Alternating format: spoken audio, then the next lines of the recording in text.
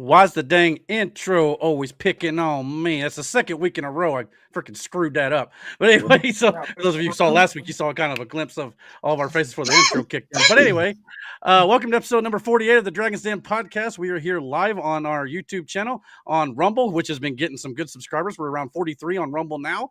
We're up to about 508 on my YouTube channel, steadily going upward and onward. So glad to see that. If you're finding us for the very first time, please click the like and subscribe button and follow us on Rumble. And don't forget to comment below if you want to be a part of the show, or be happy to respond to anything you might have to ask or talk about. So I'm joined tonight by Sir Spoopington III, Brandon in the top right, Miranda on the bottom left, and Matthew on the bottom right, who says Cody Rhodes is a bum, which I totally disagree with, but that's another story, Mr. Troll. But anyway, we got a lot to talk about tonight.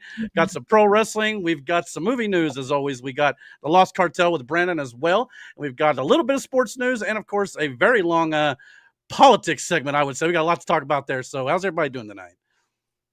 Good. Yeah. Doing good. Hanging in there. Yeah, I hear you. I know the feeling. Everybody ready for Easter and WrestleMania weekend next week? I don't know about all that. I don't know. No, I'm drinking tonight, just so y'all are aware. So nothing wrong with that. Eating pizza. We'll get a little bit long of week. We'll get a Buzz Miranda. That could be fun. Yeah. Depending on what I was in that drink. One of our work friends made the comment that I was always eating on the podcast. So now I've made an effort to now eat every single intro. Every single segment? I haven't noticed if Eric has noticed it yet, but I have made a conservative effort to eat every single intro. During the intro, you mean? During the intro. Well, no one sees it but me.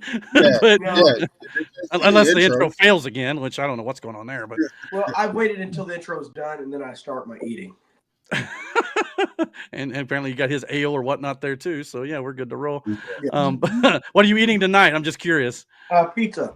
Pizza, which you scalded your arm on, apparently, you said. Yeah, I burned the crap out of my arm. There you go. See, that's being a smart ass.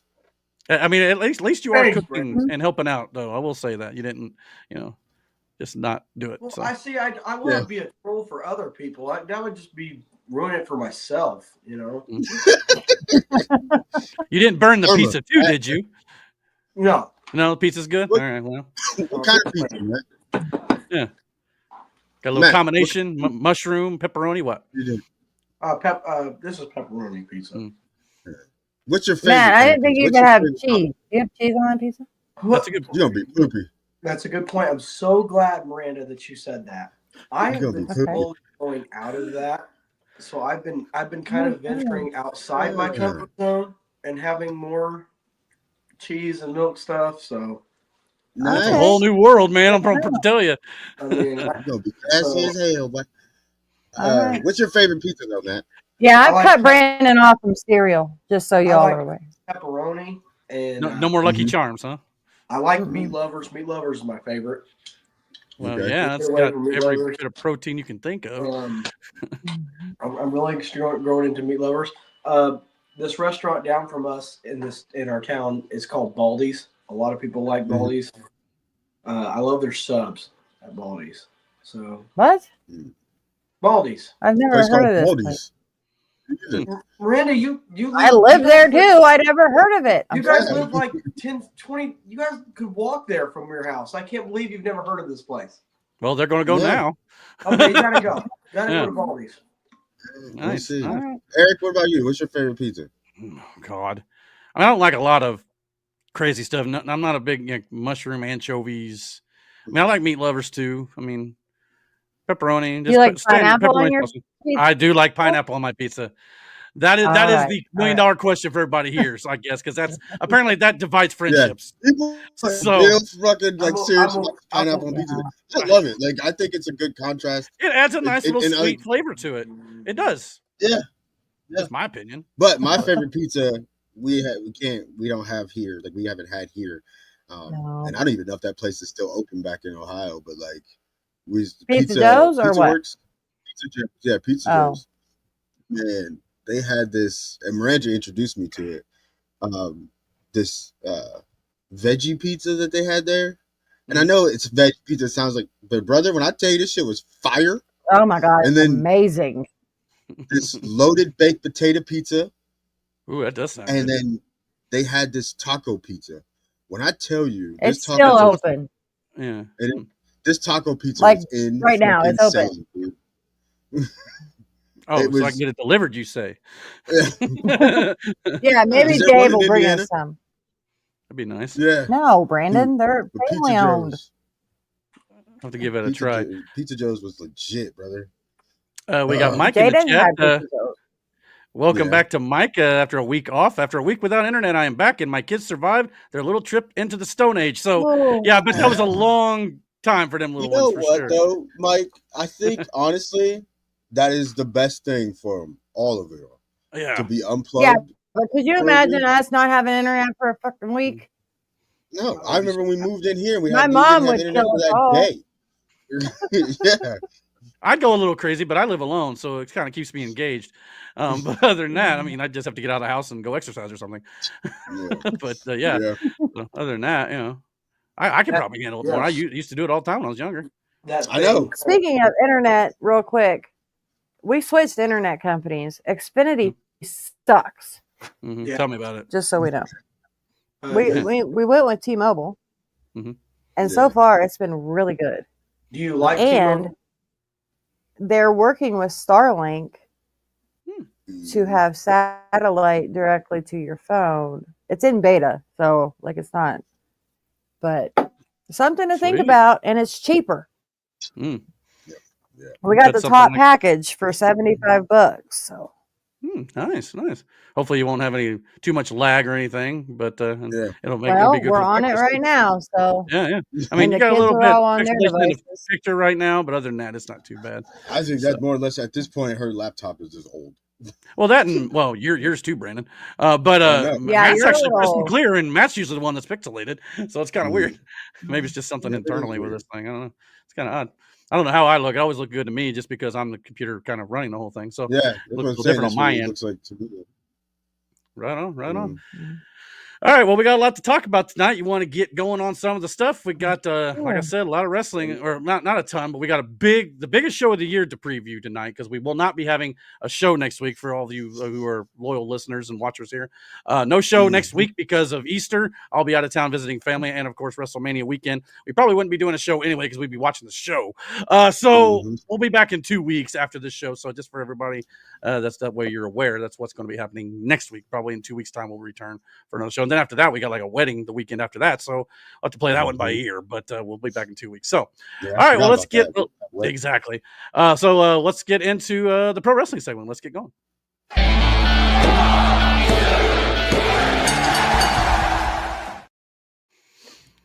All right, so I thought we would start off tonight with AEW, since the bigger topic is, of course, WrestleMania. We'll get into that to kind of round out the wrestling segment here. But for AEW this week, let's go ahead and hopefully set up a timer here if I can get the right thing. There we go. We'll set that up and we'll go from there. So this week in AEW, Jon Moxley's reign continued after he pinned Swerve Strickland at AEW Dynasty this last week. So I thought we'd have a little bit of a discussion here. The Young Bucks returned and attacked Swerve Strickland, allowing Jon Moxley to retain the title. The Bucks kind of played it off within storyline like they were helping their friend Hangman Adam Page, who would never want to see Swerve have the title. So in that regard, it did make a little bit of sense. But now, for those of you who you didn't think so? Okay, well, I guess to each their own there. But for those of you, this is the part of the conversation I wanted to have here. For those of you who don't know and don't remember or may have forgotten, this is what the AEW World Championship looks like. For 6 months, Jon Moxley has had this belt locked away in a briefcase, depriving the AEW fan base of seeing this prestigious title. So the question I want to pose to the panel is this. And hear me out before we go, off on it. Could this be one of the most awesome stories AEW has told? Their boldest, and some may even say the riskiest world title story yet. And is the IWC, including us here on this channel who have criticized this, are we sleeping on the genius of this storytelling? So hear me out. Fan deprivation is the emotion that Jon Moxley has built this run on. He could pose with the world title every single week and gives fans a release of seeing this belt. But he could have a clean main event to make fans happy, but no, he won't do that. He's not going to do it because that adds to the heat of the situation. The heat makes his title defenses worthwhile and his opponents white-hot baby faces Whoever beats Jon Moxley will return the world title back to the company, but more importantly, will return the world title back to the fans, breaking the oppression, releasing the tension, and it'll be a euphoric moment in that person's career. Moxley, regardless of some fans not caring for the way the story is playing out, is consistently the largest viewing segment on the shows and on YouTube. Jon Moxley is setting the next guy up to literally restore the feeling in AEW. Locking the world title away and being an oppressive performer who cheats to win is exactly what his opponents have to overcome in order to beat him. Kind of like Roman Reigns was when the Bloodline protected him every single match that he was in, by the way. It takes balls to do this, and Moxley and Tony Khan are attempting a story that many others may have swayed from by now, especially from pushback from critics. It's a true reign of terror, but the end goal, depending on who it is they plan on ending the reign of terror, could be a very big moment in the history of AEW, just like it was when Cody Rhodes was able to overcome the odds and defeat Roman Reigns. Perhaps the winner of the Owen Hart Cup tournament will be the one to prevail at AEW's biggest show of the year, and given that show its largest moment. And clearly it appears that Will Ospreay is poised to win that tournament. So, have we been wrong on this? I mean, tuning in to see the heel lose is what a heel is supposed to do, right? And Jon Moxley versus Will Ospreay at All In seems to be the direction and one hell of a main event, and in my opinion, would be the right call for their biggest show of the year. Now, I'm preaching patience here.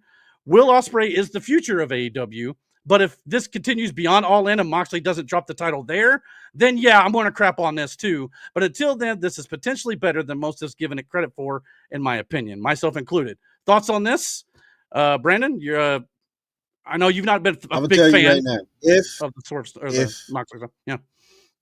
If your story is the actual story, fine. Mm-hmm. Okay. But literally, this has been the worst. The way they went about this whole situation. If this was your goal, you could have accomplished it and made it way more entertaining to watch and easier for people to get into. This whole thing has been nothing but confusing and frustrating the whole fucking time. The players that you had made no sense in the context of what they were supposed to be doing. Nobody fucking knew. There was no direction. But at the end of the day, you're 100% correct. People tune in because they want to see the heel lose. But at this point, is it one of those situations like back when X-Pac for the thing and he had the heat that he had? It wasn't necessarily that like the guy couldn't perform in the ring and he wasn't entertaining. It was just people were tired of fucking seeing him, period. Right. They didn't want to see him. So you're running the risk of that being the new thing. And if that happens, it doesn't matter what your fucking end goal is because no one will be interested. If there's ways to tell a story, you and I both know it. We've seen it. Again, you're right. WWE did it for almost 4 fucking years. Mm-hmm. But it made it engaging and interesting. All the twists and turns that came through that story made sense. The ones in this one fucking don't. Case in point, the Bucks coming out. I understand what you're saying. They said they did it to help Adam. But Hangman wasn't really out there. He did what he did, and he was conflicted of doing it to which one. Yeah. Yes, he hit Moxley with the, what is it called? I love that move too, by the way. The Deadeye. Oh, yeah, Deadeye, yeah. Yeah. But the Bucks coming back and doing what they did to Swerve makes no sense in the sense that there was Jon Moxley, the guy who ran y'all out of the company. So, like, again, on one hand, if this is the story that you came up with, that you believe would be going, and by the way, hell of a story if it was written the way you described it. But I promise you it wasn't.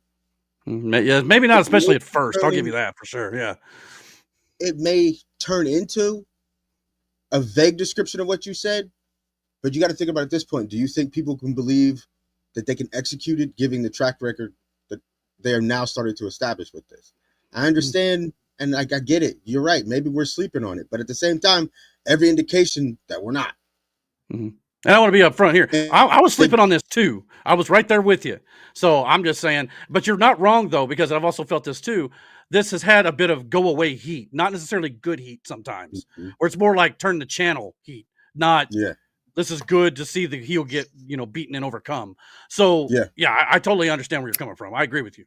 But yeah, I just thought I'd throw that out there because it's like, if they finish this strong, it might not be as bad as it's kind of looked in the recent memory. Because and I'm being so for real, if you're saving this for Darby, That's just it's dead at that point. He ain't going to be back for months because of Mount Everest so he's going to be back maybe later this summer or early in the fall. But we'll see how this goes. But if it ends up going like that and he's overcome at AEW All In, I'll be all for it. But yeah, kind of a rough way of getting there, no doubt about it. A couple other things I wanted to talk about, and I'll let you comment on these 3 items.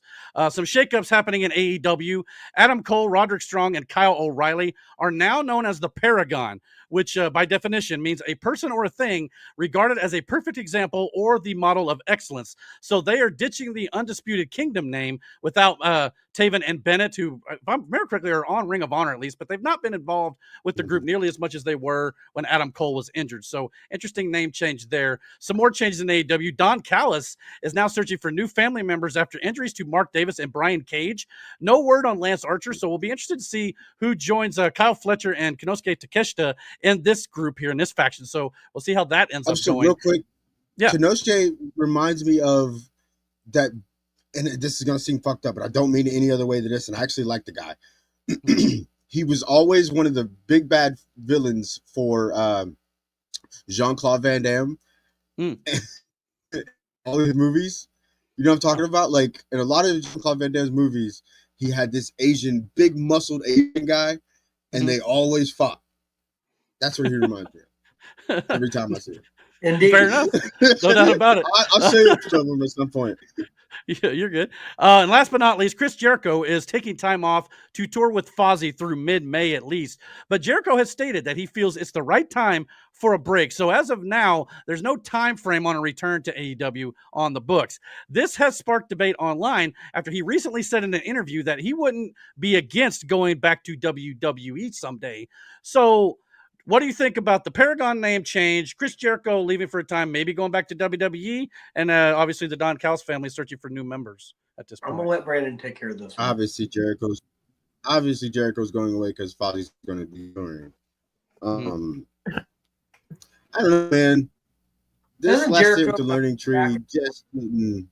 Well, they kind of did this angle this last week where the Learning Tree basically broke up for the most part, or at least until he returns. Yeah, it was weird, but at the same time, like, I wish either Jericho's services, like, at this point, would be best utilized in helping young talent, and I don't mean in the ring. And I think he's done basically all he can in AEW to some respects. Yeah, you know, and in WWE he might be able to help some younger talent there. In the ring, he's starting to get surpassed by these younger guys because they're doing things and like, look, age is a real thing. You can't keep up with these guys.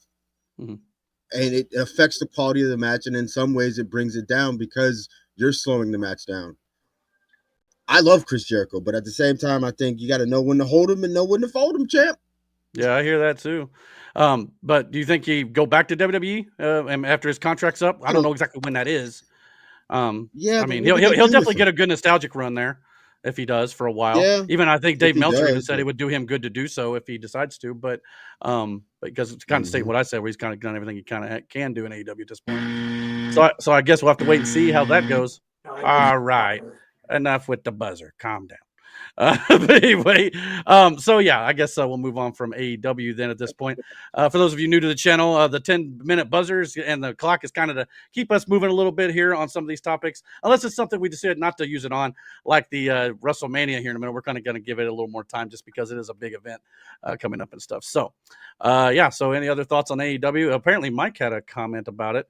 He said he's so disconnected with AEW right now, he just can't get into it. And part of it is because of the Moxley thing that we kind of laid out there. When your World Heavyweight Championship is tied up in this storyline that not everybody can get into, it can cause that problem. So we'll have to wait and see, like I said, if the AEW All In finish ends up going the way it does. So yeah. Any other thoughts? Go WWE.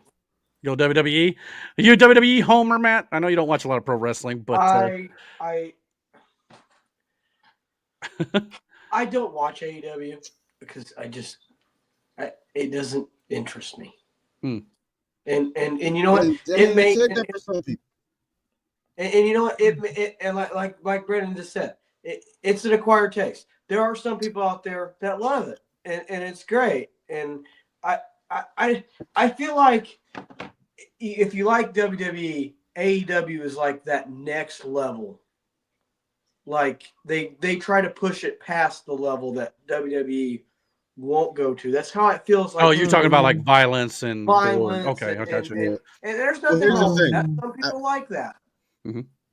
But yeah, I'll say this, and I'll leave it at that. Because like I get it. If you want exciting wrestling, I guess AEW is where it's at.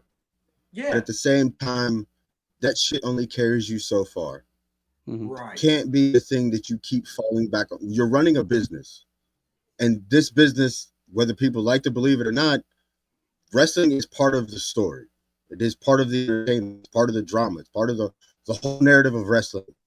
Essentially, everything is in some way, shape, or form supposed to progress somebody's story as business. And when that's lacking, that's what draws people in. But like I said, I can't fault them in the wrestling. They have a lot of great talent there, period. They do. Yeah. And a lot of young, great talent.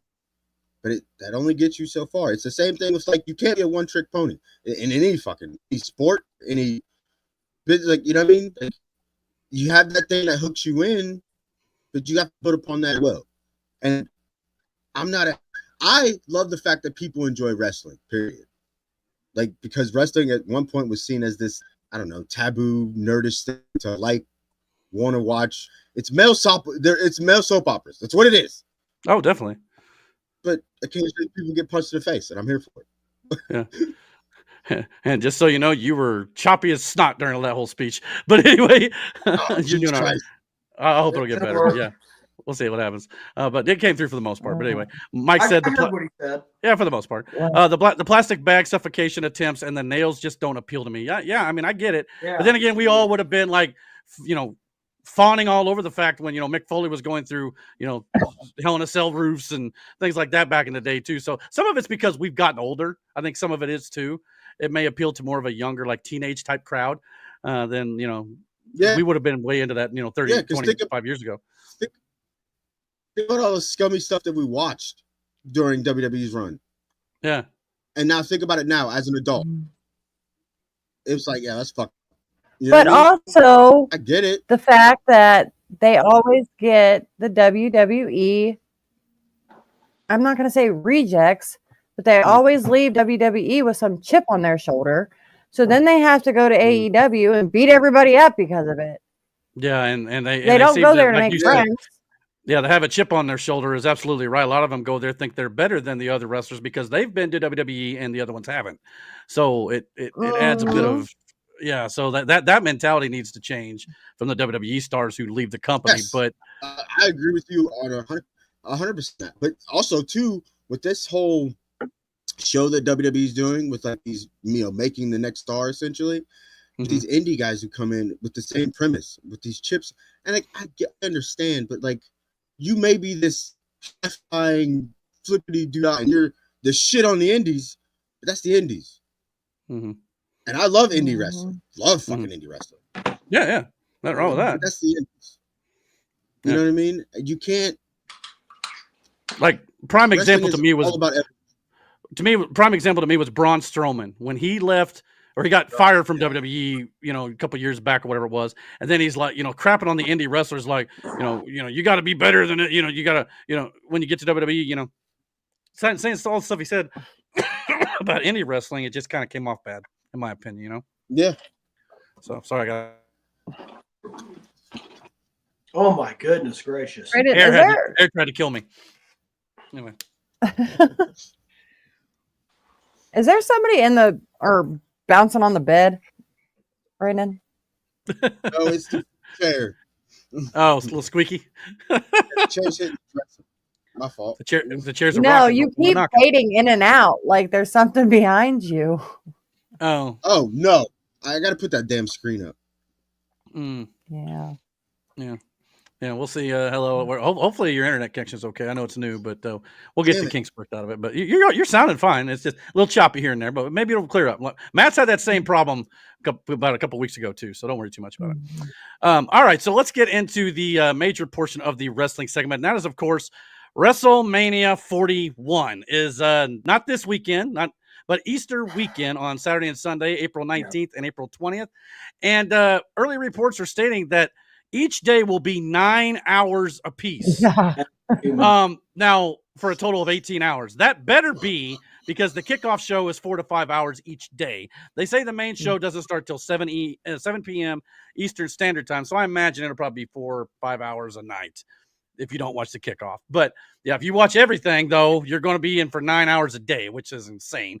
Yeah, so remember that one year, though, when we all got together and watched that single day WrestleMania, and literally the main show was like 8 hours long. Oh, can you imagine if they did that 2 nights in a row? We were exhausted. It had to be the catalyst for why they went to 2 nights, I would assume. But yeah. But before we get to the main show, long pay-per-view. Yeah, I mean, don't get me wrong, it was a good, fun day of hanging out and watching the show, but at the same time, we hung out. Yeah, we had to, because it's like, is this show ever going to end? But yeah, so, and luckily, I think it did start earlier in the day, but at the same time, like, come on, man.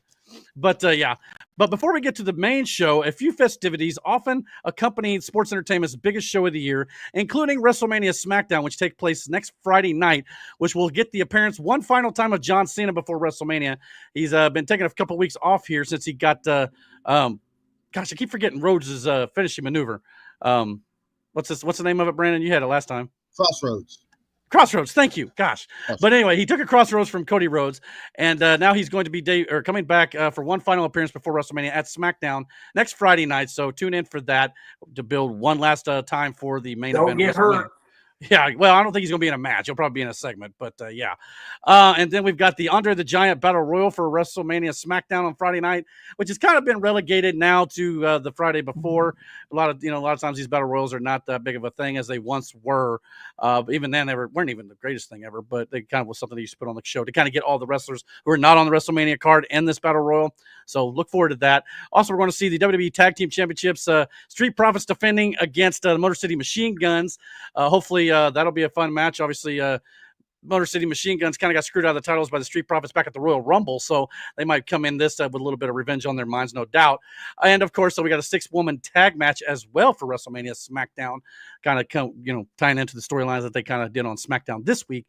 So yeah, we'll see how that show ends up playing out. And Mike in the chat says, I think it's a 2-hour pre-show, 5-hour main show, and 2-hour post-show. That wouldn't be as bad. 2-hour post-show is an awful lot, but what are they going to do? Interview absolutely every single winner of every single or both nights? Probably. That's crazy. But I mean, maybe that would put, 5-hour show, put the show in around midnight, and then post show till 2 a.m.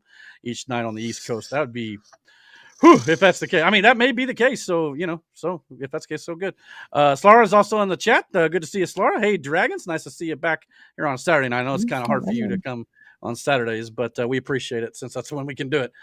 Also, leading up to the main show is, of course, the WWE Hall of Fame induction ceremony next Friday night after SmackDown. And, of course, now we know, obviously, all of the inductees, the Natural Disasters, Michelle McCool, Triple H, Lex Luger, and the WWE immortal moment of the WrestleMania 13 match between Stone Cold Steve Austin and Bret the Hitman Hart. And now we know some of the inductors. We don't know who's going to be inducting the Natural Disasters yet, but according to this graphic, The Undertaker, Michelle McCool's husband, will be inducting her. Triple H is one of his best friends, if not his best friend.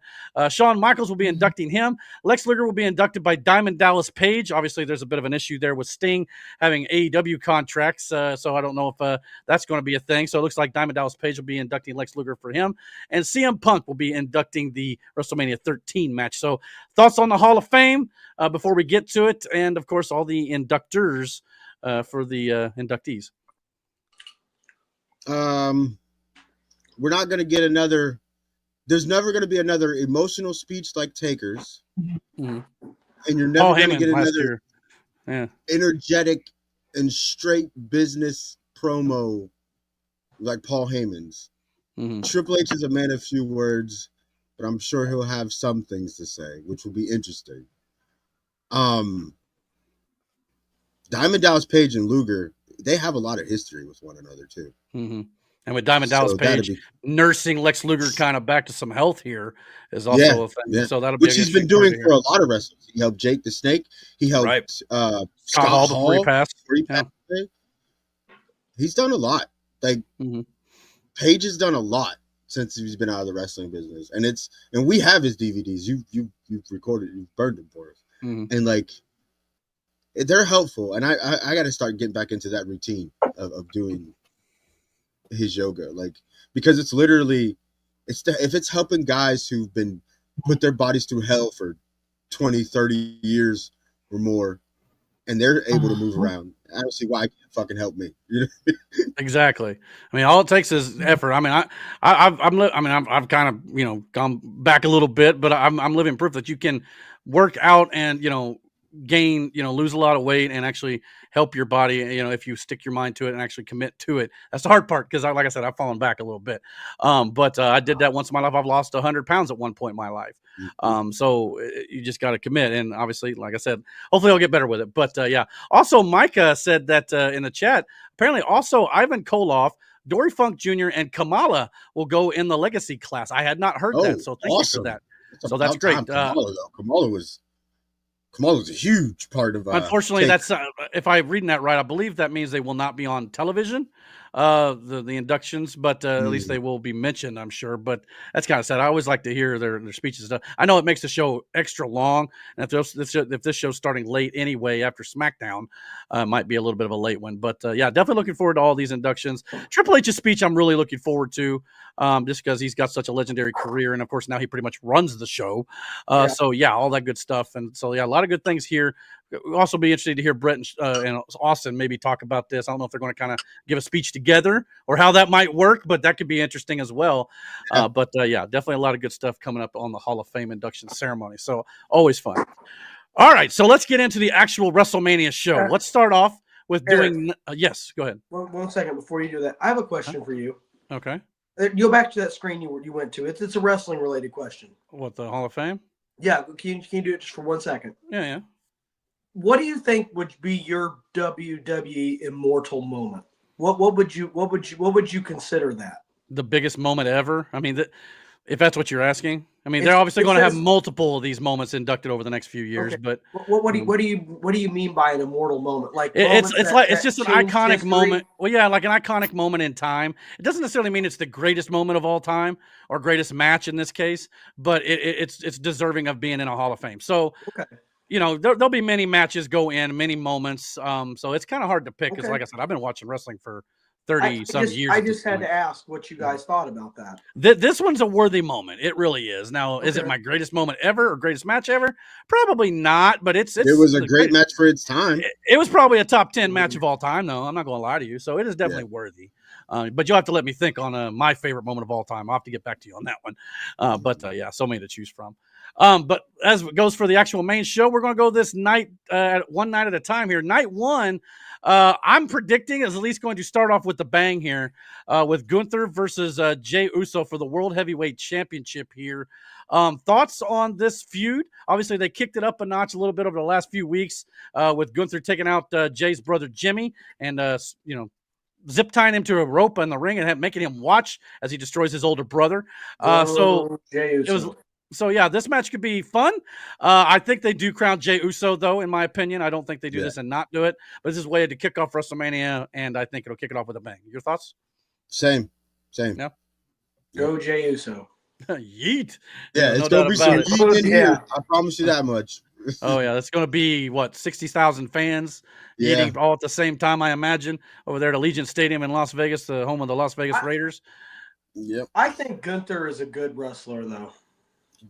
Absolutely. Yeah. The best callback. I don't want this match to take away from what Gunther is.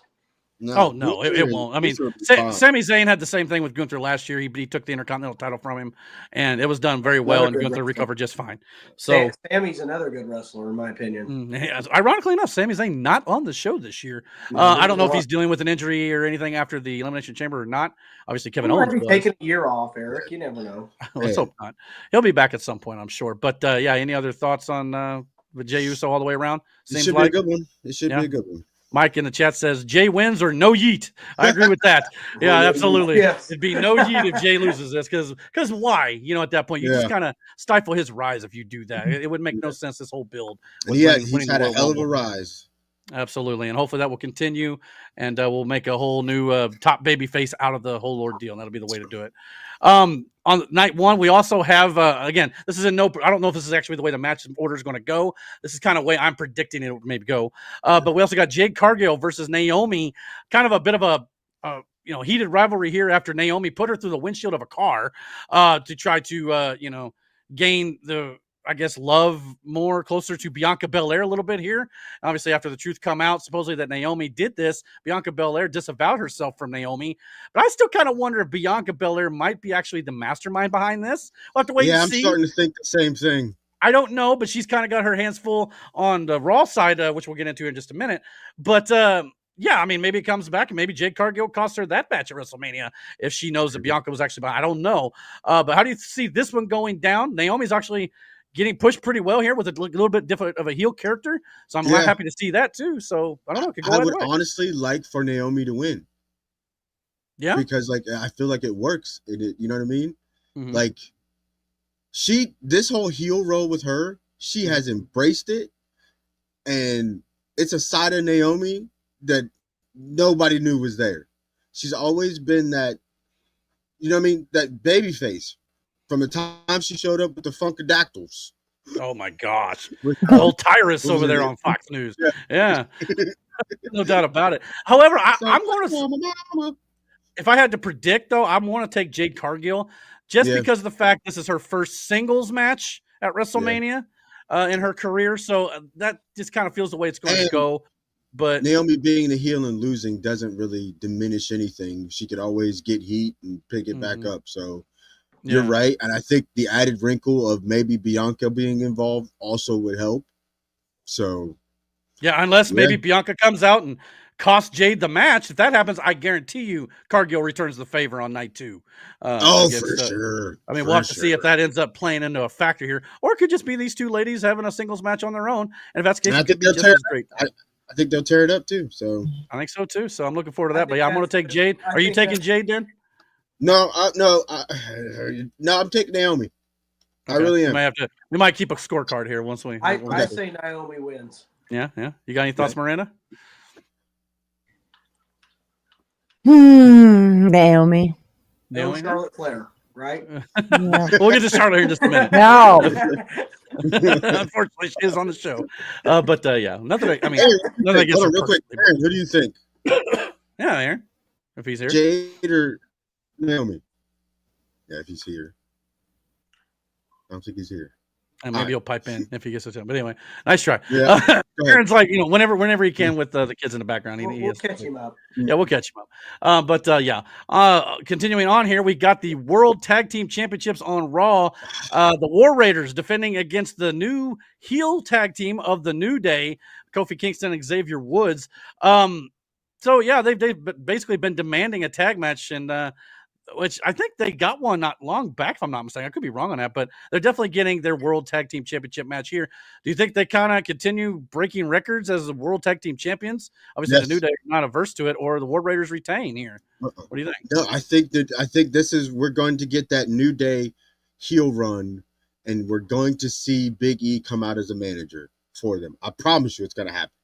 For New Day, you think? Yep, I promise you. Oh, biggest swerve ever. Never thought of that way. I actually agree with Brandon. Biggest swerve ever. Man, that would definitely be heat. I think the New Day win this, and there's nothing against the War Raiders because you know me, I fucking love the War Raiders. Like, oh yeah, but with the added talent that the WWE has now required, as far as in the way this tag team division can go, if you're going to build this division up, why not start with two of literally the pillars of that tag team division in the New Day, and them being, and the way you could manufacture these teams and push these babyface teams against these guys, I wouldn't. So I think the New Day win. Mike makes a good point in the chat. I don't disagree. I mean, this could go either way for me, and Mike makes a good point. Either New Day wins to solidify the heel run, or Big E could also cost them the titles for feedback. So that's a good point. Maybe he joins the War Raiders, and of course, and again, the War Raiders, you've got to. That would make no sense. Yeah, it could actually. I feel like the I only agree way with that Matt. the You don't only think it way makes that sense? That makes no sense. I don't think no, so. that's kind of right, because if New Day, where Big E is not going to become a wrestler, there's no payoff. There's nothing there You know, for him. there's no payoff. Mhm. Maybe. I mean, I don't know how else Like, I mean, unless it's just And a I love one-off. New Day. I got you, haha. But yeah, you're right. Where do you go from there, though? yeah, Unless he is going to wrestle again. If that's the case, it's another story. I don't think Yeah. he's going to wrestle again. He might I'm not. a big I fan think of the he's New crushing Day. it in what he's doing right now, Mhm. and he's having a lot of fun Mhm. doing it. He probably I misses like- the ring, but I think he's crushing it, and WWE values his talent enough to Mhm. do these Yeah. things with him.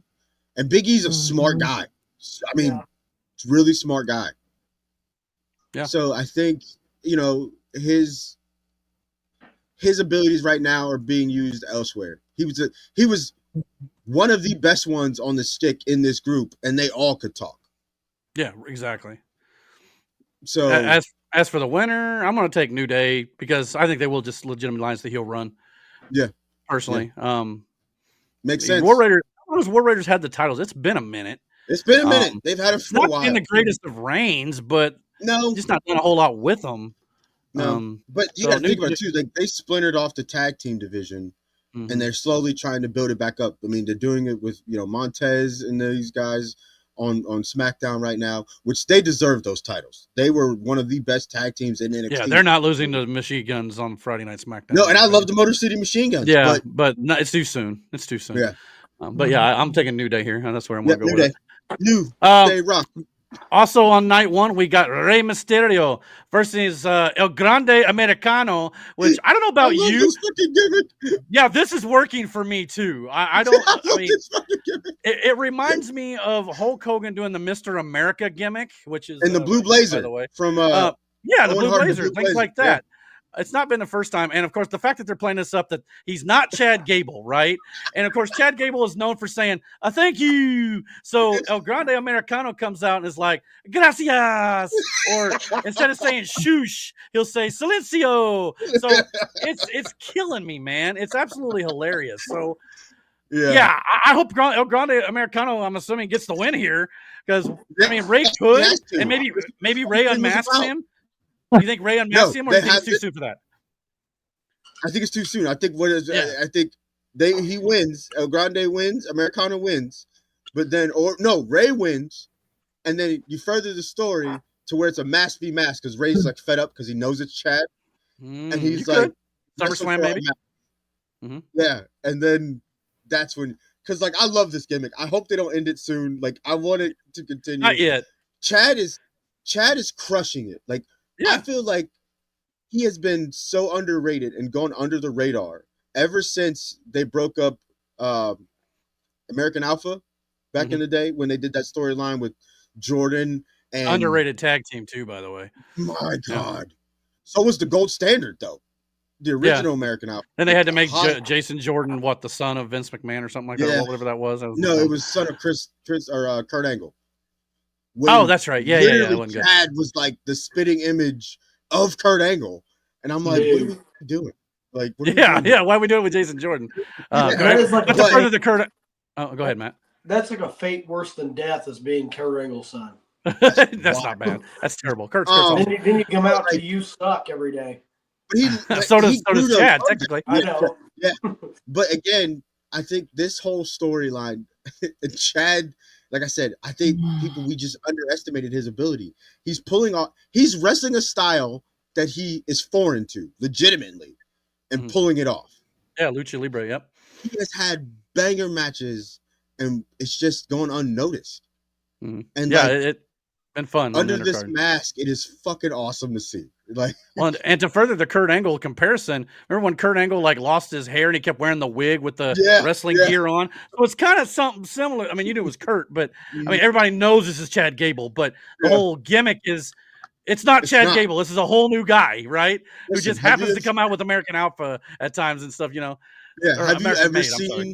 Americana and Chad Gable in the same room at the same time? No. No, you have not. In fact, we've seen them both on camera at the same time. Chad Gable was doing an interview, and El Grande Americano was in the back getting assisted by medical attorneys and stuff. Can't be him. It can't be him. Can't be. There's no way it's him. I mean, but I don't know why. So yeah, Americano is the way I would book it. Now, if Ray gets it, I get it. But like we said, I think it's a little too soon. For the gimmick to kind of go away. So yeah, give this one Americano, in my opinion. El Grande Americano. Yeah, maybe that's just my loyalty to my country talking. I don't know. America. I love it. It's awesome. Moving on though, on night one, we've also got LA Knight defending his United States Championship against the werewolf Jacob Fatu, the Samoan werewolf. My apologies, the Samoan werewolf. Jacob wins this hands down. I would assume so. I mean, yes, LA Knight didn't get the title not too long back, but at the same time, just pushes Jacob Fatu to another level. Fatu, since he has shown up, has crushed it. And now that we really got to see like a lot his personality, not just a solo I love you, but like his real personality. Of promos for him. Yeah. All that. Yeah. They're gritty, they're street. They're what Solo's promos were in NXT. What Solo was being billed as. Like he was this prize fighter, this street fighter. Jacob is that, but turned up very loud. And I love it. And I didn't know this, but Jacob is a huge LA Knight fan. Really? There's some videos going around of where he attended WWE shows before he became a wrestler there. And he's in the crowd just barking out for LA Knight. No kidding. So this may be a bit of a dream match for him as well. So that's pretty cool. Yeah. But I think Jacob wins this. Jacob deserves this. He was the biggest standout in that new bloodline. Don't get me wrong, Tama Tonga is my man. Yeah. But Jacob Fatu, legit. Yeah. Well, not only that, I think this also furthers the storyline of maybe the jealousy of Solo Sikoa if Jacob Fatu brings home gold and Solo doesn't have any. So yeah. I don't know about you guys, but Jacob Fatu looks like the wrestler that nobody wants to wrestle. Well, he's scary as hell, man. Like, look at him. Like he's like the dude that you walk in there and you're like, man, I gotta wrestle this guy. This man destroyed Braun Strowman easily. And Strowman's no small man. You know what I'm saying? Him during the it's like Jacob, and that was my introduction to him. And I looked at Brandon and I said, "Who is that?" Jacob Fatu is the definition of a Samoan, and he's like that perfect mix of Roman, but very Umaga-y. When Umaga was, see that. Yeah. So like, man, I was super excited to even show you guys Solo or Jacob before he debuted in WWE. Yeah. So like, yeah, Jacob is awesome to see. Like he really is. And that's not a slight to LA Knight. I feel like we're kind of burying him a little bit. LA Knight's great. Even if he retains, I'm not going to be mad. I just feel like it's the time to put it on Jacob Fatu. You know, and LA Knight he'll be fine without the title. I mean, he's so over. It's not a problem, even though I think it has come down a little bit, the popularity of LA Knight, but I think it's still there. So I think not far enough for him to disappear. So no, not at all. So yeah, I think this only benefits Jacob Fatu. So can't wait to see that. It's going to be a hell of a fight, though. It's going to be fun. Also, apparently it's night one. I forgot. Charlotte Flair versus Tiffany Stratton for the WWE Women's Championship. Obviously, this has not gelled well on camera. At all, and apparently off camera a little bit. Some rumors going around and stuff about how they've basically not really getting along too well. But so that could hopefully also they'll be do one business. of these situations of where this is all made up. The rumors and all that shit is bullshit, but it furthers the narrative of what's going on between the two of them. Especially on SmackDown.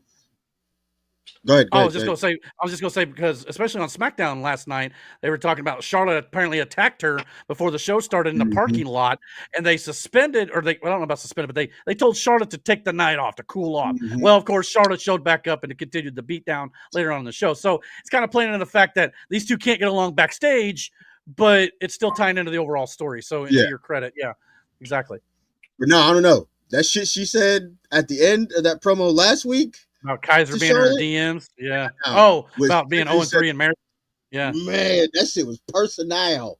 Yeah, which led to the Kaiser comment. So Yeah. this might be a sleeper match. I mean, both ladies are talented enough to pull it off. It's just the build to me is not really hit. The chemistry between the two has not been there. Do you and think I think that's we agreed because on it's that. Charlotte? It's part of it, and then I think the fans kind of getting on Charlotte's case has not helped. Which she's kind of obviously been affected by. So there's that, but even before that, though, like just when the backstage segments where they were filming it, just didn't feel like there was much substance there. Yeah. But apparently this was a match I think Tiffany Stratton wanted. I think it was something that she kind of was like, it's a dream match for her. So if the rumors are true and they actually don't like each other now, that kind of sucks if that's the case. Yeah. Which kind of maybe lends to which might lend to your theory there a little bit. Maybe it's not true. So yeah, we'll have to wait and see. Mike said not going to watch this match, so no, not a Charlotte fan, huh? No, I don't blame her. I mean, I get it. It's just she's been over. It was like Roman Reigns for a long time, just too much shoved down your throat and overexposed. But it worked out for Roman. I think that's what it is. I think why wouldn't Paul want to go be the voice for some woman? Yeah, that'd be interesting. Something new. Why not? Mike said about LA Knight, does not see it being a good night for LA Knight. I agree with you there. And he says Tiffany Stratton wins or we riot. Yeah, because this goes all the way back to the Royal Rumble that me and Mike went to. Why would you let Charlotte Flair win another Royal Rumble just to have her win this title? She doesn't need it. Just like we talked about LA Knight a little bit. Charlotte more so doesn't need the title. Tiffany needs it. Not to say Tiffany wouldn't be fine at this point too, but it just doesn't make as much sense to make Charlotte win this. And I feel like too, with a proper build-up, a proper story, a year-long story build-up between Charlotte getting to that point to get to Tiffany would have made way more sense, and probably wouldn't have had the backlash that it has right now because of it. It probably didn't help that Charlotte was injured, which played into that a little bit. But you're right. It would have done better for it. You're no doubt about it. So, yeah, I'm taking Tiffany. Everybody, Tiffany across the board? Yeah, Tiffany. Yeah. All right, it better be. So we'll see what happens here. But, yeah. And, of course, to end night one, obviously the triple threat main event match with Seth Rollins versus Roman Reigns versus CM Punk. This has a little bit of storyline going into it coming off of Raw this week. On Raw this week, Seth Rollins approached Paul Heyman and reminded him basically that, Roman Reigns wasn't there for him when he got put through the table. CM Punk's not been there for him at times, and he even got so far as to get in Paul Heyman's face, which led to CM Punk showing up and defending Paul Heyman here, which led to a brawl, and then, of course, Seth Rollins curb stomping CM Punk into the mat. And then as Paul Heyman was tending to CM Punk, Seth Rollins went for a curb stomp, but then faked it out and did not deliver it to Paul Heyman. And that caught Paul Heyman by surprise, the fact that he did not deliver the curb stomp to him. And that's when Seth Rollins took the microphone from Paul Heyman and said, now you owe me a favor because I didn't bash your head into the ground when I could have. So this is leading a lot of people to speculate that could we potentially see Paul Heyman turn on Roman and Punk and join Seth Rollins now? Which, but Miranda said it best, and she caught me off guard with this comment.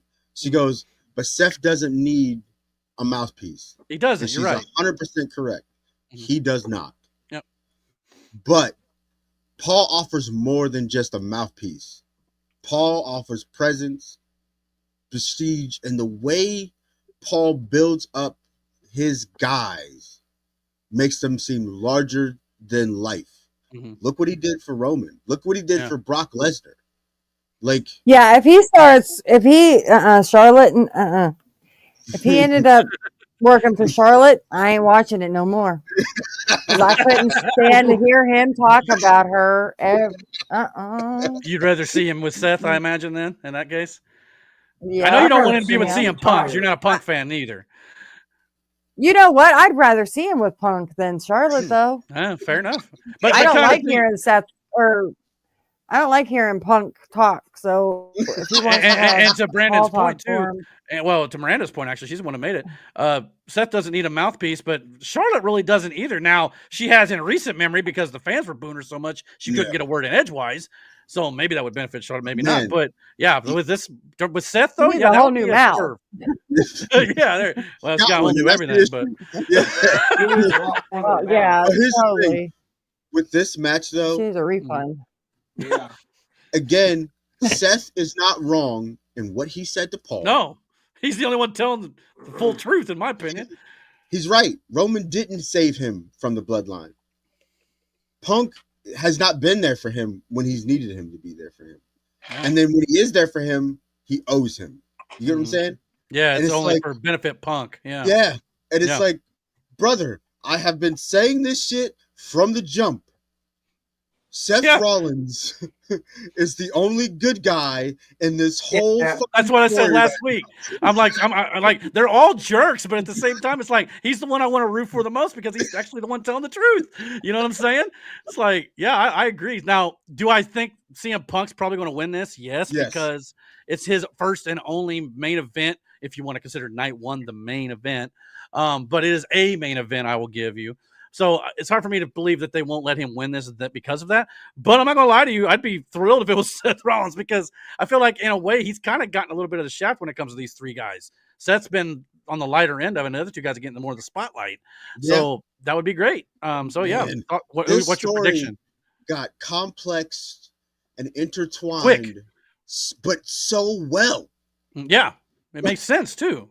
Yeah. I mean, the whole CM Punk favor being in Punk's corner, and now, obviously, the history of Punk, kind of bringing the Shield into the company. Mm-hmm. Obviously, Paul Heyman's been with maybe not Seth, but the other two guys throughout his career. So, yeah, this is all interwoven. So it deserves the main event spot. It does. It's legitimately, think about it. We went from Roman and Tyrant, the Roman and Cody 2. Cody defeats him. Roman disappears. But still very fucking relevant, comes back, does this whole new thing with this new bloodline situation. Then you interweave Seth Rollins and then CM Punk. And the way that now at the epicenter, Roman, just like in his picture, is still in the middle of this whole thing, manipulating and scheming as he does. But you have Seth Rollins, who their whole relationship goes back to the start of their careers together, which on the other side of that is CM Punk, who came to the company, tore down fucking walls, said what he said, disappeared for 10 years, comes back from a rival company, and then ties into your A story because he's the guy that put those two guys on the map in the first fucking place. Yeah. So, yeah, you got to give him credit. I mean, I don't know if it was always planned like this, but it worked out like this. Brother. Yeah, which is what I'm hoping will maybe happen with the Moxley-Ospreay situation. We'll see what happens. I understand what you're saying with that, too. And like I said, your story, I would have loved to see play out because the way you laid it out. And if it plays out like this, I mean, that's gonna be hard to top with all the history involved here. Yeah. But either way, this should be a good ending to night one, no doubt about it. But yeah, to pick a winner though, I guess I'm gonna go with Punk still. But I would love to see Seth. I'm going Rollins. I mean, I wouldn't be surprised with Roman too. This could go either way, anyway. But Matt, any thoughts? You're kind of listening. I am listening. My thoughts on this is pretty much what Brandon said, that Seth seems like the only good guy here. I think CM Punk is a pompous jackass, and that's just a punk, maybe. That's this guy over here, whatever his name is. Yeah, he's just kind of like this asshole that shows up like, I'm kind of in charge of you two assholes. Talking about Roman? Yes. Oh, okay. And then Roman. From what I've watched of Roman just likes to bully his way to number one. Yeah, that's what he did. And that's just kind of how I feel about He just Roman. Don't have a lot of help anymore. First of all, I love the fact that Roman comes out and everybody holds their finger up. I think that's the coolest. Oh, it's a sign of respect. Right now. I think that's awesome that he gets his fans. All the fans. It's them acknowledging him, with the ones. That's the thing you got to think about. And that wasn't a thing before with him. People hated Roman Reigns. It was like there was nothing he could do, good or bad, that people didn't shit on. Yeah, everything. Yeah. And then the bloodline happened, and even a little before that. It was before that. It was the leukemia thing. You found out this guy was literally battling cancer for the second time. And when he came back and it was it the Fiend versus Strowman? Something like that. I can't remember. I can't remember his pay-per-view. I know that, and he just demolished those two. That right there, and then being seen talking to Paul Heyman, just set this whole thing off. Blossomed the whole last 5 years or so. Yeah, it's great stuff. But yeah, I think this match is going to be great. Mike in the chat says, I think Herman, I think he meant Heyman, somehow screws all three over. How? No idea. Why not? I mean, because maybe he's just fed up and like, I'm done with all you jerks. He's tired of being used. I'm tired of it. Maybe he brings, somebody in and destroys all three of them. I don't know. Maybe that's what it would, that roof? Brock Lesnar. Yeah. The lid would fly that would off make the Mike happy as all hell. If Brock Lesnar shows up. Yeah, Mike would hate that, as a matter of fact. Yeah. But no, I don't see that actually happening. The whole, trial thing and all that stuff going on. I would love to see Seth Rollins win this match, but I know it won't happen. No, I think that's who I want to win. Seth is who I want to win. Narrative wise, it makes sense, but also CM Punk winning simply because it's his first WrestleMania main event win. Even if he don't win, he's still getting the main event spot. So I remember in the Royal Rumble when Joe Henry just stares down Roman Reigns and tries to pick him up. And I looked at Brandon and I said, I would buy everyone in the room beer if Joe Henry eliminates Roman Reigns. But I knew that wasn't going to happen, so I just went with it. Yeah. Well, that'll do it for night one, though. Any thoughts on night one? Do you think it's a good lineup for the first night? Yeah. I actually think night one on paper may be the stronger night. But that's just me. But we'll see if that ends up being a good. That's not always the case. Sometimes wrestling can surprise you, and when you think it's not going to be as good, it can sometimes be even better than what you anticipated. So we'll have to wait and see. Now for night two, though, and we'll wrap up wrestling after this. But the second night of WrestleMania, second biggest, I guess probably the biggest night of the year. These two nights, obviously. I'm assuming this is no indication of the order of the matches, but I would maybe start the night off with Bayley and Lyra Valkyria challenging Liv Morgan and Raquel Rodriguez for the WWE Women's Tag Team Championship. Bayley and Lyra Valkyria won a gauntlet match on SmackDown last night to earn the opportunity against the Judgment Day members. It feels a little bit like patchwork tag team with Bayley and Lyra for me, so I would probably let Liv and Raquel keep the gold. But eventually, they are definitely laying teases out there that maybe Judgment Day is going to be Splitsville before much longer, which it's not been as prominent in my eyes since Damian Priest and Rhea Ripley left the faction. But I think Finn Balor and Dominic Mysterio, especially, and Liv, have done a really good job of keeping that group together. So, but with Liv and Dominic kind of eyeing Finn Balor, kind of like, can we trust this guy? This may explode in the Intercontinental title match later. We'll talk about that in a minute. Trade him. Yeah, but yeah, maybe. but for this match, though, I could see Liv and Raquel retaining. What do you guys think? Yeah, I think that's the smart way to go in this one. If you think you could get something better, then you trade. Well, maybe. I mean, in this case, you got Lyra Valkyria, who was obviously the Women's Intercontinental Champion, and Bayley's no slouch, no doubt about it. Right. It would definitely be different. Like I said, just a little makeshift for me. I just feel like it makes more sense. But you can make it work, though. You could, especially if this is you're trying to help build Lyra's star power. Her Bayley aura is a great choice to do it with. Yeah. Bayley's literally one of the ultimate baby faces, even though she did have her little heel run with damage control, and she was, and it was good, really. It wasn't bad. Yeah. So but I think given time, her and Lyra can be great together. Yeah. They have decent chemistry together. Yeah. Liv and Raquel was a hell of a pairing. At first, I didn't think it would work either. Raquel is pulled since she's come back. Awesome work, by the way.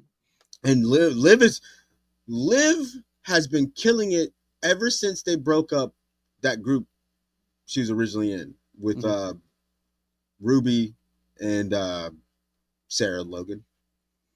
Yeah. Valhalla. Now Sister Abigail, you're right. Valhalla. Valhalla. Yeah, my bad. It's the wrong one. Yeah. That's Nikki Cross. Yeah. Anyway. So keeping the tag belts on them would work for a while. It really would.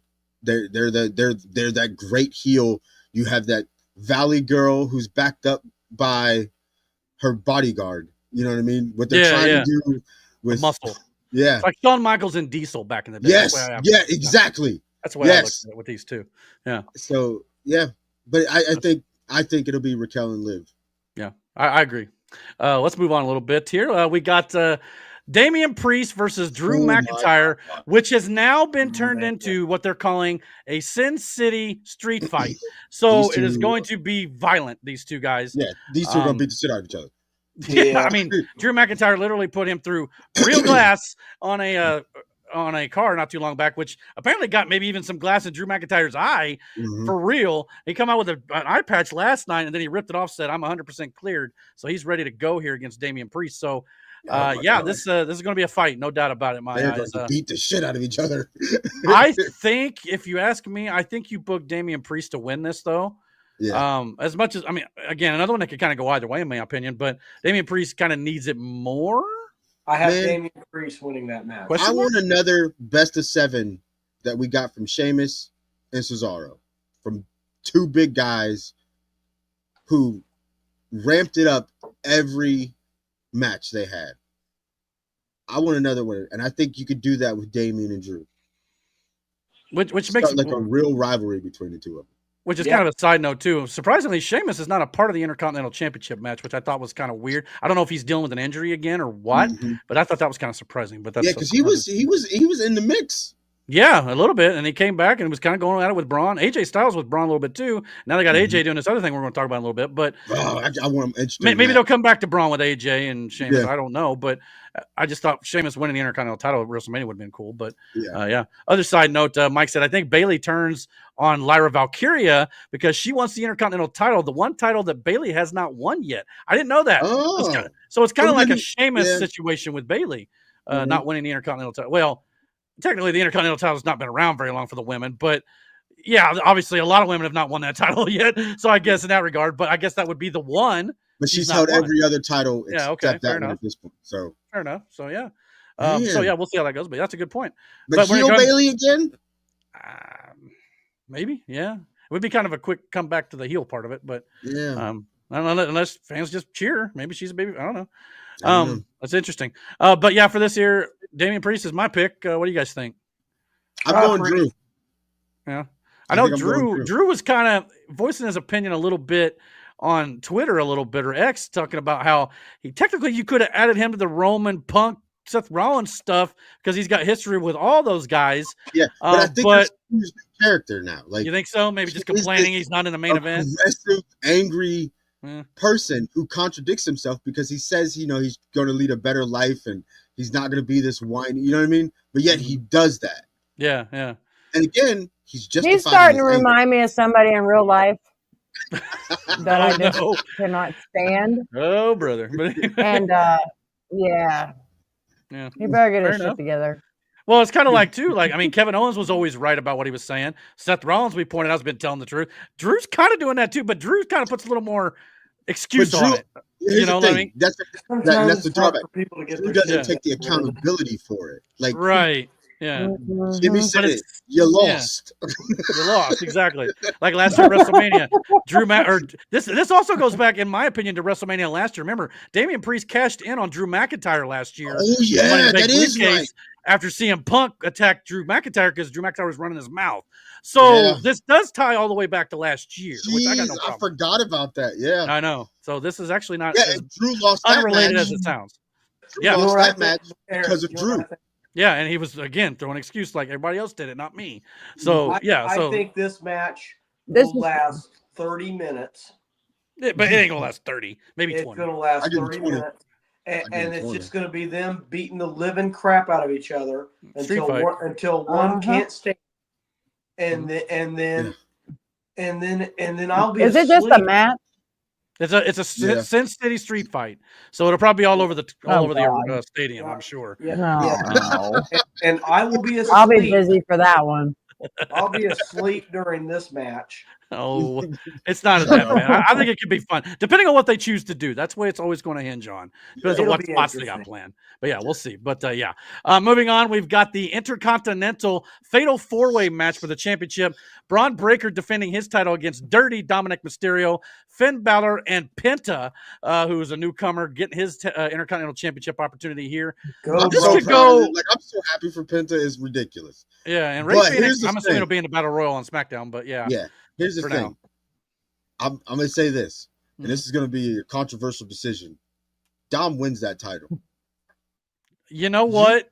And it could, again, somebody, further the divide between him and Finn. Yes, but you want to talk about somebody who's been killing it in a role that he's been embraced and put in? What they've it's got him fucking doing. Dominic Mysterio. Mm-hmm. Eddie Guerrero. He plays that role too well. If I was his mama, I would feel. And a lot of people hated it, but I love it. Yeah, his wife too. Yeah, he's had to be in all over Rhea Ripley and now Liv Morgan too. Yeah, his wife has got to be an understanding woman. As a mama, you want to fight him.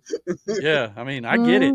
But the role that he's in, he's pulling it off to a T. Oh and my there's God, no denying that. nailed it. And I think this match could very well, as we alluded to earlier, see the demise of the Judgment Day with Finn and Dominic. You know, obviously Finn could definitely go back to doing the demon stuff if he wanted to, or he could do something completely different, but on his own. Like that. Did you see in the background of one of his is the demon?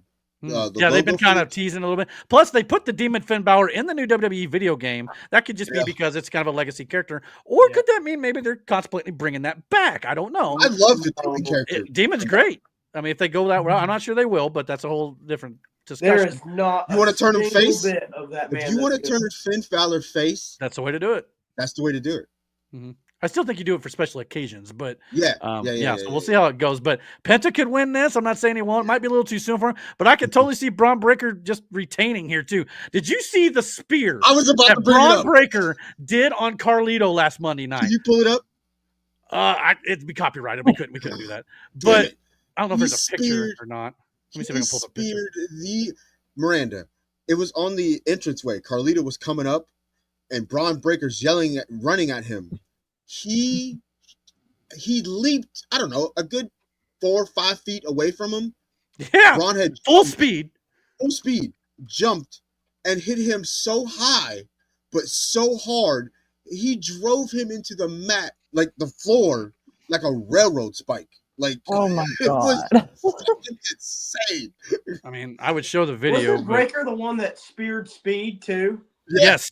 So he's got it.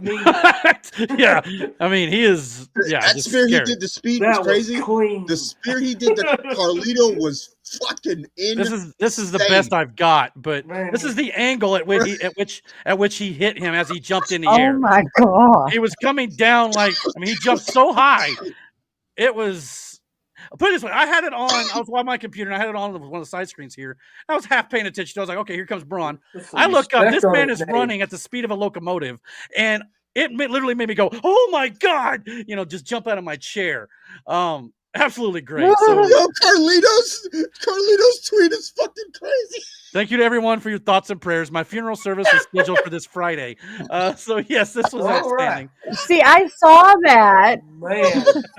I saw that. I had no idea what he meant. My family asked for privacy during this painful time. Muchas gracias. So. Yeah, absolutely great. So, he got fucking annihilated with that spear. All right, I'm gonna go find the video. Yeah, it's even better on video. Here it is. Oh my God! Told you. Your discretion is advised. Braun Breaker is a piece. So yeah, I don't want him to lose the belt. I don't, but I agree with Brandon. Dominic Mysterio could be the play here. Just to rub it in, Braun could chase that title or move him on to bigger things. Oh yeah, Braun could go for the world title. That's what I'm saying. Matt, have you seen it? Cena is the guy. Title. Yeah, I've seen it. Yeah. Oh my God, him. What if he knocks off John Cena, the heel John Cena, if John wins the 17th world title? I mean, yeah, that could be a lot of fun. No doubt about it. So that spear he had on Speed, though, that was one of the cleanest. Yeah, Speed's lucky he didn't get a concussion out of it. Speed's lucky he did more than a fucking concussion. Yeah, he ran the fuck over. Lucky he's not in a body bag. But moving on, we also got the situation with Randy Orton, by the way. Oh my God. As of SmackDown last night, he still does not have a WrestleMania opponent, despite RKOing SmackDown General Manager Nick Aldis last week. But there's been a lot of speculation about who could Randy Orton be wrestling. Obviously, Nick Aldis, Brandon mentioned last week, is a potential thing since he RKO'd him. We got Malachi Black or Aleister Black and Miro/Rusev in WWE coming back to the company. So it could be one of these two guys as a surprise thing, kind of like when John Cena had to wait and see if Undertaker was going to wrestle him that year, or Seth Rollins when he had to wait and see if it was going to be Cody Rhodes or who was going to be the surprise WrestleMania opponent. Could be one of those situations. There's also some speculation with the TNA partnership. Maybe Jeff Hardy ends up coming over and wrestles Randy Orton. But I think after what they did on SmackDown last night, there was a tag team match that ended the show with LA Knight and Randy Orton versus Solo Sikoa and Tama Tonga. Ended up with Jacob Fatu coming out and obviously attacking LA Knight to set up their United States Championship match.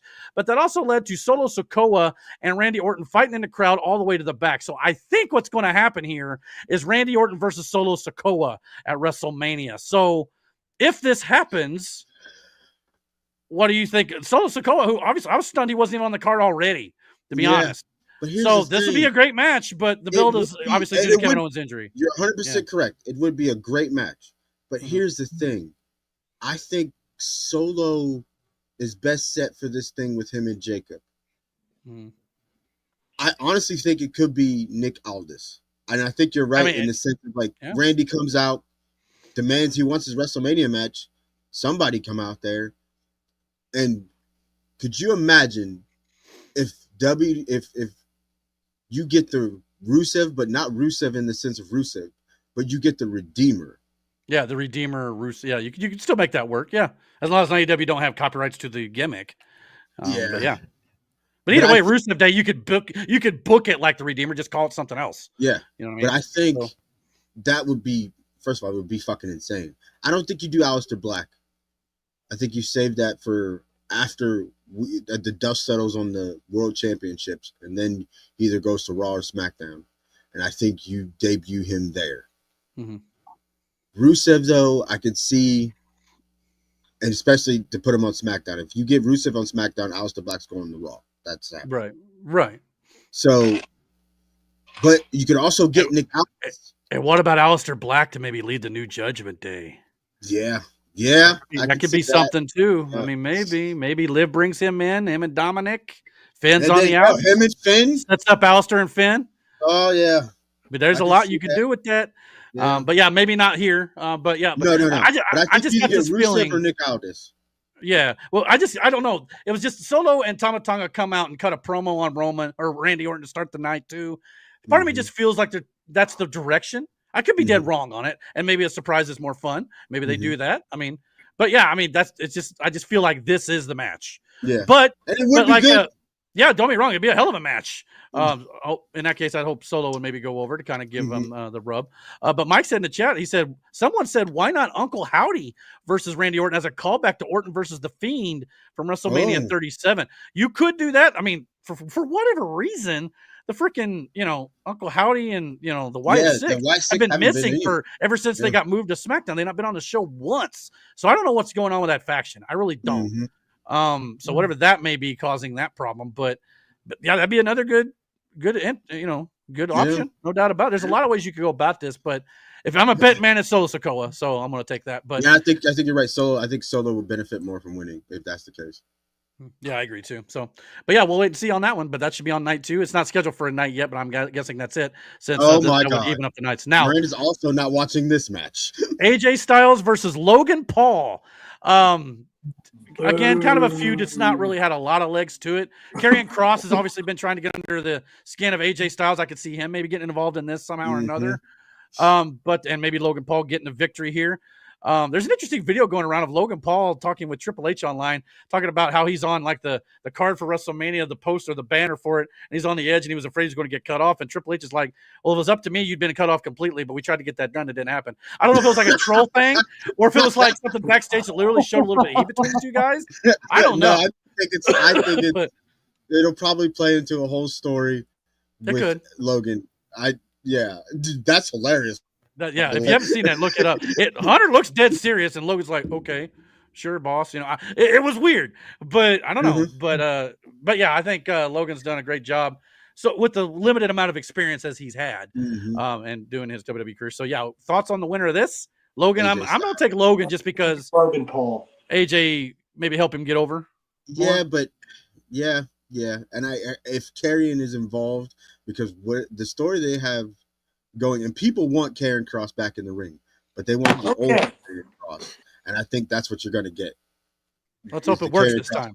Brandon, NXT, so, Karrion Kross before Brandon, what? There is a special place for wrestlers like AJ Styles, and it is on NXT. Helping younger wrestlers learn how to wrestle. AJ still got a lot of gas in the tank, and he is still one of the best wrestlers in that ring when the lights go on and the bells ring. I still wouldn't mind personally to hang it up. I still wouldn't mind personally. I don't think it's going to happen, but I wouldn't be upset if AJ Styles after his contract's over goes to AEW for a while. Because there's some matches there I wouldn't mind watching. I could see him doing that. Kenny Omega. Yeah, I don't know. He said he would. And you're right. He said he wanted to retire after his contract was up. He wanted to go. Yeah, so he may not. He did, didn't he? No. That was what he said. He was hurt. He retired. No, he was hurt. Yeah. Just like Uncle Howdy was. Apparently, Mike said in the chat, Howdy has been hurt, so that explains the absence. Okay. Kind of sucks for the rest of the crew, but yeah, without Howdy, I guess the gimmick doesn't work as well without the ringleader. So, so there's that. But yeah, I mean, I don't know. This could be a sleeper match. It really could. Yeah, it could still be a good match. I mean, this could be like one of your Randy Savage, Ricky Steamboat situations. Yeah. It really could. I mean, yeah. Mike said also in the chat should have been AJ Styles versus Joe Hendry for the TNA title, champion versus TNA original. That could have been fun. No doubt about it. Fun too. Didn't Joe Hendry got hurt though? I want to say, yeah, I thought I read somewhere he relinquished the title, if I'm not mistaken. If I don't follow TNA as much as I should, but I believe in Joe Hendry. But this could be a lot of fun. And, of course, the final two matches, let's get into it so we can move on here. We got the Women's World Championship on Raw, the triple threat match with Rhea Ripley versus Bianca Belair and champion Io Sky. I want Io Sky to win this because she has been getting disrespected, basically by these two women. Yeah, and she kind of got shut down. Now, interestingly enough, she got shut out of the way again this last Monday night on Raw. She did a springboard dropkick to Rhea Ripley, which looked like she hit her so hard she could have got whiplash. But what happened was Rhea Ripley, her face slammed into Bianca Belair's shoulder, and apparently Rhea Ripley now has a broken nose. So she's going to probably end up having to wrestle this match in a face mask. So that sucks, but she's done that before. Yeah. So I think she just did it. That is a year ago. I don't know. Okay. This girl needs to stop getting hurt. Yeah. I know. Ripley is one tough ass woman. And she would wrestle on a helmet. Yeah. So yeah. But no, I mean, I just feel like Io Sky could use it more than the other two ladies. Again, I kind of keep going defaulting that. That's my logic. But at the same time, with the whole Jade Cargill situation could be a factor with Bianca Belair. And of course, everybody loves Rhea, so everybody would love to see her with the belt again, no doubt about it. Yeah, but I think Rhea has hit that point where she doesn't need a title. Rhea is one of the biggest female role models alongside Bianca, for sure, like hands down. Yeah. And Io, he doesn't need the title. Everybody loves Io. Io is that cute little quirky. She's going up against two behemoths of women. You know what I mean? Like she's the underdog technically here a little bit. Yeah, she really is. She's a champion. So but the disrespect is too far. And as Mike said in the chat, Io Sky has to win this to show she's not a disrespected afterthought. Yes, agreed. That's the route you have to take here. Io Sky needs to. Now you could do it like she barely pulls it out, whatever, fine. But getting the W is the most important here for Io Sky, in my opinion. So, but yeah, she's definitely not an afterthought. She's got all the talent in the world. But this is a way for her to show it on the grandest stage of all. So good, and it sucks because Asuka hasn't come back yet, and but Io is now in that role where Asuka was, and you love to see it. But when Asuka comes back, and if Io's still the champion. What you could do with that whole story between these two women is what they tried to do on SmackDown when Asuka was champion there, but it was short-lived. Right. You go for the second round now with a returning Asuka, and I think it'll be great. Mm-hmm. Well, no, think about this too. Asuka out, Sasha Banks is no longer around. She's in AEW. And then, of course, you got Becky Lynch also has been out, obviously, to take care of her child and stuff like that. Even recently said that she doesn't know when she'll be back. Of course, she could be playing a little bit of a red herring there, but as may say, not right now. But her husband's still wrestling. But who'd have thought that with those three ladies out, WWE has built a solid women's roster to where they don't even need the other three ladies right now. Yeah, nobody missed Charlotte when she was gone. Yeah, Charlotte was, again, you had Rhea Ripley, you had Bianca Belair, you got Jade Garga, you had Naomi, you had They're building up the women's division, and that's great. Yeah. Under Vince, that never happened. You had 2, 3, 4 ladies tops, and the rest were just afterthoughts. Not anymore. So again, good booking on Triple H and the new board of directors or whoever's running the show over there for sure. Yes. Good job, but yeah, and again, I love Rhea, I love Bianca, but I think for me, I think Io Sky wins this. Yeah, I do too. What do you think, babe? I know you like Rhea. Yeah. No, nothing. No, I think she's thinking. Oh. That's a tough one. No, I usually just have to agree with you because, I mean, I want Rhea to win, but.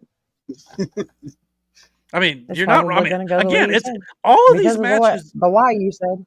Yeah. Well, and our logic is pretty sound normally, but again, WWE has booked all their talent in such a way in every single one of these matches.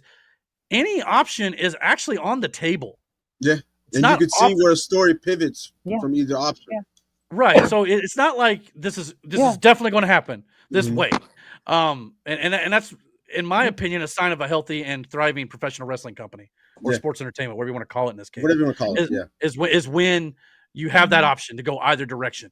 Yep. And it makes the fans go. Anything can happen at any given. And I guarantee you, despite our logic being pretty sound, we're going to come back in 2 weeks' time, maybe talk a little bit about this, and we're going to be wrong on a lot of these. For sure. I guarantee it. Probably at least half. Because they're going to throw that curveball that we don't see coming. So, and that's how good wrestling should be. Now, speaking of throwing a curveball, I think the obvious here for the main event, the biggest match of the year of WrestleMania is John Cena versus Cody Rhodes for the undisputed WWE Championship here. Obviously, it looks like it would be John Cena based on the story they're telling, winning his record-breaking 17th championship as a heel, playing off that for the next few months, and maybe leading into his final match in December, whether or not he's going to leave the company with the championship, and that makes the company have to create a new toy because the real title is gone. That means a good storytelling there. Or this could legitimately solidify Cody Rhodes in that, even though it's only been a year's time, in that potential Roman Reigns, Hulk Hogan, John Cena level of champions in the echelon of WWE history. So obviously I'm thinking it's been a year for Cody. He's had a long story for the last couple of years with the bloodline of winning the title, finishing the story. I think it's time for John to win the record breaker. I really do, based on the story. I think John wins this, and you run off the story of him doing exactly what he says and retiring with the title to make it, so he wants to ruin wrestling. And I think you let him. Yeah, for a while. Mm-hmm. Yeah. And then kind of like with the Mox situation or the Roman Reigns situation in the past, you build up that next person, whoever that might be, and to take it off of him. You take it off of John before the end of the year.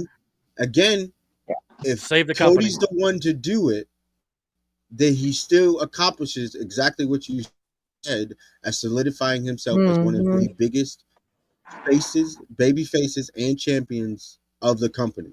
Yeah, the most in history, world title runs. Yep. 2 birds, 1 stone. Yeah, you take down the guy who's held the most championships in this company and who was going to ruin it. But I think you also use this time to bring back or introduce a new belt, period. Yeah, you could. I think you give on that title to retire, and then you bring a whole new championship back. And then you kind of start fresh, wipe the slate clean, move forward about that point a little bit. And of course, I don't have the picture here, but the obviously the wild card is whether or not the final boss, The Rock, will show up during this. He's not been on television since John Cena turned heel and sold his soul to The Rock, as it were. he's kind of been he's basically an afterthought in this whole storyline with Cody and Cena. The Rock has not been involved, which to me belittles a little bit of the heel turn for John Cena.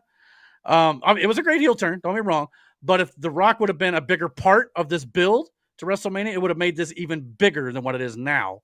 Now, you could also argue it doesn't need The Rock because this is big enough as it is, but since you did the heel turn with The Rock there, obviously The Rock's schedule or whatever it might be could have been a factor in that regard. I just feel like that would have made much more sense storyline wise since you did the heel turn with him. So thoughts on that?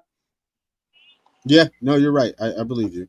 But like, I also still think too that like using The Rock sparingly will also benefit if that's the case.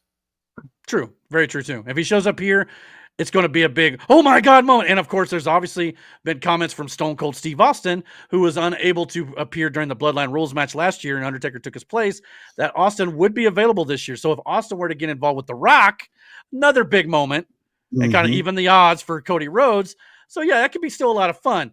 So we'll have to see where this goes. But yeah, I think at the end of the day, like we said, Cena's going to win the title. Not to mention the fact that if you look at John Cena's schedule for WWE appearances, before WrestleMania, he's got the Friday night this coming week, WrestleMania SmackDown, and then he's got WrestleMania, and then he's got loads of dates going in the end of April and into May. So he will be on a lot of wrestling WWE shows after Mania. So that kind of tells you, in my opinion, he's walking away with the title. Otherwise, he wouldn't necessarily have to be there. So, and this makes all the sense, though. It really does. Yeah, so I really do, and it makes sense in the world. So that is our WrestleMania predictions, ladies and gentlemen. What do you guys think about WrestleMania 41? Are you guys looking forward to it? I know it's not everybody's cup of tea, pro wrestling, but with the biggest show of the year, WrestleMania, even people who don't watch WrestleMania have heard of WrestleMania. So that's why we're covering it, giving it a little bit more extra time tonight.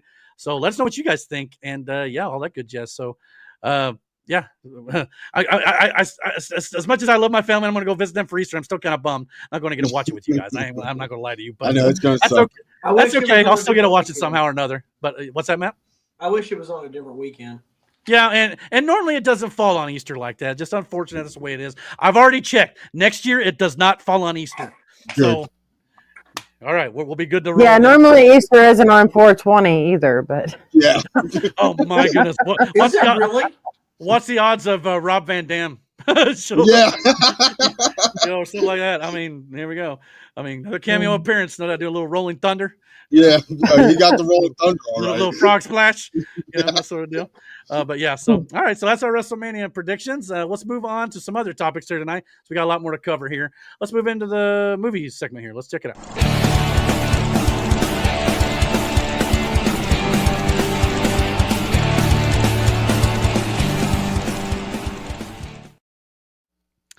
All right, so I think we're going to hit the timer again here to kind of keep things moving along here. But yeah, we had a trailer this week. Not a ton of movie news because obviously last week was loaded with movie news with CinemaCon taking place. But this week we had a few movie news topics I thought we'd talk about as always.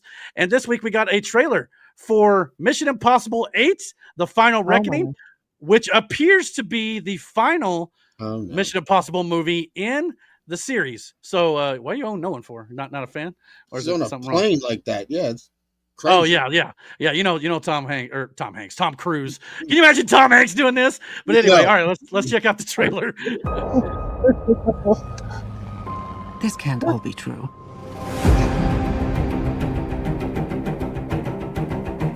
Every word.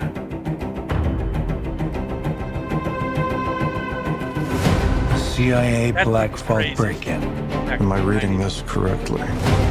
The Kremlin bombing? In fairness, the bomb was actually meant to kill him. He gassed a security briefing. That was just 2 months ago. This explains the handcuffs. It's still not clear why he's here. If we want to bring the world back from the brink, we have to deal with him. Should he choose to accept?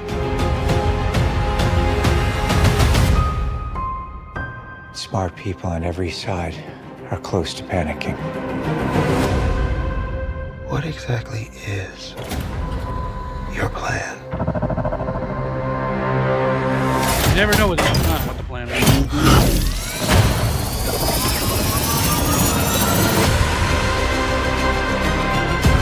Always running. Your team has been betrayed, Ethan. All your secrets compromised. Everything you are, everything you've done, That bird's believable. has come to this. You gave him an aircraft carrier? Our lives are the sum of our choices. This was your calling, your destiny. I have no regrets. Neither should you. Oh, there's no way you can pay me to hang off the plane like that. I need you to trust me. One last time.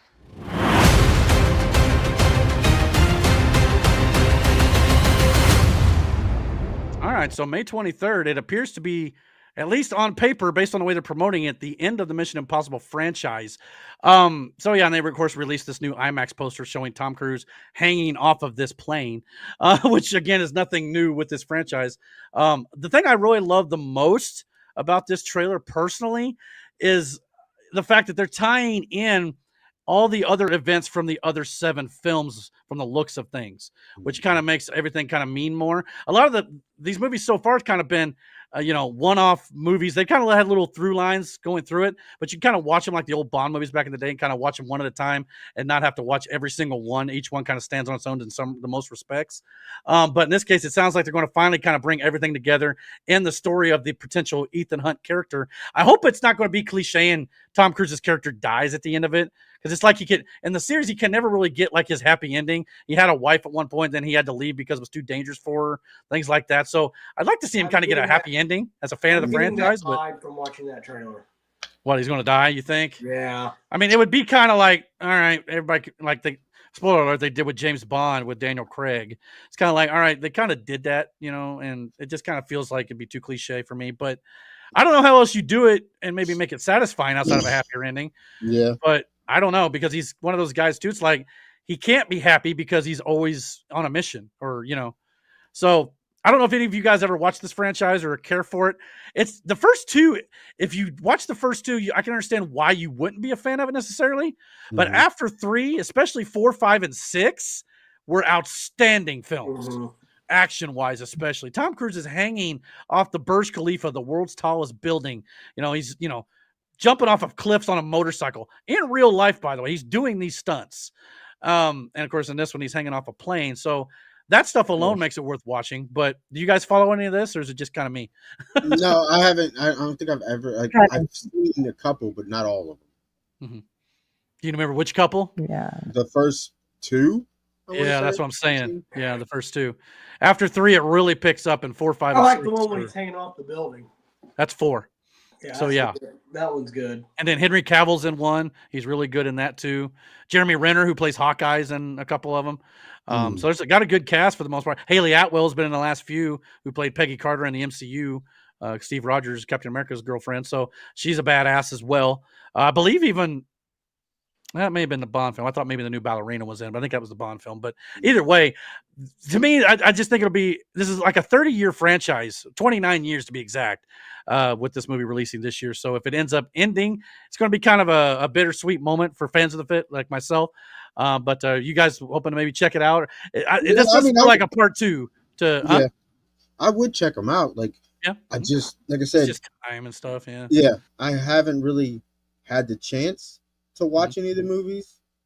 So, but I do like the trailers. The trailers make the movie seem fucking amazing. Oh, like that music. Bum, bum, ba-da-da. I played that song in band a few times. It was a little difficult to play, but yeah, it's definitely. Oh, hey, man, I'm a big nerd. What do you want to say? But anyway, so yeah, we'll look forward to that, and hopefully, Tom Cruise will have a good. At least I thought, like I said, 4, 5, and 6 were outstanding. 7 was a little bit of a step down. But again, it was built originally as part 1 of 2. This is the second half of 7. So as a whole, even though they changed the name from Dead Reckoning Part 1 and 2 to now The Final Reckoning, if 7 and 8 end up being one long story to kind of tie things up, it would make a lot of sense. And why 7 was a little bit lackluster originally. So maybe once you see the ending, it'll actually make it better as well. So we'll have to wait and see. But hopefully this series can end on a bang. If this is indeed the ending, maybe they end up doing a Bond situation. They recast Ethan Hunt. at some point, which I know Tom has talked about throughout the years. So this may be the last one for him, though. And if it is, hopefully it ends on a high note. So yeah, any other thoughts on that? The movie was good. Yeah, move on. Move on. Matt's clearly not a fan of it, then, huh? Apparently not. No, I love the Mission Impossible movies. I don't have anything that I'm going to say that I don't know. I mean it's great. I mean, if you don't have anything to say, that's fine. I'll just try to make conversation. I just feel like if I say anything, it will ruin this part of the show. So I'm just going to let it go. Sounds like he's got some criticisms or something. Yeah, going through it over there. Yeah, I think I like what they've done. I don't want them to recast that character and maybe they won't. Maybe this will be it, and it'll be just one 8-film saga. And if that's the case, fair enough. I'm fine with that. Yeah. You know, you can end it and reboot it later, or just don't. You know, we've talked about that too. Just do hard to top it the way it is, because you're not going to find an actor willing to throw himself off buildings, you know, literally to do that, you know, or stay underwater. Yeah, no, that's insane. I'm not doing it. You're not going to find that. Tom Cruise does. Tom Cruise does ridiculous. He's one of a kind in a lot of ways. Tom Cruise, no doubt about it. Tom Cruise reminds me of Johnny Knoxville from Jackass. Like he will just not exactly, but that's wild. That's an interesting comparison. Himself in these just stupid situations. Well, at least it ends up, like in Top Gun, at least it ends up with the product being pretty good, in my opinion. And I've said for a long time, Tom Cruise is one of the few actors in Hollywood who focuses on the entertainment, not on the wokeism or the agenda. So I'm thankful for that. Rest in peace, Val Kilmer. I want to take of course, absolutely. To do that, and we may talk about that later, but I don't. No, we already talked about that last week. Okay. So yeah, not this week, but anyway. So yeah, we'll see how that goes. We also got another trailer I wanted to talk about, and that is, of course, for the newest installment in the Predator franchise. What? We've got an animated film that is coming out. What's all about that? You like animated stuff, Matt? What are you talking about? Don't animate Predator. Why? They're bringing out 2 movies this year. They're bringing out a live action movie this year as well. This is the animated film that they did in secret that no one knew about, and now here's the trailer for it. Let's check it out.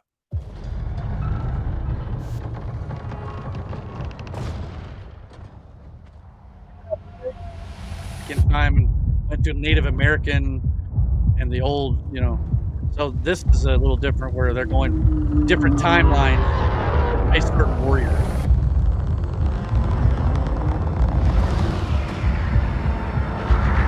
We got World War II era here. Oh, cool. We got samurais. I'm down for that. Ninjas versus predators.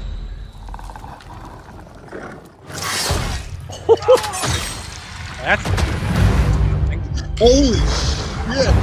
You are old enough now. It's time I tell you about the monster. Like a super predator.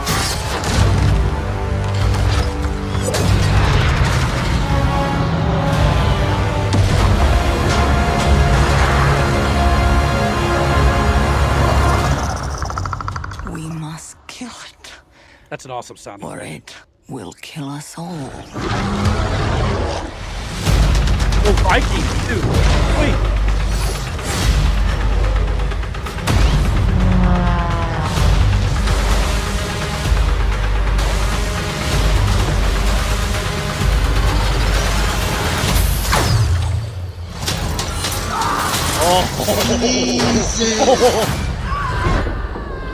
See, that's why it's animated. You couldn't do that in live action.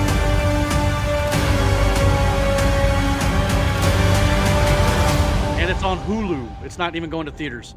So I gotta see that. That's insane. So yeah, I mean, I think it's got potential. I like the aspect of, because the predators are known as hunters who go after their game, like they want to be the best hunters out there, so they challenge themselves. So we've seen them go after, obviously, Arnold Schwarzenegger, which you know, that's the whole thing. Danny Glover, not the greatest film ever. No, but at the same time, you got to think aliens. They're going up against what they consider hunt, as in like things that could kill them. Yes, things that they could. So it's like a worthy thing. Like it's not just they're going after innocent people. No, they're going after people who are dangerous because it adds to the hunt. You're right. It's all about the trophy. So like the more dangerous the prey, the bigger the, you know what I mean? Like the more prestigious the hunt. So like this makes sense for them to be in a time where there's war and going after that aspect of it, because like they can kill them in the same aspect. So like it seems like it's jumping through different eras, like timelines, as far as like, there's a Viking, there's a feudal Japan, there's a World War. This seems pretty. And I believe they said this is. I want to say they said it was a 3 animated anthology. So it's like not only is it like a film, but I think it's like 3 separate instances, 3 separate stories, an anthology a tale. So this works in the creator's benefit, because now they get to play with different. We've seen the Predator in modern times or back in Vietnam and things like that during certain areas. This gives them new playground to kind of play in, a new play box to kind of. How would a Predator work in World War II or against Native Americans like it was in the movie Prey? Things like Vikings or samurais. What kind of weapons would be used against Predators and vice versa? So, I think this is actually brilliant to kind of lean into this a little bit when it comes to revitalizing this franchise that at one point was kind of dead and buried, much like the Alien franchise was. Also, too, part of it was like they were using in the style of weaponry as they were like in the Japan stuff. These guys weren't shooting lasers and shit. So the Predators had, melee weapons. Yeah. The same thing with the Vikings. Like this is gonna be crazy. You would think that would give the Predators a leg up, but maybe not. I mean, we saw a Native American go toe to toe with one. And it was very well directed and well done, and it actually made a lot of narrative sense, and how it worked was brilliant. You actually bought it. Wasn't like, the Predator would just destroy that. Obviously, they had to do certain things in stories to kind of bring it to maybe a certain level, but that's fine as long as you do it in a way that's creative and well done. So, I think this looks great. Like I said, Hulu, you ain't got to spend a lot of money to go out and check it out either. You just kind of get on there and watch it. So any other thoughts on the Predator? Yeah, I'll let you know when I see it, but it looks really good. I have been muted this entire time. I've been spewing crap. Oh, well, what was the crap you were spewing? Is it relevant? It is relevant crap. Okay, go ahead. Yeah, I haven't heard it. I'm sorry that I hated on that. You think it looks good? Well, I know you like animated stuff in the Star Wars realm. This kind of looks like Clone Wars animation a little bit. First of all, I'm a big fan of how he just throws the sword into the guy and rips him in half. That was insane. That is like. Second of all, that Predator looks like it has been on some heavy drugs. He's eating his Wheaties. There's this thing called performance-enhancing drugs. It's very bad for your heart. So I'm just letting you know that. Fair enough. He has been on some roids. I mean, it was a big ass Predator. Yeah. Maybe he's eating his prey too. I don't know. Yeah, I'd also be intrigued if we're going to get more. Basically lore story around the Predators, the race and how the culture works and stuff like that. Like, because we've gotten some snippets and some, big pieces to establish the story with the other movies and shit. But like the original Predators, it was a very vague story as to why they were there, whatever the case may be. But like, I'm glad to see that they're building on that and expanding that whole thing out, And that's how you properly build out or revitalize a universe. Make it make sense. Be creative with it. Don't be afraid to try new things too. Some work, some don't. In this case, it's working though, in my opinion. So I'd like to see other franchises like Star Wars do something similar. And maybe kind of bring that back to prominence like it once was. These things do tend to ebb and flow a bit. Marvel's obviously been doing the same thing, a little bit of a down tick. DC's definitely been on a down tick. Hopefully that changes soon. So, these things just tend to happen. Superman, it will. Yeah, Superman looks good. I ain't gonna hold you. I wanted to hate it. Like, I really did. I wanted to hate it. Yeah. But I don't think I can, and I will go see it. Yeah, I think it's only going to be better. I hear the next trailer could be April 18th, 2025 for Superman, because I believe that is Superman Day. So if that's the case, we might get a trailer for that the next few days. It's and because of crypto, too. And if that's the case, we will cryptos in there. We will do a reaction to it in 2 weeks' time. I know it'll be a little late, but we'll be doing a reaction to it whenever we do return, if that does drop. But speaking of DC, we've got another bit of DC news I wanted to discuss tonight. Nothing's been official either way on this, but I want to get your thoughts on it because we do have a little bit of more news on the Batman. Batman Part 2, as a matter of fact. And it's not necessarily good news. apparently the film, as of now, is scheduled to start shooting later this year. However, a lot of things are going on. As of right now, according to Deadline, the script is still not done. And this movie, the first part came out 4 years ago. And we may now have an answer as to why the script and this movie is taking so long. YouTuber Grace Randolph, who is well known in movie circles especially, she said that, according to her sources, that the Batman sequel is being delayed so much right now because director Matt Reeves is going through something similar to what happened with Chadwick Boseman before his unfortunate passing. And he's dealing with now. Again, this is not confirmed. Matt Reeves or DC or James Gunn or anybody at Warner Brothers has not come out and said this. However, if that is the case, it would lead credence to the reason why this is taking such a long freaking time. Comicbookmovie.com is also reporting that director Matt Reeves may at the very least step down from the project if production does not begin by the end of 2025. On top of all of that, complicating the matters even further, the fact that Batman star Robert Pattinson is currently filming The Odyssey for director Christopher Nolan. That's slated to come out next year in 2026. And he's slated to begin filming Dune 3, Dune Messiah later this year, which could conflict with the Batman Part 2's current shooting schedule. And that may mean that the Batman Part 2 may have to push back its shooting to early 2026, which could then push the film's release from October 2027 back even further. So as of right now, forget this movie. I know, and that's the thing. Robert Pattinson is facing a very full slate of back-to-back-to-back films if the Batman Part 2 still goes forward. But the Batman Part 2 doesn't begin shooting until later. If it doesn't start shooting until next year, that means the production on the film, the actual start of production, wouldn't even start until 4 years after the first film, not the release date. So this film may not come out until 6 years after the first film did. So this has led to speculation online that the Batman series with the Penguin as well may be over at this point. Especially if the new DCU Superman film, as we talked about a second ago, if it's successful. It would provide a perfect opportunity for DC and Warner Brothers to just flat out move on if that is the case. Thoughts on that? I know Matt is a big Batman fan, and he loved the Penguin as well. Very disappointed. The Penguin especially was well written and well done. Some people don't care as much for the Batman movie. I think it's pretty decent. It's got more of a detective aspect to it. It is kind of long at around 3 hours, but all, I would be sad if we didn't get more. First of all, I would not watch this movie with your children. Oh, it's definitely darker, no doubt. It's not a movie for children. It shows the darker aspect of Batman's life. I would be very sad because I thought that this series really started out strong. Mm-hmm. It didn't. It was I want to say it was a little agenda pushing, but it wasn't but not really. It wasn't a lot of agenda pushing. And let me tell you something. I think the casting for this. Let me tell you something. I did not ever think that Robert Pattinson would have been. Yeah, the Twilight boy who was Mr. Twinkle Sparkly Vampire. Would have been a good Batman. He was solid, especially as Batman. A decent Batman. I didn't care for him as much as Bruce Wayne. He seems too brooding and emo for me. Well, but Batman was good. Eric, you also have to remember something.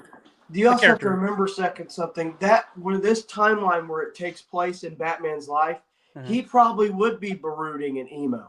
Well, and obviously he's dealt with a lot, so would be. It does kind of play into the character. I'm not gonna lie. Yeah. You ever seen The Lone Ranger? Yeah. Like you ever feel like you're just alone on your own? That's where we that is how they make Batman feel in that movie. So he got Alfred. Yeah, he got Robin eventually, or Nightwing. Hold on. It does kind of feel like Lone Ranger. Yeah. Hold on. I'm just saying that. I'm just saying in this film. That the Riddler tries to isolate him. Now, the Riddler was played beautifully. The Riddler was not so jokey and animated, like he has in the past. He was definitely more of a serial killer vibe. Loved that left riddles, obviously, but because let me tell you something, it's the vibe the Riddler should have been given before Jim Carrey crapped on its soul. Well, he won the first. Frank Gorshin did it in the '66 show. I didn't think Jim Carrey was bad as a Riddler. No, Jim Carrey was just doing Jim Carrey things. That's all. Yeah, Well, anyways, I'm saying is these villains look like it was going to head towards a. Everyone tries to make every Batman like the Dark Knight nowadays, but it don't have to be. No, but it doesn't have to be. And I was really hoping that we might see another villain other than. Well, in the Clayface movie, kind of at first looked like it was maybe going to be the villain for this, but now it got retrofitted into the DCU now, so that may not. Do you see what I'm saying? Some of this, the stories that are coming out are starting to lean more and more like this may be done. A new Batman, unfortunately. And the first film kind of left on a cliffhanger. So at the same time, be like no payoff to that would kind of suck moving forward. We'll have to wait and see. But it also wouldn't surprise me, Eric. No. But I think it definitely hinges on the success of Superman. If Superman's not successful, they may go back to this. But if it is, they may say it might be a good time. I still think they should go back to it anyway. Not to mention, Robert Pattinson has been saying, I was a young Batman when I started. I'm going to be an old Batman by the time this is done. So even he's kind of been voicing a little bit of frustration. Well, so that may be part of it. I don't know. I mean, the villain set that they should. This is just my opinion. Mm-hmm. I would have gone more of a Victor Freeze. And they may still. I think that's a villain that you should have. More your thoughts though on if this is canceled. What do you think? If not, it's scrapped. Do you think it? Well, it might be. It might not. Again, none of this is official, but we're just kind of reading the tea leaves here a little bit. So this may be done. We'll have to wait and see more further from the DCU and it just sucks. Now, in my opinion, is it sucks. Yeah. Well, as for the new DCU Batman, that will be happening at some point because we obviously starting a new DC universe separate from the Batman stuff. We have a new contender that's throwing his hat in the ring as potentially who could become the new Bruce Wayne / Cape Crusader, and that is Brandon Sklenar. Some of you may have never heard of him, but he was in a series called 1923. It's kind of a spinoff of the Yellowstone series, as well as a new film this year called Drop. And he said this to Screen Rant. He said, I think there's some awareness of me on some level, probably. I know there's a way. There are ways away from doing that, but the little kid in me and the adult in me is like, this is cool, and referencing to him maybe potentially donning the cape and cowl as Batman in the new DCU. So now we've got two potential contenders already that we've heard talk about the role with Brandon Sklenar and now obviously Alan Ritchson, which we talked about from Reacher in podcast past. So as he's seen here on the right. So who would you prefer out of these two? And do you think maybe one of these two could be the new Batman? Robert Downey Jr. would be. He's not going to be Batman. That would be the better of those two cast members. I'm just saying, man. You only play one rich billionaire. You don't need one. That's like seriously. It'd be cool is if the guy on the left played Bruce Wayne and the guy on the right played Batman. That would be interesting. That would. I don't know how you're going to put. I don't know how you're going to explain the body difference when he takes off the cowl, body armor. I don't know. You know what? Maybe. You know what? I like Aaron's idea. I mean, I've seen worse ideas. That would be kind of cool.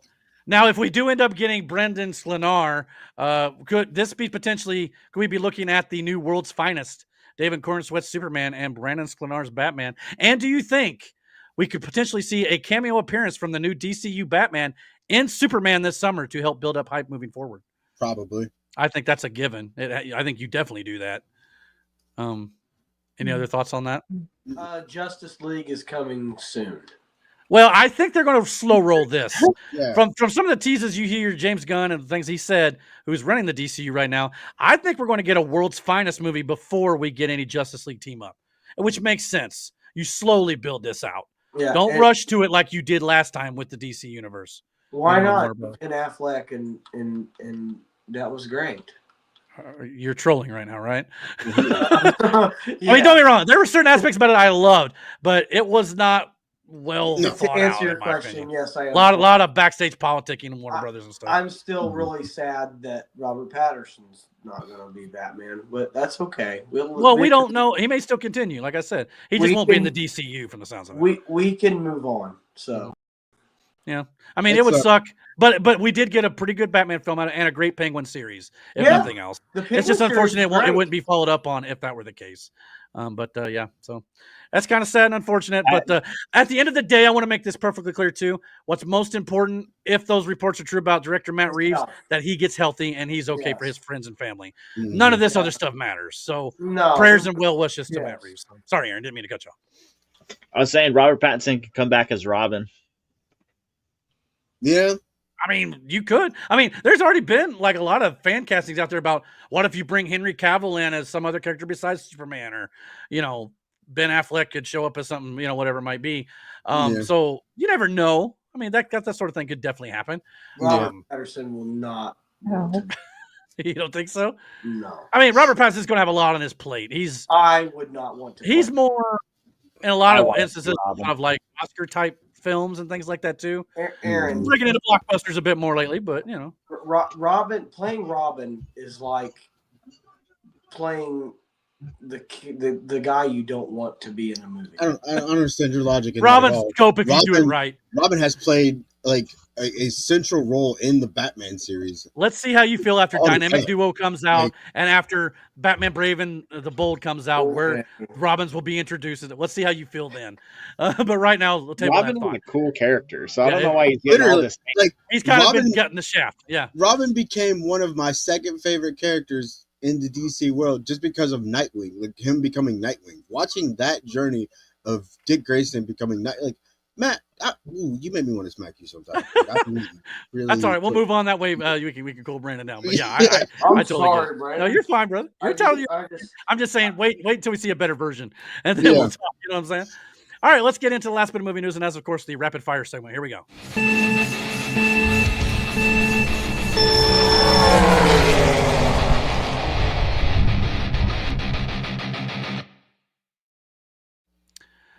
All right, for the rapid fire segment, we've got a few bits of movie news I thought we'd talk about to wrap up the movie news segment. Of course, we'll set the timer here on this one as well. That way we can kind of move it along a little bit here. But I got a few bits here, so if I can do that. All right, here we go. So to start things off here, Angry Birds 3 has officially gotten a release date of January 29th, 2027. Fans of the first two films, I know some kids are for sure, and of those of you who do have I like them. Yeah, I don't know how Aaron feels about it. I know he's got a couple young ones. Boo. You didn't like the Angry Birds movies? No? I liked the first one. The second one was okay, and I just feel like the third one is just unnecessary. I get that. At least they'll be completing the trilogy here, so you'll get that out of it, and maybe after that, it depends on how this one will do. However, being released in January, which is usually the death spot, if to use a wrestling term, in the world of Hollywood, January is never good. Coming off of Christmas and things like that, nobody wants to spend money. So yeah, that may not go so well for Angry Birds 3, but it has officially got a release date now, January 29th, 2027. Moving on from that, the Minecraft movie shattered box office records with $157 million domestic haul and $301 million globally, the biggest debut ever for a video game movie adaptation, even beating out the Super Mario Brothers movie, so much so that there's already early talk of a sequel being made. Brandon and Miranda, I believe, got a chance to go watch this movie with their kids today. What were your guys' thoughts on the Minecraft movie? Just go ahead, Brandon. Yeah. No, you go ahead, babe. I just want to talk about Dennis. Yeah. I thought it was funny. It was the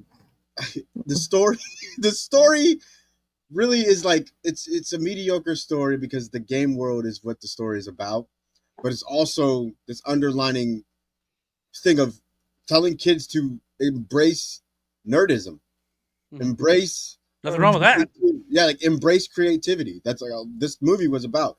And that game's a lot about creativity, so yeah. It literally pushes for kids to become inventors. Your mind is your only limit to what you want to create, and that's what this movie was about. Mm-hmm. But Jason Momoa.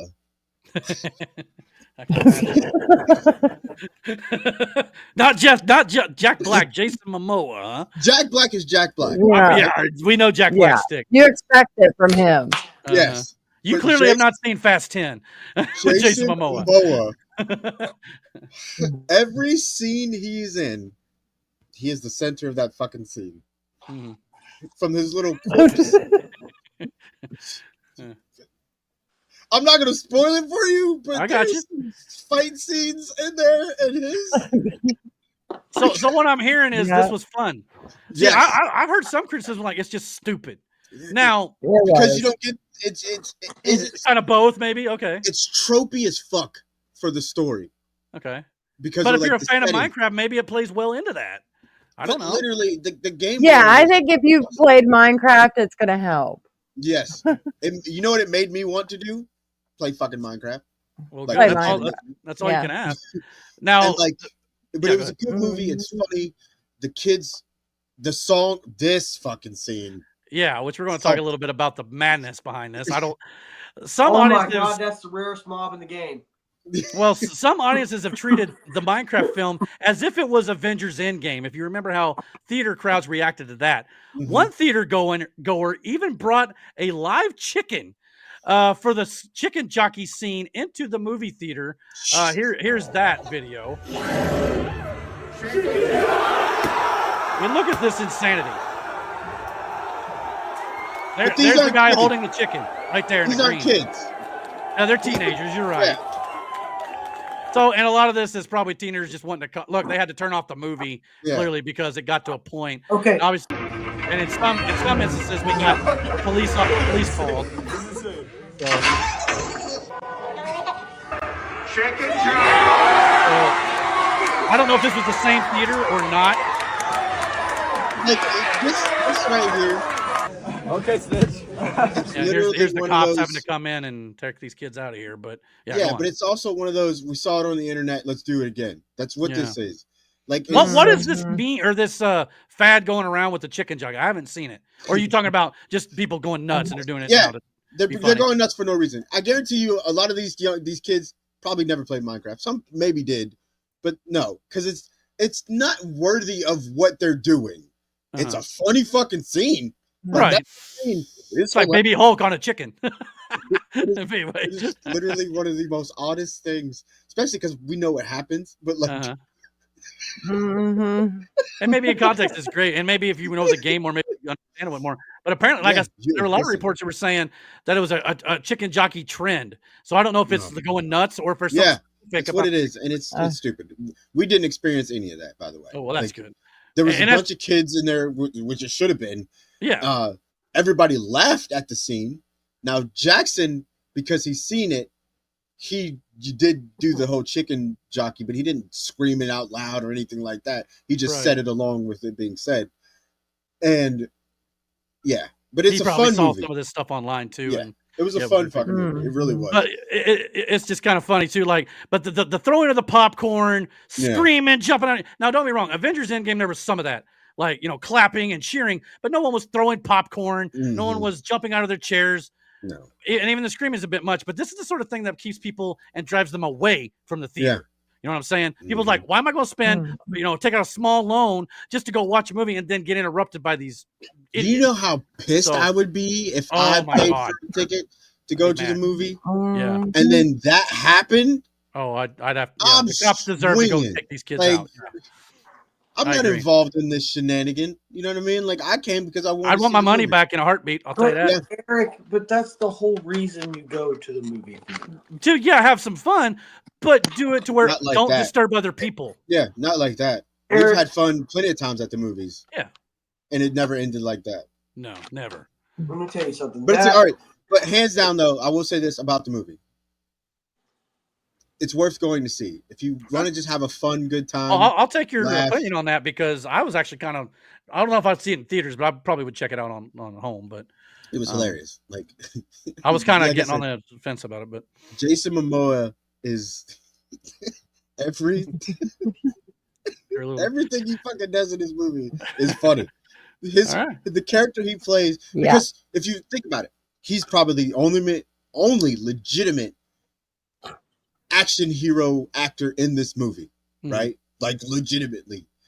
And then you got Jack Black. If you see what goes on and how it's the tantrum, like, his whole face is a tantrum the whole movie. He's so mad. Again, kind of ties back to his Fast X character, which he was kind of playing a little bit of a Joker role to a degree. Again, I think I know you don't like the Fast franchise, but you might appreciate that. But he was motivated for a reason why he was doing what he was doing in the movie. The movie is, like I said, it's a fun, good time. Like, you know how long it's been since you've gone and watched a movie that's just been fun. Enjoyed, man. Yeah, that's what as long as it's not pushing stuff and it's actually doing its job, maybe I'll give it more of a shot. Here's the thing: the female characters in this movie and the things that they did in this movie wasn't on some woman empowerment shit. It was simply because they were thrust into a situation and they had to adapt to it very quickly.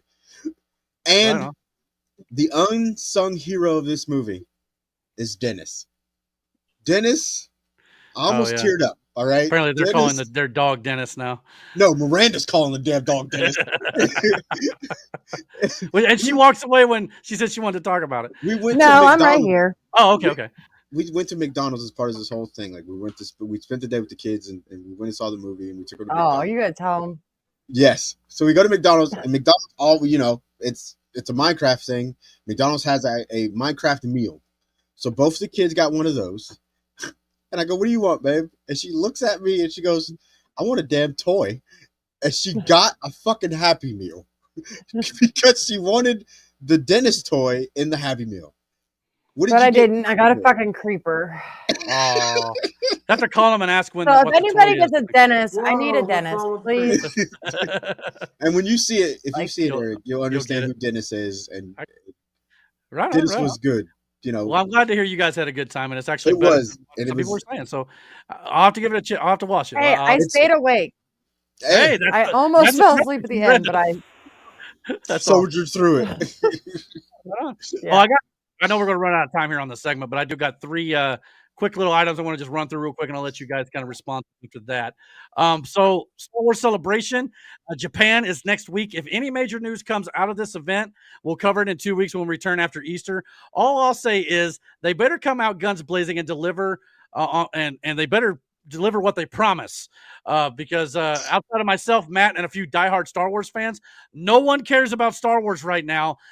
Probably even forgot that Celebration was even happening next week. So I think they just need to come out and give us some good announcements to what's going to happen with the future of this franchise. Or maybe just not. Well, for 2 years, maybe it might be Celebration. The convention is going to happen one way or the other. So they just need to do something to revitalize this franchise. That's all I'll say about it. But we'll keep an eye on it. Let you guys know. Beetlejuice 3 is also, from the sounds of things, officially in the works. According to Deadline, apparently the second film was profitable enough to at least warrant the third film in the trilogy. And now we've also got Angel Studios, the studio behind the widely popular Chosen series, is releasing an animated film about the life of Jesus this weekend titled The King of Kings, just in time for the Easter holiday weekend. That was actually showing at Linton too. Oh, okay, great. The film is on track to beat The Prince of Egypt from 1998 for the largest animated biblical film opening in Hollywood history. And, of course, The Prince of Egypt was actually very well done, in my opinion. One of the good animated series there. It was. The Cinema Score gave a rare A+ rating to The King of Kings, and that stars Star Wars and Marvel actor Oscar Isaac as the voice of Jesus. It marks Angel Studios' third A+ Cinema Score rating, following The Sound of Hope and The Sound of Freedom, which I know Miranda's heard of. Big congrats to Angel Studios. Finally, some studio out there in Hollywood has got the huevos to make the right moves and be rewarded for it. So I wonder if it's on their app yet. We have the Angel Studio app on our TV. Well, being it's in theaters, I highly doubt it.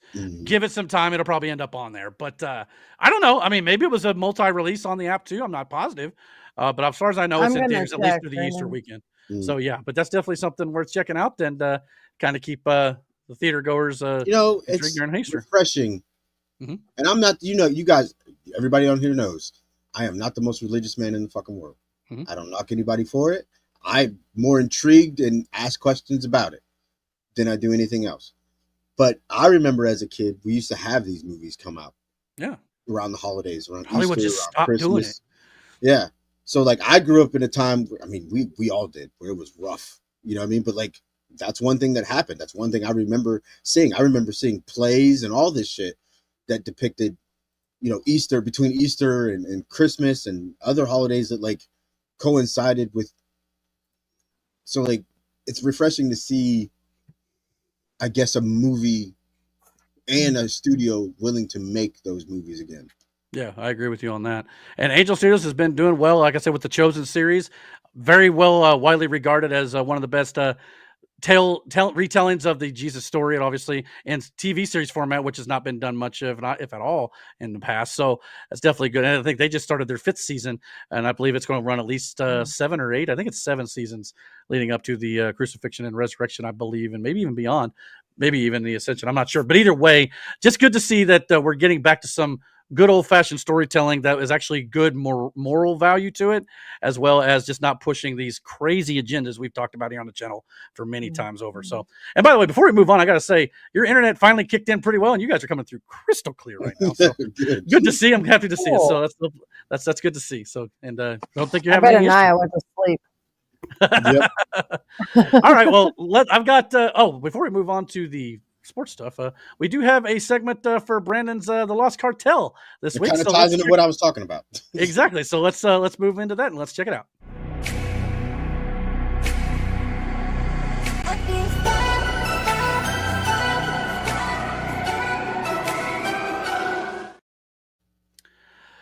All right, Brandon, you want to set this up? Okay. Yeah. So, which one are you sitting in? Which one is that? Well, it's the okay, never mind. I thought you were taking the one thing I think I put in the group chat too. Oh, no, not yet. I mean, I can, but yeah, that was just funny. But this right here was called Big Night Out with Pat McAfee and friends, and in Pittsburgh. This is he sold out the PPG arena? I'm guessing PPG, it's their hockey I think. arena. Yeah. Or basketball. I'm not sure. Yeah. PPG. And probably hockey. He did it with the sole intentions because he wanted to do something like this, and he chose his hometown of Pittsburgh to do this in. And he wanted people to be able to come to this, to have a good time, despite what's going on in the world. All the shit, like he wanted people to get together to have a good time. And it was part like biopic documentary, but I don't know, variety show, concert thing, but he made it accessible and affordable. The most you paid for a ticket, and that's on the floor by the stage, was $100. Oh, okay. The least you got your ticket, 20 to 100 is $20 to $100 was the ticket range, and they gave away money. They donated money to charities, but they gave away money, his money he has, he donated. Nice. Money he has, he gave away. He gave away $250,000 to a couple randomly in the crowd. That's money that changes these people's lives. Right. So like, I started watching Pat like on a whim because this is when I first started getting into fantasy football with you guys, and I was trying to find something to listen to help me make, informed decisions on the picking of the football players. And I stumbled across... It has not helped him at all, but he tried. You better find somebody. Aaron smoked all of us last year. You know what? Don't talk. We're not more into that once fantasy football rolls around. Yeah. Anyway, he was amongst quite a few. Sorry, that was mean. That's out of pocket. All of y'all. Unjustified. Anyway. And so I came across the show, really got there listening to it, and I just found him very entertaining. His cast of characters that he has that are on his show with him, they all contribute to the show in one way, shape, or form. So tonight was just as much for them than it was him. And it was a really good time. Like he had, he brought sumo wrestlers from Japan to the U.S. Yeah, and they had a sumo wrestler that he met while he was over there. Like when he was playing for the Colts, he was in Japan, and he had Snoop Dogg. He had, who is a huge Pittsburgh Steelers fan, huge Pittsburgh sports fan in general. He brought Wiz Khalifa, who is a fucking Pittsburgh native, also rapper. Had a bunch of celebrities for sure. Mm-hmm. Shane Gillis, Jelly Roll was there. Jay Uso showed up. Mm-hmm. Oz the Mentalist was there. Michael Cole. the relationship that him and Cole have built together. Let's go to Cole first. There you go. Is crazy. And got Cole, a bottle of Jack Daniels in his hand. Brother Cole was hammered. Okay. Yes. Yes. Oh I my! implore you, if you just want a good time and hear like a legitimately wholesome story of this guy's life, shit that he's been through, to where he got to where he is by literally doing. And like I said when we talked about this earlier, I get it that Pat's not everybody's cup of tea, but neither am I. But that, in a lot of sense, the way he treats the people that's close to him is the exact opposite of how the people who aren't close to him perceive him to be. Mm-hmm. So he comes off as one way, and that's simply because he doesn't fuck with you. So in every essence, you can have your opinion on me because it doesn't matter. And he's not politically correct. He doesn't give a fuck about politics. He doesn't care. Like, and in the beginning of the show, he does talk about it a little bit in a I don't give a fuck kind of way, where it's like the crowd's just like, oh, okay. I think most people are of that opinion nowadays. Yeah. You don't like my opinion? Get over it. Yeah. You know, because Pat, and the one of the coolest things that I seen on Twitter or X was a lot of people were big up in Pat. A lot of people. People hated when Pat got the job at, well, first of all, Pat didn't get the job at ESPN. ESPN wanted him, and they gave him a job at ESPN. Right. Pat was building something on his own in a space where it was hard for them to come off the ground and do something like that. And Pat built that shit by hand with his group of friends and made it to what it is, so where they can have this right here. And it's been one of the coolest things to see. AJ Hawk was there. Darius was there. At Pittsburgh. Oh, was he there? Did he finally? Yeah, they were there. Pittsburgh's own Sidney Crosby and Ben Roethlisberger. Crosby and Roethlisberger were there. That's the best picture I don't think that's from the event, but because there wasn't many pictures of them there. I know Ben Roethlisberger was throwing football through what I think Pat McAfee called a G hole. I don't want to say the word. Because listen, he said he'd already been sued before, and so he didn't want to get sued again. So he had like a Plinko board, but you couldn't call it Plinko. The Plinko board you can kind of see in the background here. Yeah. It was a magic money maker. Yeah, the Mac money maker is what he called it.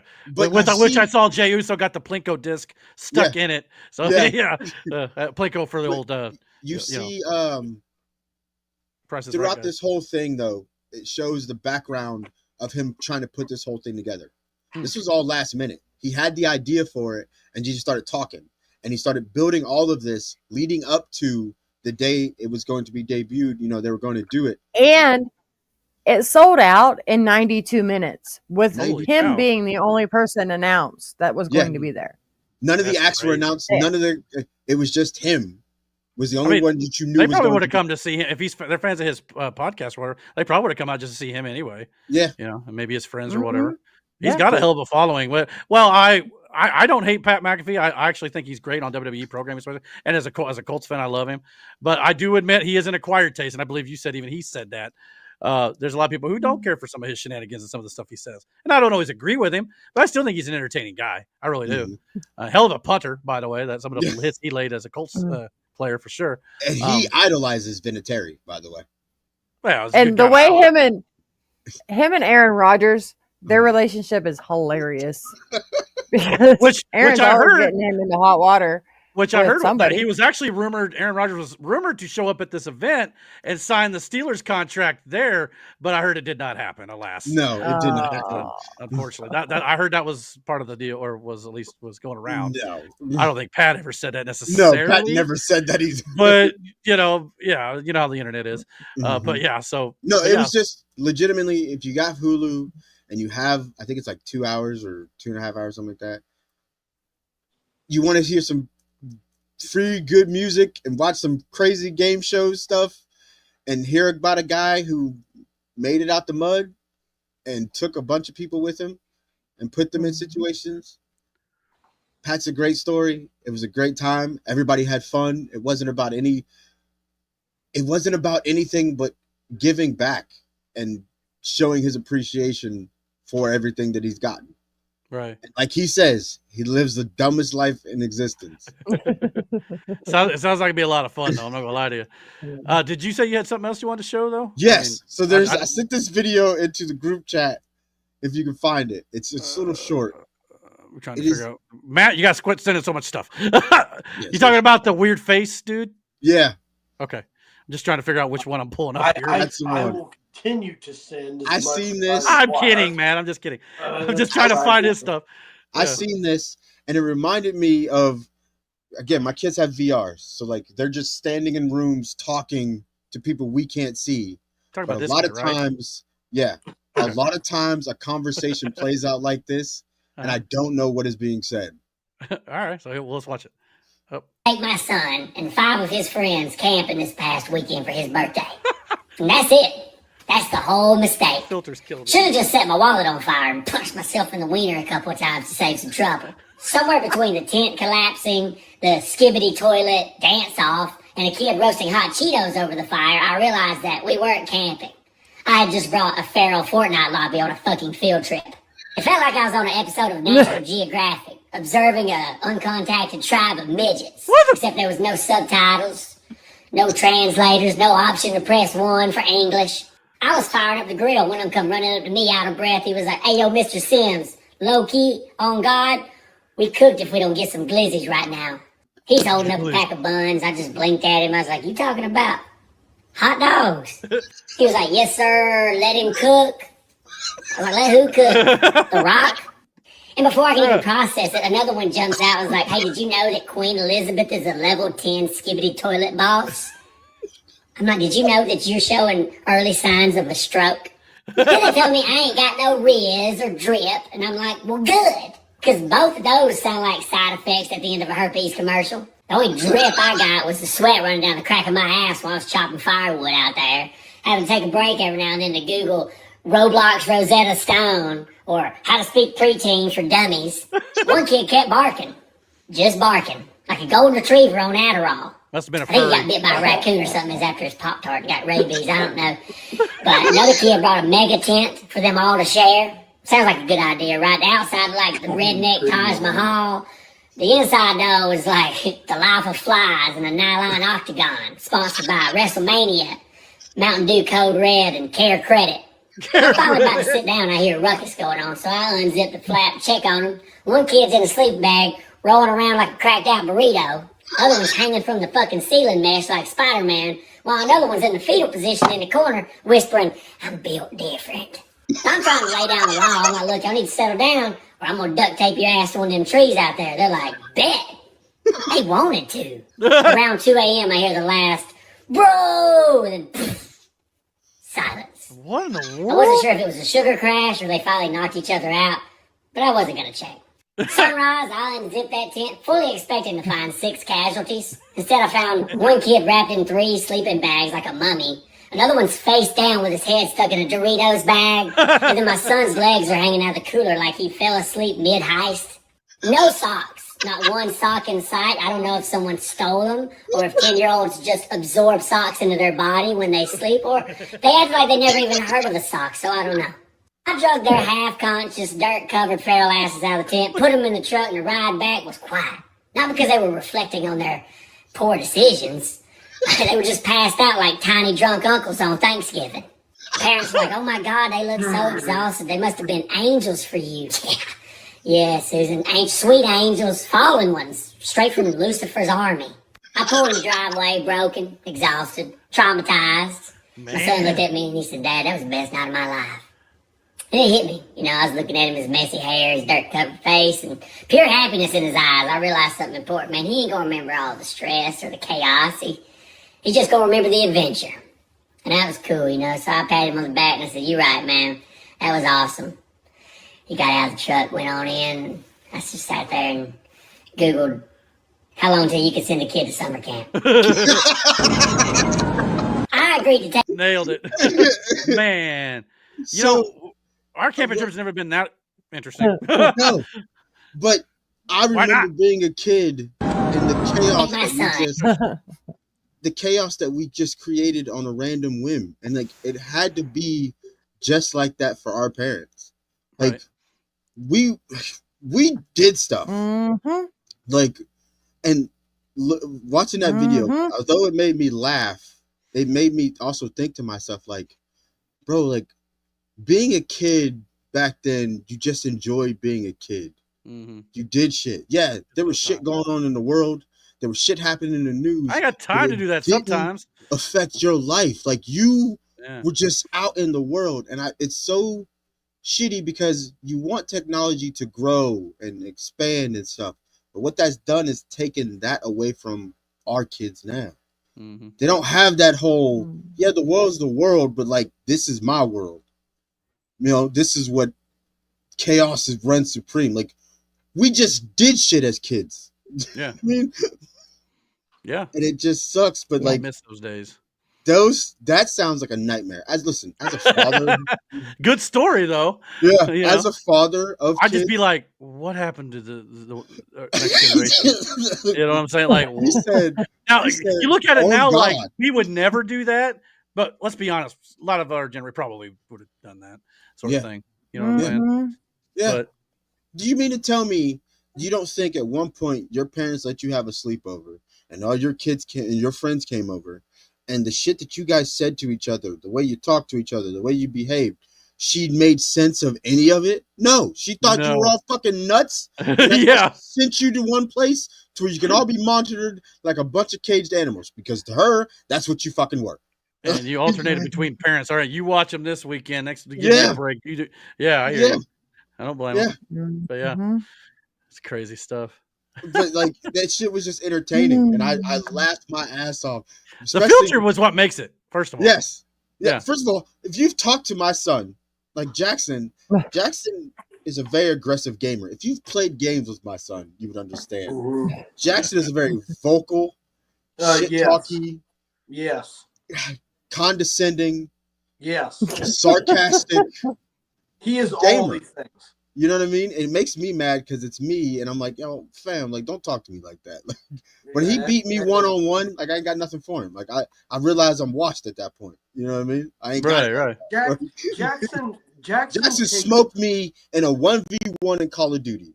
And I don't mean because I was doing light on him because he's my kid, because you know that's not the case. I don't treat my kids like that. No. Like, he smoked me, and I had to admit to myself, you lost your son. I'm washed, bro. Like I gotta, you know what I'm saying? Like I can't. It finally happened. Yeah. Get used to it more and more. Smoked me handily too. But so that made me, like I said, go down this whole nostalgia thing. So I'm gonna ask you this question. I asked Miranda this earlier too, and I asked you before because I wanted you to think about it. Yeah. If there was one thing from your childhood, like I said, we were born in the 80s. Some of us were born in the 80s, but we were raised in the 90s. Through crazy parents who were already going through some shit. So, but what's that one thing in your childhood and that time that you would bring back for nostalgic purpose? For me, it doesn't really, it can deal with technology, but at the same time, like if you could have that one thing like from your childhood or your teenage years to bring back, what would it be? And I'll tell you my answer. Yeah, help me here a little bit. Fashion from the 90s. Do you remember those Looney Tunes printed fucking t-shirts? I used to love those. I had multiple different those. And there were certain shoes, like the Chuck Taylors from the Sandlot. Like I wanted those fucking. I'd never owned a pair of the black on black Chuck Taylors. And I always wanted them because those are the ones that Homeboy had in Sandlot. But like it was just a fashion of the 90s. For me, everything was big and comfortable. Everybody repped the team, and it was bright. It was real bright. There was a lot of windbreakers. Not in my. Yes, there was a lot of neon. That nylon, that flammable ass windbreaker material. You know what I'm talking about. Yeah, yeah. And it came in like bright ass pink, green, and sky blue. But I remember too. Go ahead. Go. No, I was just saying, I don't know if it would be something me particular, even though I did have a few. But something that popped in my head was like Trapper Keepers. Oh. Matt's looking like, what the hell is a Trapper Keeper? Your coolness depended on your Trapper Keeper. Yeah. Actually, have a Trapper Keeper. Cool. Eric, I had a Trapper Keeper in high school. Oh, wow. Okay. Surprised. But your Trapper Keeper survived the generational gap. Was not how cool you were. Because like there were some pretty cool ass trapper keepers. And you remember at this point We too, used to have some cool erasers too. Like yes, Mine had a you remember couch. those fucking coloring books or even notebook covers that were like the animals and they were all brightly colored and like Lisa Frank. Yeah. Like, Jesus. I have a Lisa Frank coloring book upstairs. That is right. That's what made me think of that too. Yeah. But like it was the fashion back then, at least for me, there were so many ways to define you, express yourself through your clothing in the 90s. You know what I mean? Like you could tell who was a part of what group simply by attire. You know what I mean? Like man, I hear you. And you can see the influence from different places in the United States that when it came to attire too. You know, you had the Dick. I remember when Dickies came through. Yeah. Creasing your Dickies with some Chuck Taylors or some Nike jerseys, you was a cholo for sure. And that's what everybody. I mean, I couldn't afford a lot of that expensive stuff, but Trapper Keeper I could afford. That Trapper Keeper. I probably wore my Letterman jacket probably half of my high school life. Well, that's something you get at school, but I remember. I remember when I got a triple goose down. You remember those triple goose down coats, the winter coat? Yeah. I had got this Oakland Raiders one for Christmas one year. I loved that. Was the most comfy and warmest fucking coat. Triple fat gooses was a thing for a hot minute. The goose down feather coats. I remember you got it from Burlington, didn't you? Yes, I did. My mom got it for me. It was just. It was like this long trench coat, winter coat, but it was the triple fat goose. Brother, I rocked the shit out of that thing. Well, I know Matt and Aaron weren't alive in the 80s, but anything from the 90s when you were young that you can think of off the top of your head? I would bring back gel shoes and slap bracelets. His may be more like 2000s for these two. Yeah. Early 2000s, you know. I'd bring back like 90s food. Well, wait a minute here. Hold on. Matt, well, how old are you? You may not want to say, but you're not 30 yet. So we're definitely probably not even talking 90s. You'd be like young. Where were you born, Matt? What year were you born, Matt? 96. 96. Yeah. So we're talking 2000s. He ain't gonna remember 96 before probably. Nah. Aaron's right along there with him. So Aaron's like 30. Okay, so he's a little older. Aaron's a little older than I am. But even so, he is still a lot older than I am. Mm-hmm. That's wild, man. So something that I would not bring back, but y'all remember AOL chat rooms? Oh God, yeah. Those were the thing. AOL chat rooms. You've got mail. Yeah. AOL chat rooms where your boy got started. You know, that was where the internet lived there for a while. That was the most popular thing to do. And there were some dark corners too. Brother, yes, there were. There were. Yeah. Brother, if you entered the wrong chat room with the wrong group of people, like, oh hey, your and they had subjects like things that you were into, like from, and there was some dirty stuff.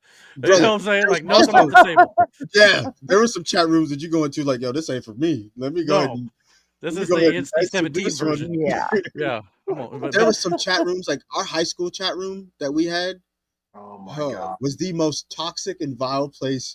But we would go, I remember Friday nights just going in there just to rile people up. You know what I'm saying? Yeah, that's what it was too. Let's see if I can make someone mad. Let's have a fight, right? Yeah. Well, give me your best shot. And you just went back and forth, you know? Every night. Man, dude, AOL chat rooms was legit. Oh my God. Yeah, man, we could go all night on this, but God, it's good stuff though too. This is why I didn't put the 10-minute timer on here. I figured it might go a little longer, but anyway. Yeah, but unfortunately, we probably do got to move on a little bit here though. So, but great segment. Things were, like I said, if you get a shot, seriously, watch that Pat McAfee Big Night Out. Oh, I agree. Fucking awesome. It truly was. And the sumo wrestling is crazy. That shit was. Yeah. At the end of the segment, we're going to bring in Mike's comment. Brandon, you may not be everyone's cup of tea, but you're definitely most people's favorite big cup of hot chocolate. All right. Okay. All right. All right. And we'll get to the other comment here in just a second, Mike. We're going to move on to the next segment. But yeah. So let's move into the sports segment here. Got a couple little items, nothing major. Should be pretty quick. Here we go.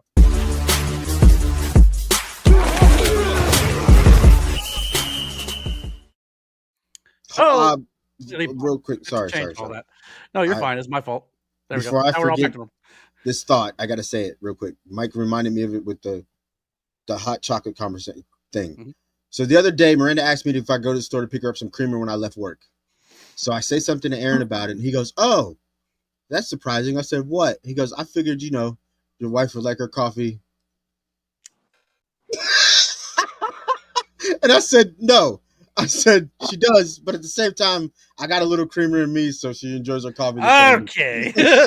you know those dirty chats we were talking about? Save it for that. You know what I'm saying?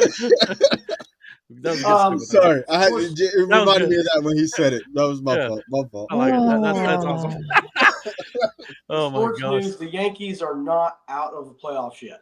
Hey, the Guardians are crushing it right now, Matt. They're getting there. Hey, to get back to Mike's chat that I completely waited for. He said, when it comes to fantasy football, I just wing it most times. Yet to have a losing record and only once never made the playoffs, may win one day if I can have two teams like Eric. See, no, that didn't happen. That's called fake news, brother. I don't know what you're talking about right there.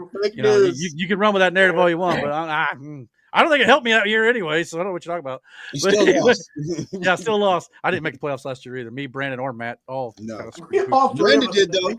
Yeah, Brandon and Aaron did. Aaron did, even though he didn't fucking know fuck all about football, but yet somehow he made it to goddamn playoff. Yeah, exactly.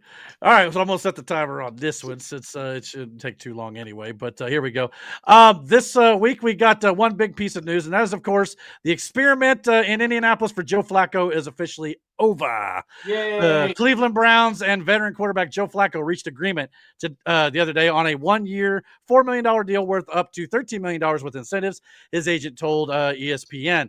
Flacco will now return to Cleveland, where he won the NFL's Comeback Player of the Year award in 2023. Joe Flacco also spoke with the Steelers and the Vikings, but opted to spend his 18th NFL season with the Browns in the last month. The Browns, who hold the number 2 pick in the draft, has also added in the last month Super Bowl winning quarterback Kenny Pickett and Joe Flacco, while the Giants, who are picking at number 3 in the draft, have brought in Russell Wilson and Jameis Winston. Shut up, Matt. I love that you had that little Super Bowl winning quarterback. I know. That was a Super Bowl winning quarterback. He did nothing. But he still got one. He got in that game. That game was already over. And he didn't do much when he was in it. All right. No, I didn't know. I forgot about it. A fucking ring. But so the number 2 pick Browns and the number 3 pick Giants are making other plans at quarterback. So it appears right now that after the Titans likely take quarterback Cameron Ward at the number 1 overall pick, quarterbacks may fall down the draft board. And based on some current mocks that are out there, this gets interesting, because if the New Orleans Saints pass on him at 9, because there are now reports that Saints quarterback Derek Carr has an injury, a shoulder injury that may sideline him for the season. So the Saints may be in play for a quarterback. But despite the waffling from Aaron Rodgers, Miranda's Pittsburgh Steelers are now being projected to take the second best quarterback in some mocks at the draft pick number 21 for Shadir Sanders, Deion Sanders' son. So again, assuming the Saints don't take Sanders at number 9 out of necessity, if Derek Carr misses the season, the Steelers may be on the draft board at number 21 looking at Sanders. What do you think about that? The Steelers obviously don't have Justin Fields anymore. They don't have Russell Wilson anymore. They're down to Mason Rudolph and potentially Aaron Rodgers if that ever happens. Or we could go with Shadir Sanders. What do you think about that? As I pull up the joke about Flacco going to Cleveland. I am glad I don't have to make a decision. Like, whoever they pick. I don't see a world where Deion and Mike Tomlin get along. What are you talking about? Because Deion well, that's going to be daddy football if he gets drafted. Oh my God! What if they end up replacing? He's not leaving Colorado. I know. Yeah, everybody's like, "Oh, he's going to be the coach." He's got nothing to do with Shadur. No, Brandon. I'm not saying he's going to leave Colorado. I'm saying Daddy's going to want him to get playing time, and if he's the starter, he should. He's not going to start. What the fuck are you talking about? He's barely damn good enough to start at Colorado. Well, that may be partially why he's dropping in the draft too. I don't know. For whatever reason, these mocks are starting to adjust. Where it's like the number 2 quarterback is dropping down the boards, which would take him to maybe Pittsburgh territory. But it makes you wonder why. And listen to me. This is the only time I'm going to defend my buddy over here because I always shit on his Cowboys. But let me tell you this. I don't think that he is the worst quarterback in this draft. That's not possible. Shander Sanders is not a good quarterback. It's Shadir. Whatever. Whatever his name is. And I don't know much about him, and there may be reasons why he's dropping, but for whatever reason, it is definitely happening, maybe potentially. It's not his accuracy, and it's not his throwing ability. I can tell you that. And it's not his attitude. Personality thing. Attitude. It's not his attitude. It's because he's Deion Sanders' son. So everybody shits on him already out the gate. It's the same thing with Travis Hunter. You shit on him because he got all this press for what he's doing and what he wants to do in the league. Yes. So people just shit on him. It is what it is. Could be quarterback at Colorado. It's the same thing. It's the same thing with Deion Sanders now. People, they shit on him when he wanted to coach Colorado. I don't what he did for North Jackson or whatever. I don't have a problem with him coaching in Colorado. But I do have a problem with his son saying he's number one when he had the best quarter. Well, what do you expect him to say? You're not going to say, "Yeah, my son sucks." He's trying to help him get a higher draft pick. You know, I'm not talking about Deion. I'm talking about the media. Oh, the media said everybody shits on him. It is what it is. Shadur is still a capable quarterback. He got them to where they were. Okay, I won't disagree with Brandon saying he's a capable quarterback. I think he's a capable quarterback. I just don't think he's the number one quarterback. You see what I'm saying? Well, he's clearly not. Yeah. Nobody thought, what's his name? Or the one in Washington right now. Daniels was, but now look at Jane Daniels, yeah.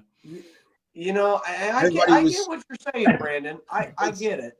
I get what you're saying. I don't. You take Anthony Richardson at number 4, he ends up being a bust.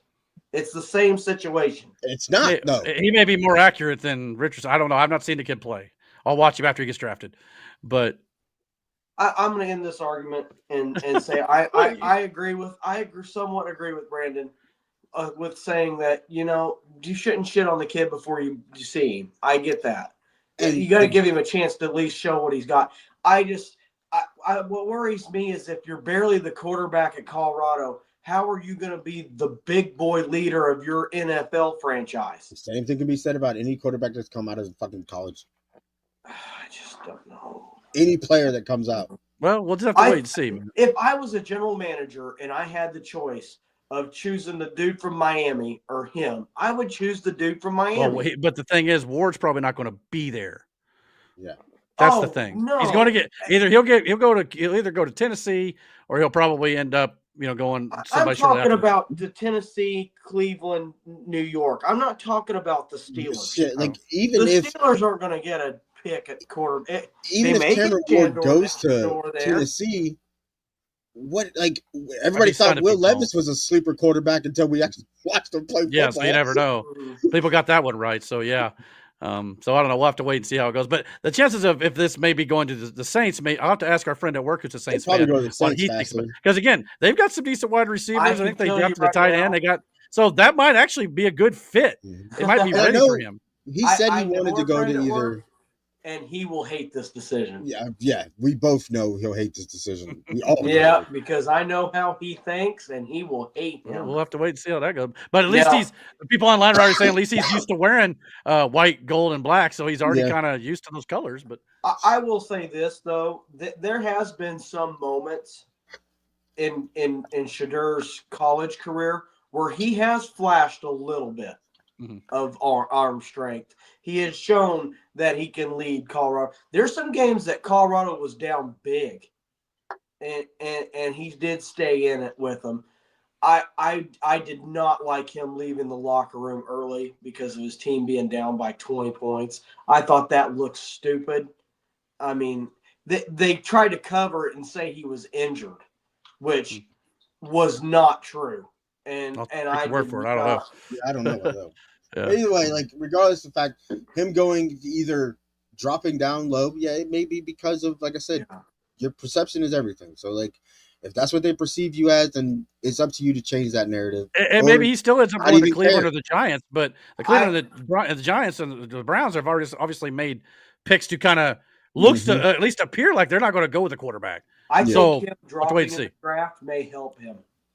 in his career. It might. I mean, it worked for Aaron Rodgers. He for fell to real. like the 20 I think spot. it will help him in his career. If he may not like it right now, but later on in his career, he will be happy. You sometimes tend to go to the better teams if you wait a little while on the yeah, draft but he board. was willing to go to a team that wasn't great. Like he wanted to go to either that's good to New York, or he wanted to go to Las Vegas, you know, to play for the Raiders. Like he wanted. It wasn't like hell. He even wanted to go to Cleveland. Like he wasn't like, I want to go to a team where I'm guaranteed. No, he wanted to build a franchise. He wanted to be the reason the franchise succeeded. Like, yeah, I don't know.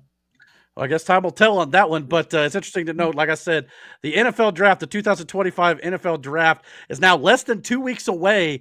On our next show in 2 weeks, we will cover the NFL draft results, or at least the biggest news coming out of that. So it's on, it's a weekend after Easter. So it'll technically the last day of the draft will be happening as we go on air next time in 2 weeks. So definitely keep an eye out for that. So tune in 2 weeks from now and we'll talk about where some of these big college players ended up. So it'll be kind of fun there's a couple big things happening over the next few weeks. Star Wars Celebration, Easter, WrestleMania, and then of course the NFL draft. So a lot of stuff going to be talking about here on the channel in a few weeks time. So yeah, we'll kind of end it on that part there before we get to the next segment, and I'll kill that for now.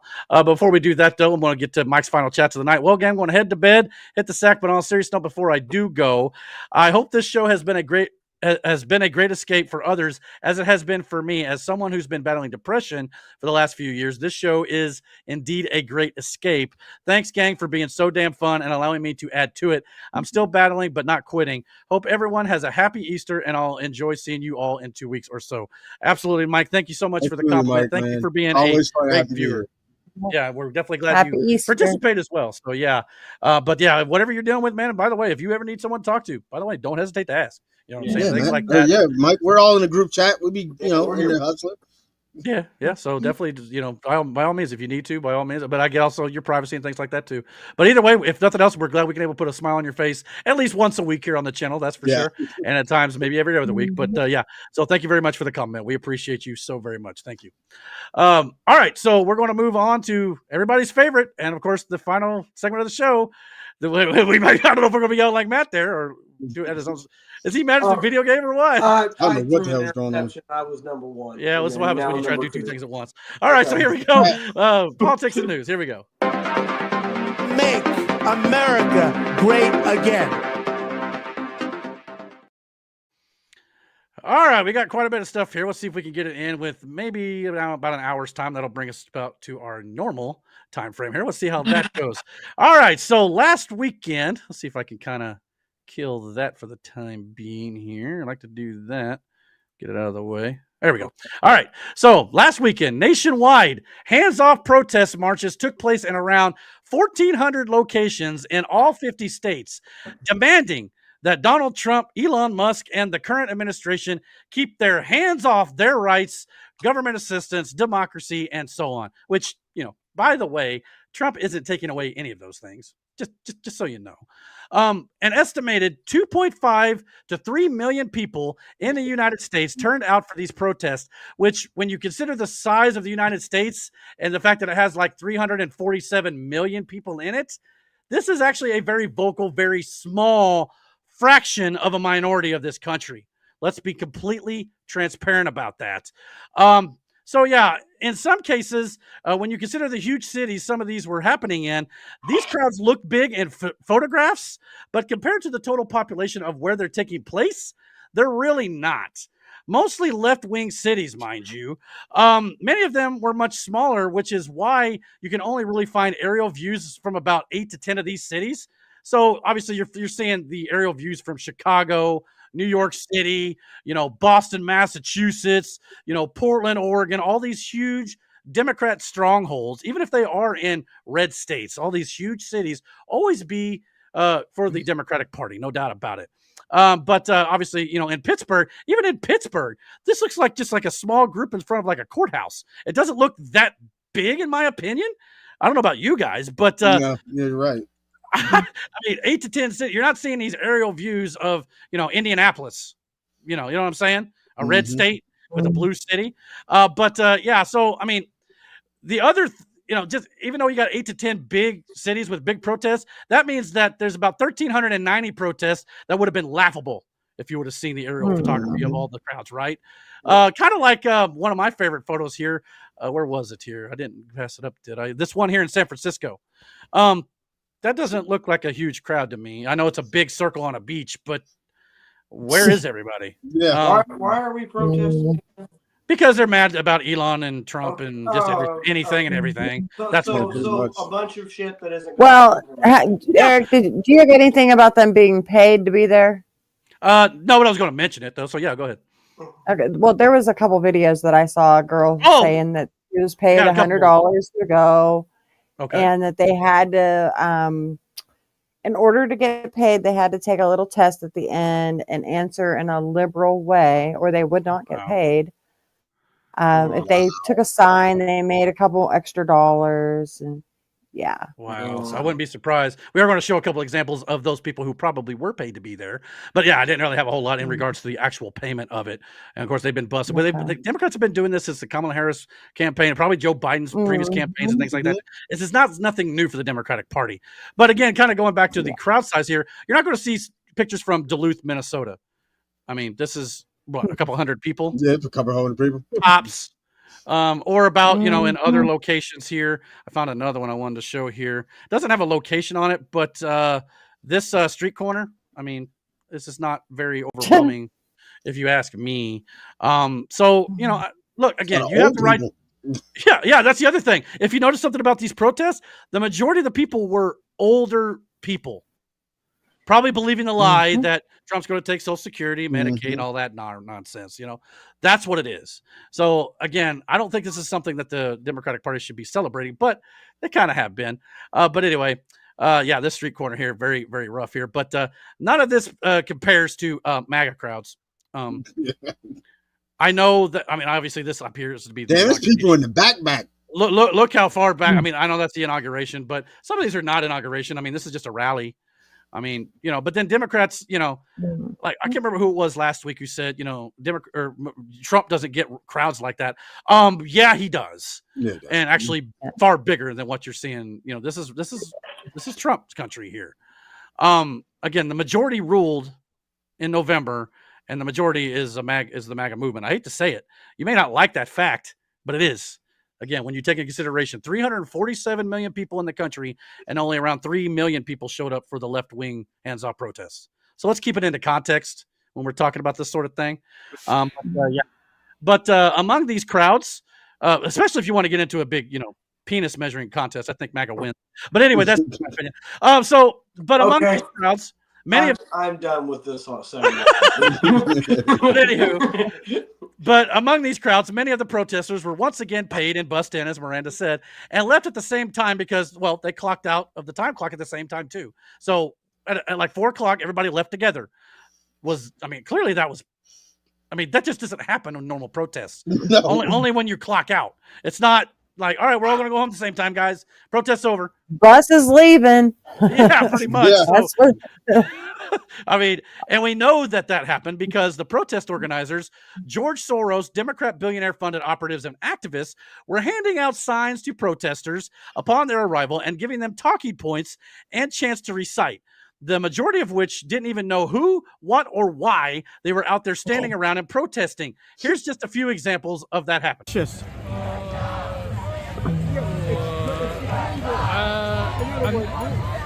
What makes Trump a fascist? He does things without You gotta talk loud. I don't have my mic on. I'm not really good into interviews stuff like that. Sorry? He just does everything he wants and not following laws or he's a convicted felon, that's all I know. But your sign says he's a fascist, and I'm just curious what makes him a fascist. Is that he's trying to control the media, right? Say that again? He's trying to control the narrative. How is he trying to control the media? Doesn't every president try to control the narrative? They try to control their own narrative, but one of the things that Trump's has done, for example, is the renaming the Gulf of Mexico, and then not allowing the Associated Press to come into the White House.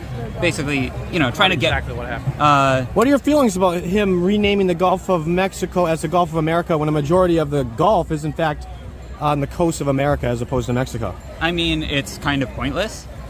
People. Is it pointless? Yeah, people call it the Gulf of Mexico. What's the Don't point you think of it could have a changing the name? positive tourism impact potentially? Tourism has been down heavily. So I don't want to get into a tourism debate. My question help. is, the sign says Yeah. the fascist Trump regime must go. Yeah. And so I'm just curious what makes him a fascist. You pointed out that maybe something about his relationship with the media, he wants to control it, but yeah. Now watch this guy buck. Again, you're calling him a fascist. Yeah, well, what makes him a fascist? One of the core tenets of fascism is creating an enemy, right? And blaming those problems on What's the enemy. that? Oh, yeah, So- the paper gave me, yeah. Who gave you that? The people that gave me the sign. It's a free sign. Oh, someone gave you the sign, and then they gave you the handout. So are you reading it now to see, try to answer the question? Yeah, but I mean... Can I see that? Can you hold that up? I'm just not... I'm just curious. You can have it. I can have it? Yeah, you can have it. Alrighty. So where does he get the These sign? people should not be allowed to vote. All the way He got gatekeeper's house. Okay. Yeah. The gatekeeper gave him the sign with all the talking points. Especially if they're not even gonna pay attention. Yeah, I mean, he clearly had God. no My idea. man seemed like he Oh, was I'm high out as here shit. because he does what he wants. Just does. No, that's not what's The happening. And by first the way, guy didn't even know. That guy right there, the guy that just Yeah. stopped him, he had no fucking idea. no, his Like, buddy tried to come in and save him, but It was on some money shit. They're trying to get high. They're like, listen, I know how it was. I used to donate plasma, okay? Like, just for a sec. It is what let's it get is. a little payday. Like, you just trying to get that $5 to $10 so you can go hit the weed man. Like, I get it. That's what he was trying to do. Get a little money, go get some weed. Like, that's what was happening. And by the way, the other guy who walked up who said, well, Trump's kicking out the Associated Press. The reason why the Associated Press was not allowed in the press room anymore is because they refused to report on the actual fact that the Gulf of Mexico was changed to the Gulf of America. They may not like it, but the fact is it is called the Gulf of America now. Whether countries like it or the press likes it, that is the fact of the matter. And Trump's press secretary and the press corps are not dealing with this people who spew misinformation anymore. It's stupid. So that's why they're out. Leftist media is still allowed in the White House. It just is. And if they want to come back, they can say they were wrong about, and they were spreading this misinformation, and they'll be allowed back in. Simple as that. But I'm just going to clear that up. It's not hard. They won't. It's not. They won't. Didn't Biden have like 20 different news outlets banned from his press? Yeah, and Trump reinstated them, by the way. Not to mention, when Biden was in office, he'd only call on select reporters. Yep. Friendly reporters. Yep. And Biden, we have pictures of him having the notes pre-hand where he knew the question that was going to be asked from that reporter, and then he had a scripted answer to respond. If Trump would have done that, they'd have been yelling fascism, dictator. He's manipulating the press, but it was okay when Biden did it. Oh, They've been and saying that for years anyway. But yeah, oh yeah. But let's not forget that he's even bringing in like independent journalists, people who didn't get a say before. Journalists. Yeah, like it's never been done before. So how is it that he's trying to control the media when he's bringing more people in than any other president has? Right. I don't know which media site it is, but Trump, when he was asking questions the other day, he continuously likes this one particular type reporter, and it's because every time this reporter asks a question, it's not a dictated question; it's a legitimate question for him to answer. Yeah, and that's why he likes it. He doesn't like fighting with these people. I'm sorry. He actually asked the reporter who he was with because he wanted to know. Not to mention this, like Aaron alluded to, this whole narrative that he's trying to, pick and choose who he wants to ask questions. Trump literally sits there like 2, 3, 4 times a day in front of the press in the Oval Office, wherever he may be, will take unscripted questions, no notes, and answers them whether he likes the question. He may get into an argument with the guy who's trying to push fake news or something, but he literally will sit there and listen to it and answer with the best of what he believes he wants to, to answer with. Biden, again, this person from Associated Press, and then he knows the question. She repeats the question. He reads the answer verbatim. Again, this whole narrative is stupid. Donald Trump is not trying to manipulate the press. Get over it. Move on. That's a weird one to go with, though. When to say that bad hill to die on. Everything in the press shits on him and everything he does. Yeah, that's why he's trying contentious. to manipulate the press. He's doing a piss poor job. I just want you to know that. Yeah. Now, does he like to be praised? Of course, who doesn't? But at the same time, he's not going to sit there and take your lying BS when it's provable lies. I mean, find people on both sides, folks. Well, if you listen to the whole clip, he didn't actually say. He said he wasn't talking about the Nazis and the white supremacists. But they don't live it out. They don't tell you that part. Sucker's illusion. You start all these things that they've said about him have been lies over the years. He's going to push back on it because he's not a coward. Yeah. Simple as that. But here's another example of a protester who clearly had his talking points given to him because he didn't even know the meaning of the word that he has on his sign. And what brings you out here today? What doesn't?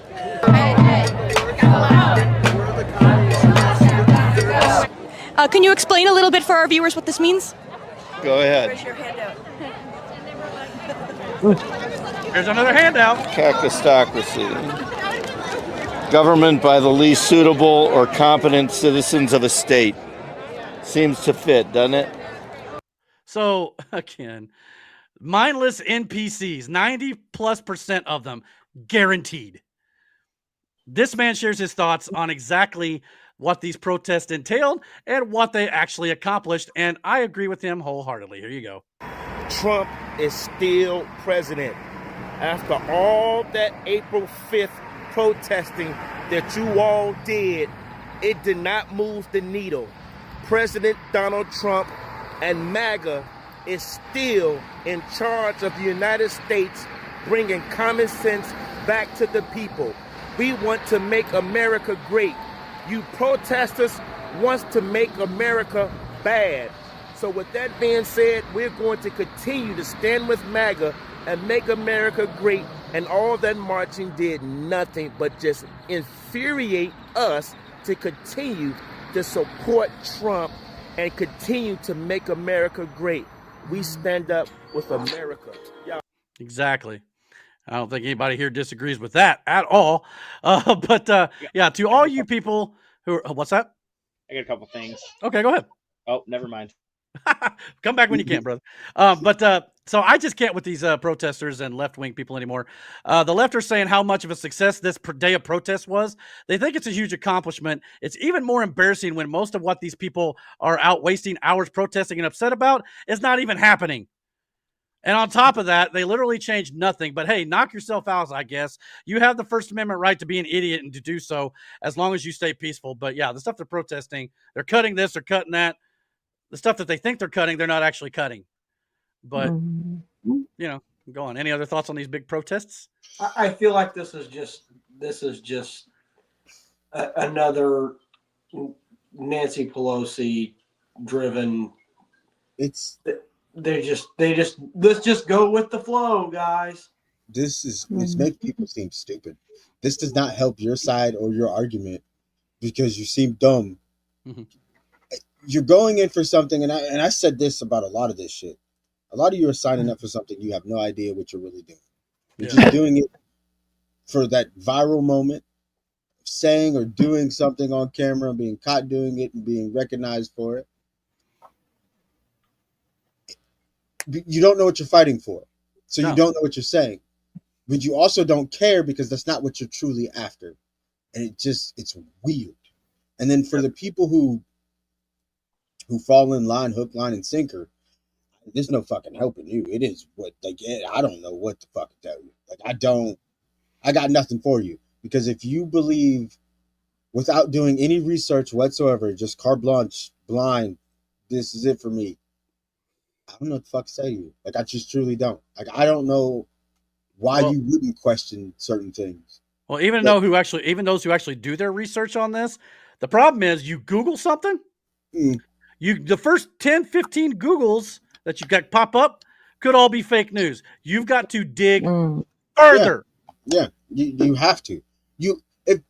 First of all, there's never a thing that's just a one-sided thing. There's always another side to it. But so I don't understand how you could just go carte blanche for this narrative without looking into it. I would always want to hear the other side of the argument. I don't want to be in a literal echo chamber. I want to hear the other side. I want to see, because me as an individual, like a person, like I have different views, takes, you know what I mean? Like, so why wouldn't you want to hear those different views or takes? Because you may find out that like you align a lot with one side more than the other, but you blindly followed this one. Yeah. I don't understand that part. I mean, take And you notes look from dumb, Bill Maher man. and Donald Trump. Bill Maher and Donald Trump at least had a dinner, which we're going to talk about at the end of the show. They at least came together and actually had a conversation, you know, which is something that just this country does need to come back and do more of. Unfortunately, some of these people you can't talk to because all they'll do is shout nonsense, curse words at you, or, you know, you don't agree with me. You MAGA, you fascist racist, you know, stuff like that. You know, if that stuff can stop, maybe we could come together, but that's not changing anytime soon, unfortunately. So moving on a little bit, though. Remember Tim Stolenbauer-Walls, the vice presidential candidate? Real quick. Oh, yeah, go ahead. Yes. RFK had a meeting today it wasn't the FDA, but it might have been the FDA. He basically told them that they have been working for evil, doing evil things. And I think a lot of things are going to change with the people that can't think for themselves. A lot of it's got to do with they're being toxic. Actually, you know, their bodies are toxic. So maybe they'll have no choice but to detox. Yeah. I don't know, but the more and more we learn about there's no hope for them.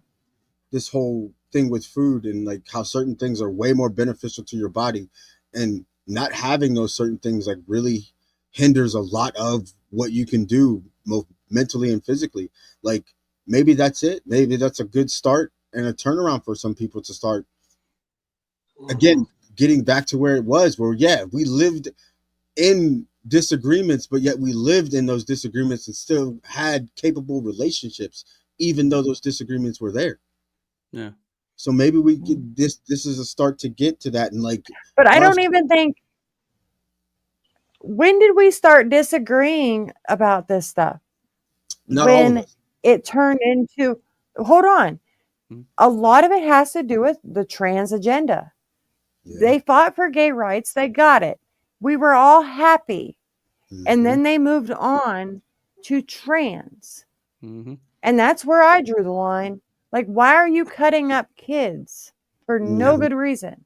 The ones that have already gone through it, I'm sorry, you're stuck.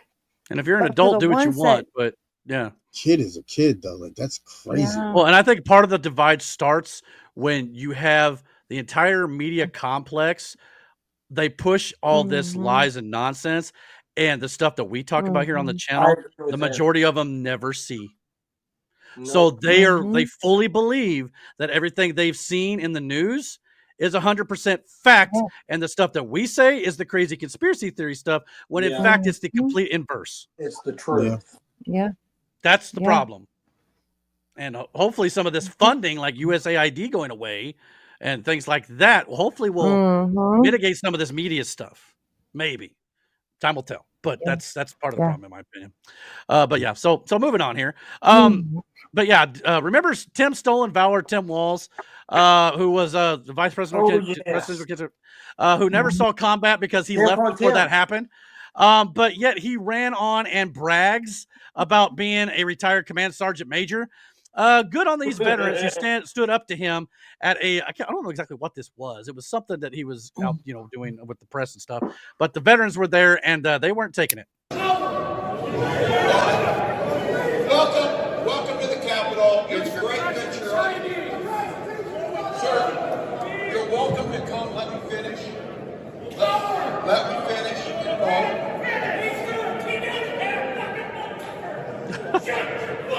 Wow. There's some passion in the building. There's some passion in the building he tried to cover it up on. But yeah, good on these veterans here off to the right, especially calling him coward if you couldn't hear what he has to say there. So good on them for standing up, because obviously these guys went through it, and Tim Walz just wants to say he went through it, did not. So I'm so glad that this guy did not become our vice president. But yeah, just I hope Tim Walz runs for president. Good. Yeah, that we'll see how that goes. But it's not off to a great start if this is the case. But anyway, I hope so.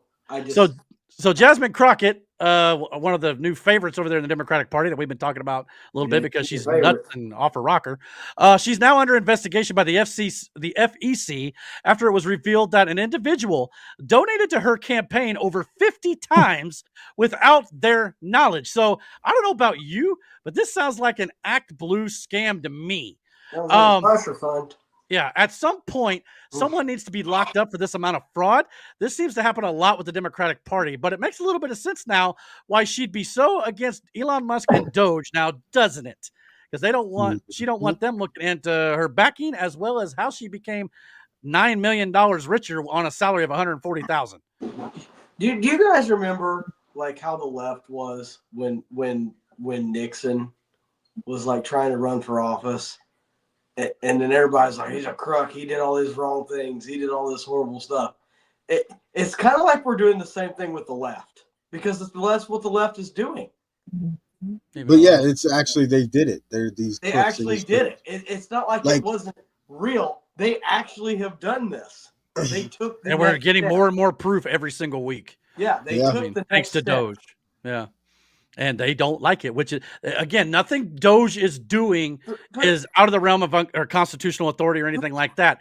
What they're doing is exposing these people, and these people don't like it. That's the only reason they're up in arms about it at all. But I thought Elon and smart cars were good. They were at one point. Change? Yeah. Well, it's always funny that that's what it is. It's always funny that at one point, they're you're the internet's darling. You're everything that's right about the world. But then you go, I don't like what you guys are doing. Now you're the worst person to exist. How did you get this position? Well, didn't you say he's one of the smartest men in the world? Yeah, you're a Nazi. He did it, Sig Heil. No, he did not.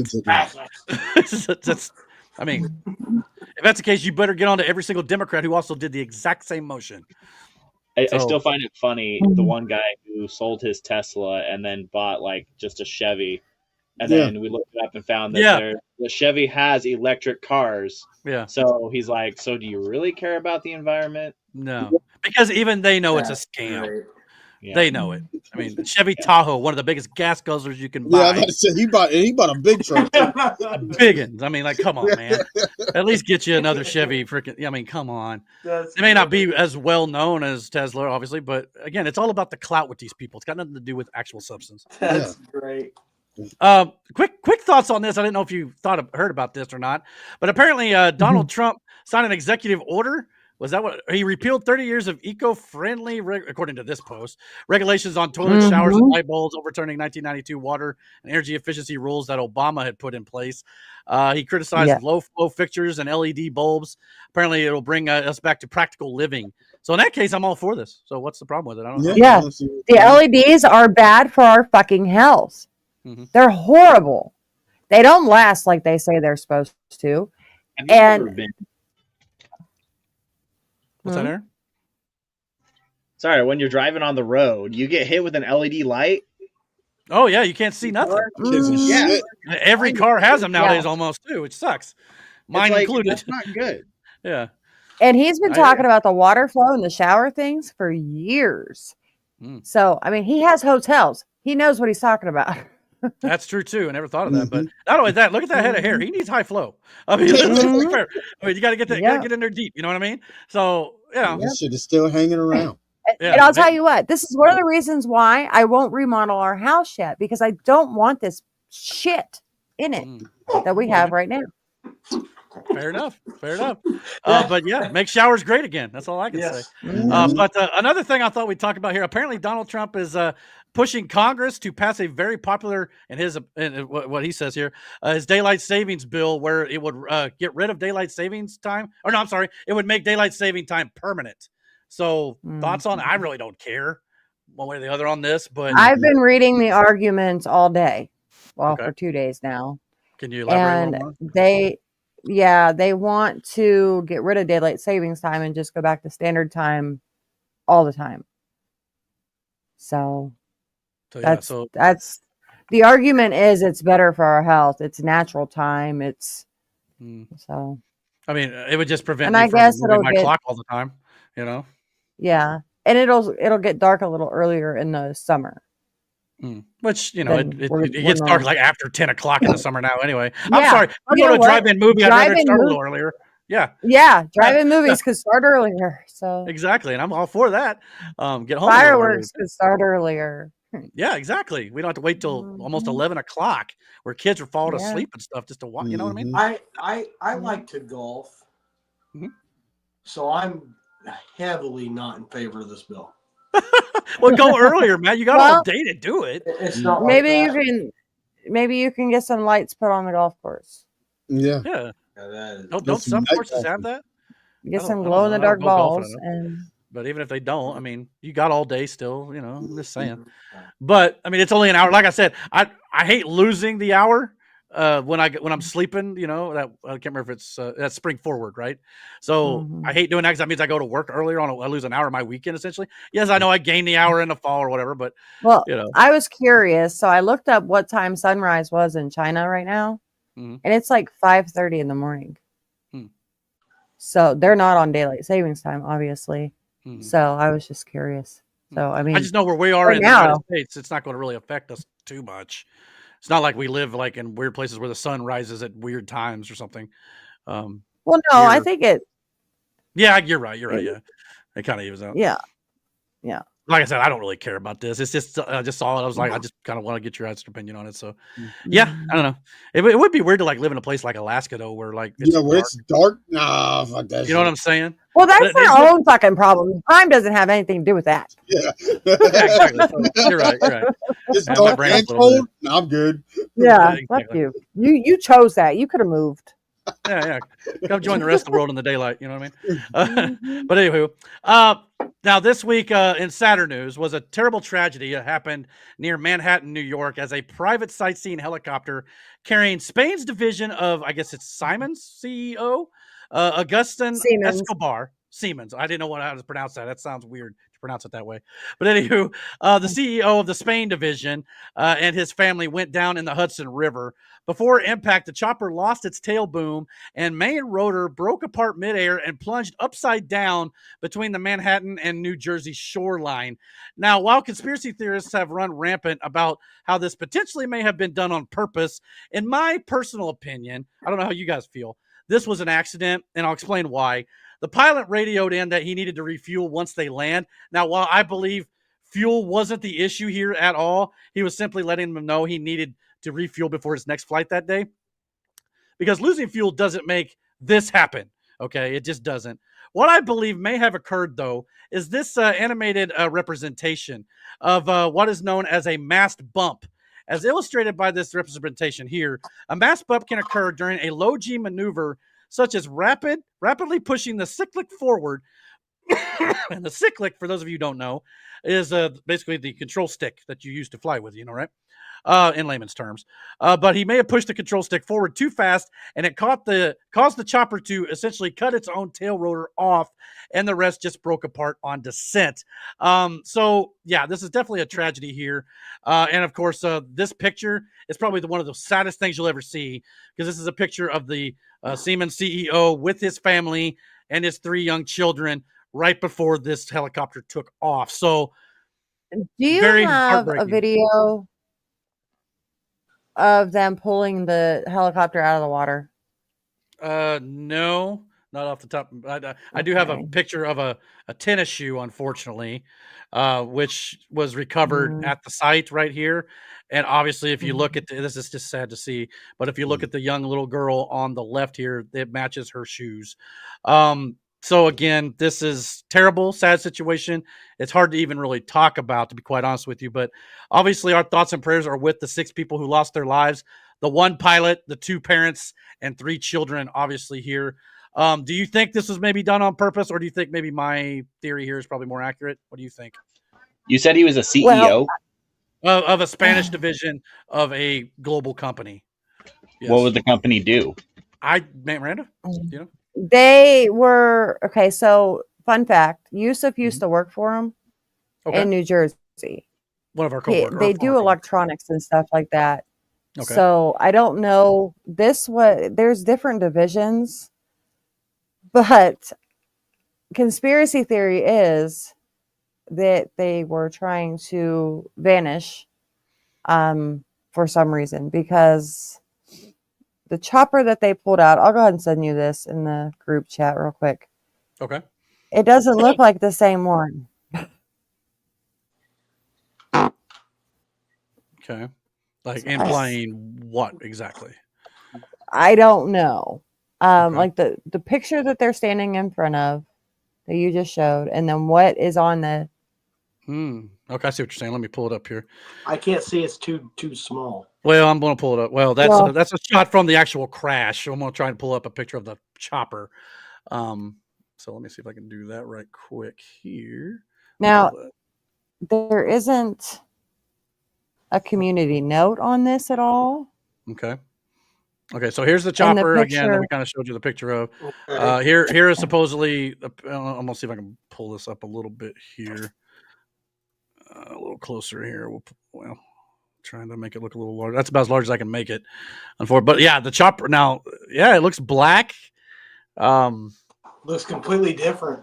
Look at the yellow buoys on the side of this, or whatever. I don't know what you call those. There are yellow buoys on it. Well, the yellow buoys are what they use to help bring it to the top of the water. Oh, so they put them on. Okay. So yeah, I mean, you'd have to see the tail number, but yeah, that chopper there is. I'm assuming this is the same crash. I mean, somebody could as easily put this picture and said here's the chopper that they're pulling out of the water and it's fake. You never know. Yeah, but that's just to play devil's advocate. But yeah, I mean, but at the bottom here, the chopper does look black. Now there's obviously a lot of white in it too. Does that look like the chopper? Like no, the top that's of it's not the chopper. Yeah, it doesn't look like the top same of it one. looks like it's a window above the window. Yeah. So I don't know. It definitely is. So yeah, I don't know what it was. Yeah, it might not be. Right. Who knows? That's why I was wondering if you had any other. No, I hadn't seen anything like that. But I mean, you never know. I mean, like you said, some of this stuff, maybe they disappeared, like you said, they were trying to do, and this is a different chopper to make it look like they're gone. I mean, I don't know. I know that's kind of movie type stuff that you would see in the movies. And if that's the case, hopefully they all are still alive. But who knows? Yeah, and the pilot was a Navy SEAL. So yeah, that's true too. Yeah. He's probably would probably know better than to maybe do. Not saying mechanical failures don't happen or medical issue maybe caused him to lean against the stick. There's a lot of different things that could have happened. But yeah, that's some good little journalism and digging there for sure, no doubt about it. But of course, this whole thing, kind of getting back to what we were talking about here, the media never wanted to pass up exploiting a tragedy, though. Use this opportunity to point out all the cuts to air traffic controllers and DEI hires in our aviation system to attack, of course, Donald Trump. However, as a matter of fact, according to the National Transportation Safety Board, plane and helicopter accidents are actually down so far under the new Trump administration compared to the last many years, according to this chart here, as you can see from the NTSB. It only appears like it's going up because the news is choosing to talk about every single one that they see nowadays. Although the actual numbers are actually going down, the news isn't going to show you these numbers because it doesn't suit their fear-mongering Trump's firing all the air traffic controllers agenda. When in fact, if he is firing DEI hires in air traffic controlling and pilots for that matter, it appears to be working based on these numbers. If you look at the top here that's highlighted, 75 in January collisions or accidents, 94 in February, 87 in March. If you look below, for the most part, they're under or at least on par with previous years over the last 2 decades almost. And the numbers even go back even further if you look at the website. So again, this narrative of, everybody's just crashing into everybody, it's actually happening less, according to this. Yeah, and it's really the women that are fucking doing it the most. So thank you, Miranda, for saying that. Well, she's the only one who's probably qualified no problem. on this channel to do it. I know. So yeah, let her do it. Like, just fucking stick to stewardess because they can't fly planes. Yeah. And yeah, there's a lot of people who feel like that women should not be in certain places. Obviously, are all these hires? This is all It was to dumb us down. Even your employer did it. Yeah, I know. Yeah, it's unfortunately it's. And I've heard they're getting rid of them now. So.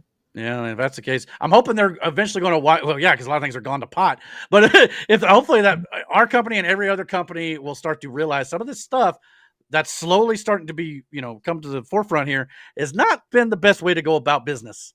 It's happening in movie studios, as we talked about, obviously ad nauseum at times here, and many other companies throughout the world. So hopefully we're getting back to some common sense. And this right here is just another example. Like, look at that, 87 in March, but hundreds. Okay, 78, 2020. That seems like a lot. But 2020 was COVID. That was COVID. Yeah, 100. 87 in March, 94. But yet most of these are on par in the mid 90s or even higher back before 2012. 75 in January, lower, on par, lower. Look at that. Jesus. So these numbers prove, and this comes from the National. Hey, I was on a plane in one of these years. Yeah. Well, you're actually probably better off to do it now than ever before. This is why I don't fly anywhere. It's also why you should stop listening to the media. It was like 100. What was it? 2013? No, well, here again. Yeah. But again, you look at this though. Understand how many planes and helicopters are in the air at any given time. Yeah, I mean, every day, let alone per month. Okay, this is a small fraction. Okay, so again, nobody panic. You know what I'm saying? Doesn't necessarily mean a plane's going to fall on your house or anything like that. Well, listen, real quick. I've got another video to send you. I'll tell you about it real quick though. Okay. It is a general talking about. Yeah, I was going to play it, but I didn't do it for time. But if you want to play it, we can do it. You can send it to me. Is it the about Space Force? Yeah. Yeah. Go ahead, send it to me if you want to play it real quick. That I am so excited about that because I've been hearing about this shit for years. That'd be fucking dope. I mean, I was going to show it, but I thought maybe we go too long. But if you guys are willing to go through it, let's go for it. I mean, just send it to me and I'll pull it up. Exciting stuff, and people need to get excited about the future because Trump isn't here to fucking hurt you. Yeah, exactly. So let's go ahead and play it. I'll add it to the list I got here. Just give me a hot second. I agree with Miranda's frustration. Well, it's just, again, and this is going to tie in a little bit to the big, beautiful bill, which we're going to talk about a little bit later too, which is about, cutting regulation as well. So this will be one of those things that'll be like, all right, the big, beautiful bill will help things like this also be advanced. So this is kind of relevant to where we're going. So did Trump name it the big, beautiful bill? I think it's kind of been dubbed that. I don't think he named it that per se. Okay. If he did, then that sounds like the Trumpiest thing he's ever done. Yeah. Well, let's listen to this here. This is let me read the description here. This is Space Force Stephen L. Quast, United States Air Force General, says that we have tech today that can take you from anywhere on Earth to anywhere else on the planet within an hour, but it's not been utilized yet. Listen to this. The seed corn of all development, all growth, all survival, energy. So energy, transportation, information, and manufacturing, these are the things that change humanity, that will change world power, and they are descending upon us in ways that are very unique. The technology is on the engineering benches today, but most Americans and most in Congress have not had time to really look deeply at what's going on here. But I've had the benefit of 33 years of studying and becoming friends with these engineers and these scientists. This technology can be built today with technology that is not developmental to deliver any human being from any place on planet Earth to any other place in less than an hour. To deliver Wi-Fi from space where you never need a cell tower to connect. To deliver energy from space where you never have to plug your phone in and it trickle charges and you can use that energy over time. It can be applied to cars, to houses. The technology of Edison and Tesla that we live with in our energy environment, our paradigm today, is expensive, it's dangerous, and it's wasteful. Plug it into the wall, but yet that's what we all do because we are used to paradigms. Yeah. The power of space will change world power forever. And it doesn't have to be a big country to do it. It can be a small island country, let's say New Zealand. Because the technology, if optimized, can change world power, and there's nothing you can do if you don't have that power. The nature of power. You either have it And your values rule, or you do not have it, and you must submit. We see that play out again and again in history, and it's playing out now. But we get trapped. So wouldn't you want that? Wouldn't you want to be on the cutting edge of that? Wouldn't you want to be the first one to develop these new technologies and things that we can use? Because if you're not, as he eloquently put it, you're going to fall behind and you're going to be forced to live under the ones who do have that power. History has shown that over and over again. Last week, Japan having technology that's years ahead of us. Mm-hmm. And like, what are they hiding from us? Why are they hiding it? Yeah. Just to keep us in control. Mm-hmm. And again, who would not like the ability to? Now, I don't know if they're talking like transporters or or just rockets or what they're talking about, but who would not be like? I got family who lives 9 hours away by car. Yeah. Mm-hmm. Who would not like to be able to travel much faster if it's like a transport where you can just walk in? Now, I would not want to be the first one to try it. Not it. I don't even want to be the 10th person to try it. No, it's got to be thoroughly vetted. And I can see someone do it before me. Let me go as like the 1,000th teleporter. Like, look, I would be okay with the fucking supersonic trains for now. Yeah. So, but I mean, yeah, obviously, how many things have we seen like from Star Trek? We've now got today. The telecommunicators are now cell phones. You know, starships. You think the first freaking starship that's going to Mars or whatever's not going to be called the Enterprise? You're off your rocker. It's going to happen. I hope it looks like the. You know what I wish they would remake? The Jetsons. Oh, the Jetsons. Yeah. What would they? You guys remember in Back to the Future? That microwave they had, like they made that Domino's pizza that was a pill, and they put it in the microwave and they turned it on. It came out a big ass pizza. That'd be cool. Talk about saving space. Yeah, add a little water. Hey, you know what I mean? I'll just say it now. I heard about the free energy a long time ago, and I heard about replicators a long time ago. Yeah, replicators. Yeah, which you think about replicators in the small sense, 3D printers. That's what they are. Yeah. Yeah. So going back to the Space Force video, it makes you think. Again, if we have that technology now, as Miranda put it, you got to ask yourself, why did they not already develop it? Mm-hmm. What are they holding back from us? Why? Mm-hmm. Is it just too much regulation, or is it like Miranda? You know, like it's those families that Aaron and I were talking about. You know, the big oil and the big everything. Mm-hmm. Because they got money. Big they got pharma. They have stakes. to have their control. They're evil. They're just. Yeah, they got to keep you subjugated. Yep. You know, that's how they control you, and that's how they live off their high horse. I mean, I think Democrats and Republicans, voters, or people in this country should both be able to agree with that. We're all against, I think, big, pharma, big tech, all this stuff. I think we're all against evil corporations and billionaires. Now, that's not to say that they're all that way. You were talking to me about this when we were talking about the space launches, where I mean, Elon's had what 500 successful space launches, and 3 of them were bad. I mean, that's it's like when they talk about Trump. Well, Trump has had 6 bankruptcies. He's a terrible businessman. You realize he's had 500 freaking companies. So the win-loss ratio there, that means he's had 494 successful ones, you morons. I'm just saying, I mean, the first one to like rescue a fucking we sent astronauts to the rocket, like he landed it. Yeah, he's landed it successfully. Now he's had some blow up on other things, but not the booster. The booster's been coming back perfectly every time. Trump was elected in November. They sent the astronauts up in 2 months after that. It was after he got inaugurated. March. It wasn't even that long. I mean, Elon had 3 months to prepare that, and probably. And it went pretty smoothly. And remember, for all you people who like to make fun of Elon Musk and his rockets exploding, in order to get to a point where you're perfect every single time a booster comes down and lands, you have to fail to learn from those mistakes. Oh, sure. Yeah. That's all that is. So eventually, hopefully, he'll get to a point where it'll all work. You don't want to like be on a rocket and with the 50-50 shot, it's going to work. You want to make sure. It's like when you get on a plane, you don't want the wings to fall off. Yeah, you know how many planes failed before they nailed it? You know how many cars you had to get right before Like I this agree just with doesn't manifest out of nowhere. You know, like I agree with what Miranda said, though. I mean, this is what the future's like, and it's either you shit or you get off the pot. Dude, exactly. I mean, because be around it's coming, whether people like it or not. I said this.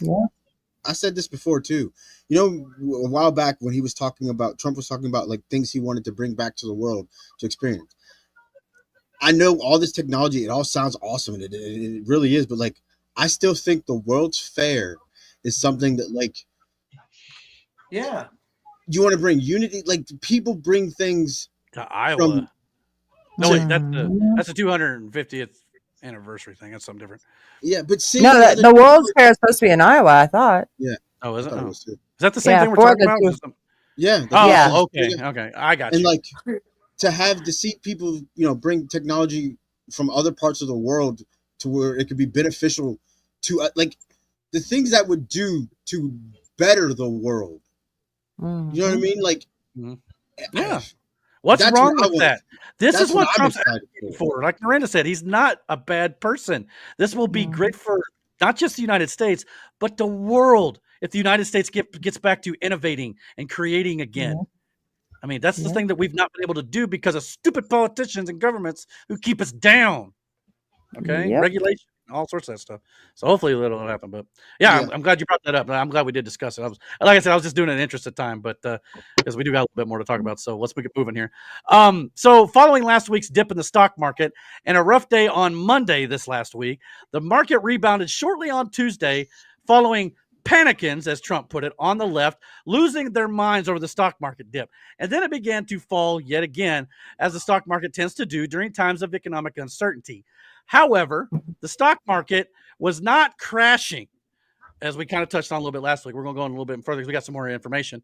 It was correcting, as we showed last week, but I believe it's worth reiterating before we get to this week's updates on the matter.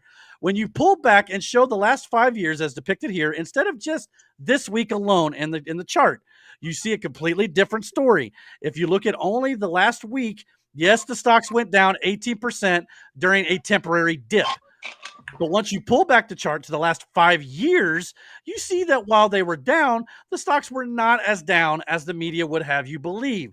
And the same leftist media who screamed from the heavens earlier this week are the same ones who were silent during that giant ignore section under Joe Biden's presidency when our economy was far worse due to his awful policies. It wasn't COVID. If you notice here, they was already going up before 2020 and even in 2021, but a year after Joe Biden came in, that's when everything dropped because of his crappy policies. So don't give me we're in recovery for COVID either. Don't say that to me. But as always, as they say, it's just different when Democrats We've do been it. in recovery for COVID 2 years ago. Yeah, well, now. I don't want to hear the recovery from COVID. Oh, we would have been recovered from it faster had Trump stayed in office. We would have been in a lot better shape than what we are now. Yeah, exactly. Aaron looked like he might have something to say, but he didn't. Okay, he didn't have anything important to say. I realized my mic was on, and I was like, crap, better turn that off. You're fine.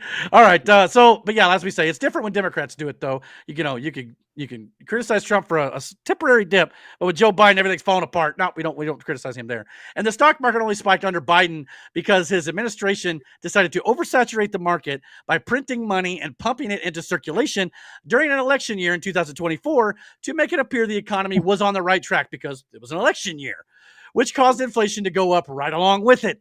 All that does is it makes the stock market appear like the economy is good when it is in fact far from it. But I digress here. But back to this real quick. As for the stock market this week, it was the same level as May 2024, 11 months ago, under Joe Biden's presidency. It was still net up 80% over the last 2 years and up 96% over the last 5 years overall. So, but even if it was crashing, the stock market has crashed before and we've survived every single time. Here's a nice little graph here, a nice little chart that shows you in 2020, the stock market crashed 34% during COVID.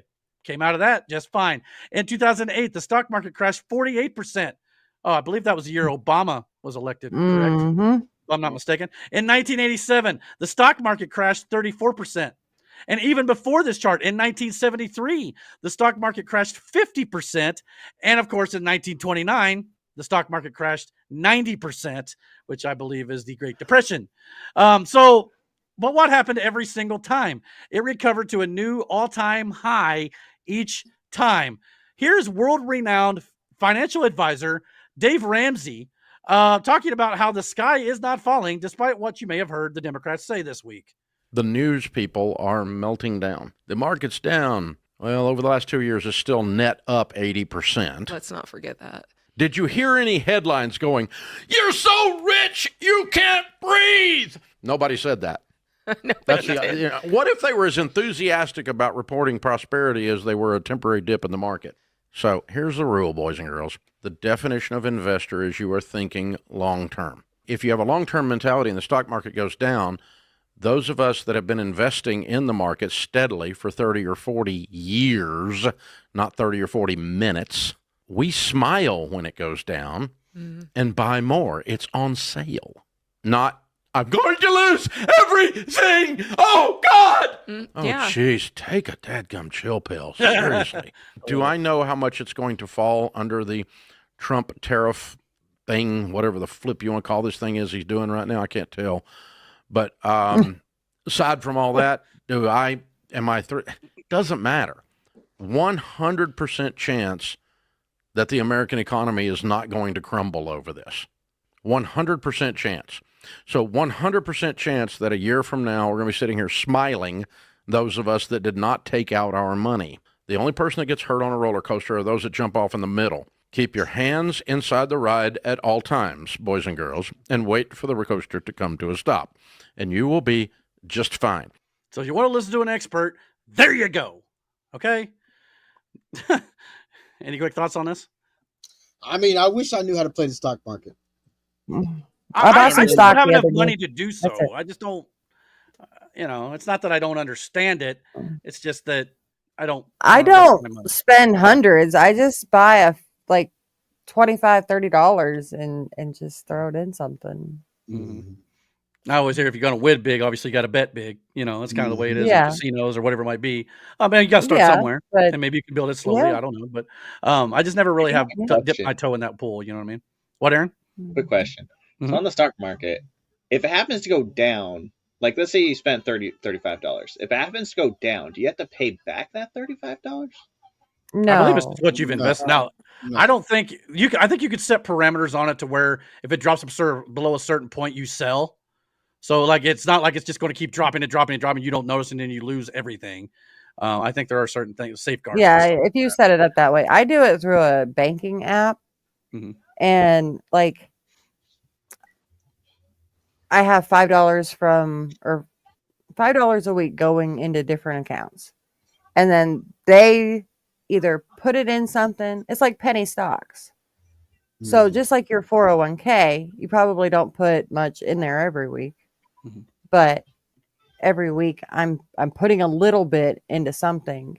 Right. And like I bought some of Trump's stock for True Social, and it went up, and then it crashed. But I'm still holding. Like I don't lose my shares. I lose what they were worth. Right. Yeah. The money's you've already put in, so yeah, it's kind of. If I bought them for $1 a share and then went up to $5 a share, and then it dropped back down to $2 a share, I'm not losing any shares. I'm just losing what it's worth. Yeah, the overall. Okay, that makes sense. Yeah. So, but as I've always said, the stock market always fluctuates, and it is only one metric by which we measure the economy. Obviously, under Joe Biden, we hit an all-time high in the stock market. As I said earlier, is because he was pumping money into the economy, which basically fooled the market, so to speak. And of course, they were all happy about when Joe Biden, highest ever. But Trump, it's terrible no matter what, even if it goes up. But Trump is living up to his promises to bring costs down for the American people. Just like with the stock market, when you do your homework, instead of just listening to talking heads in the mainstream media, you're going to see results like this. This is a Trueflation. They are showing that right now, inflation, another metric which we measure the economy, is down to 1.22%, which is essentially no inflation at all, according to them. And of course, Donald Trump's always said how you don't want 0% inflation. You want a little bit of inflation, but not perfectly zero, because then it becomes a negative. Now, Drewflation says that. However, this week, the official Consumer Price Index inflation numbers came out from March, and it's officially down to 2.4%, which is a 4-year low and the lowest since March of 2021 under Biden, and lower than the expected 2.5% that was predicted.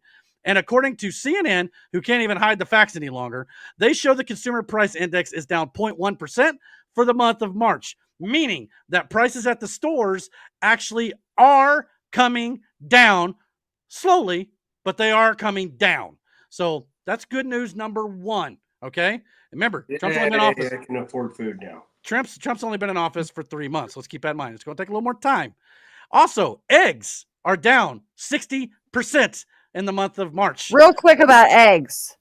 Yeah. Bloomington sucks, and I think they're price gouging. Walmart was over $8 for eggs. You can come out here and get them for $1.99. And I think some of that's got to do That's with, why we shop in Linton. Well, I think some of that's just in standard. I think it's because the bigger towns do. It's like gas prices. Sometimes prices are higher in bigger cities. I don't know why that has to be a thing. But the egg price at Walmart is not right. Yeah, I don't know. They need to catch up to the times here. Right. But this dramatic price drop in March, it's as if when you don't slaughter millions of chickens for the bird flu, there's more supply to meet demand. I know that's a novel concept to a lot of people, but it shouldn't be. Which, by the way, that makes me wonder whether or not Biden killed all those chickens, not because of the bird flu, but to maybe create a problem for the Democrats to pin on Donald Trump. Do not put that past them, by the way.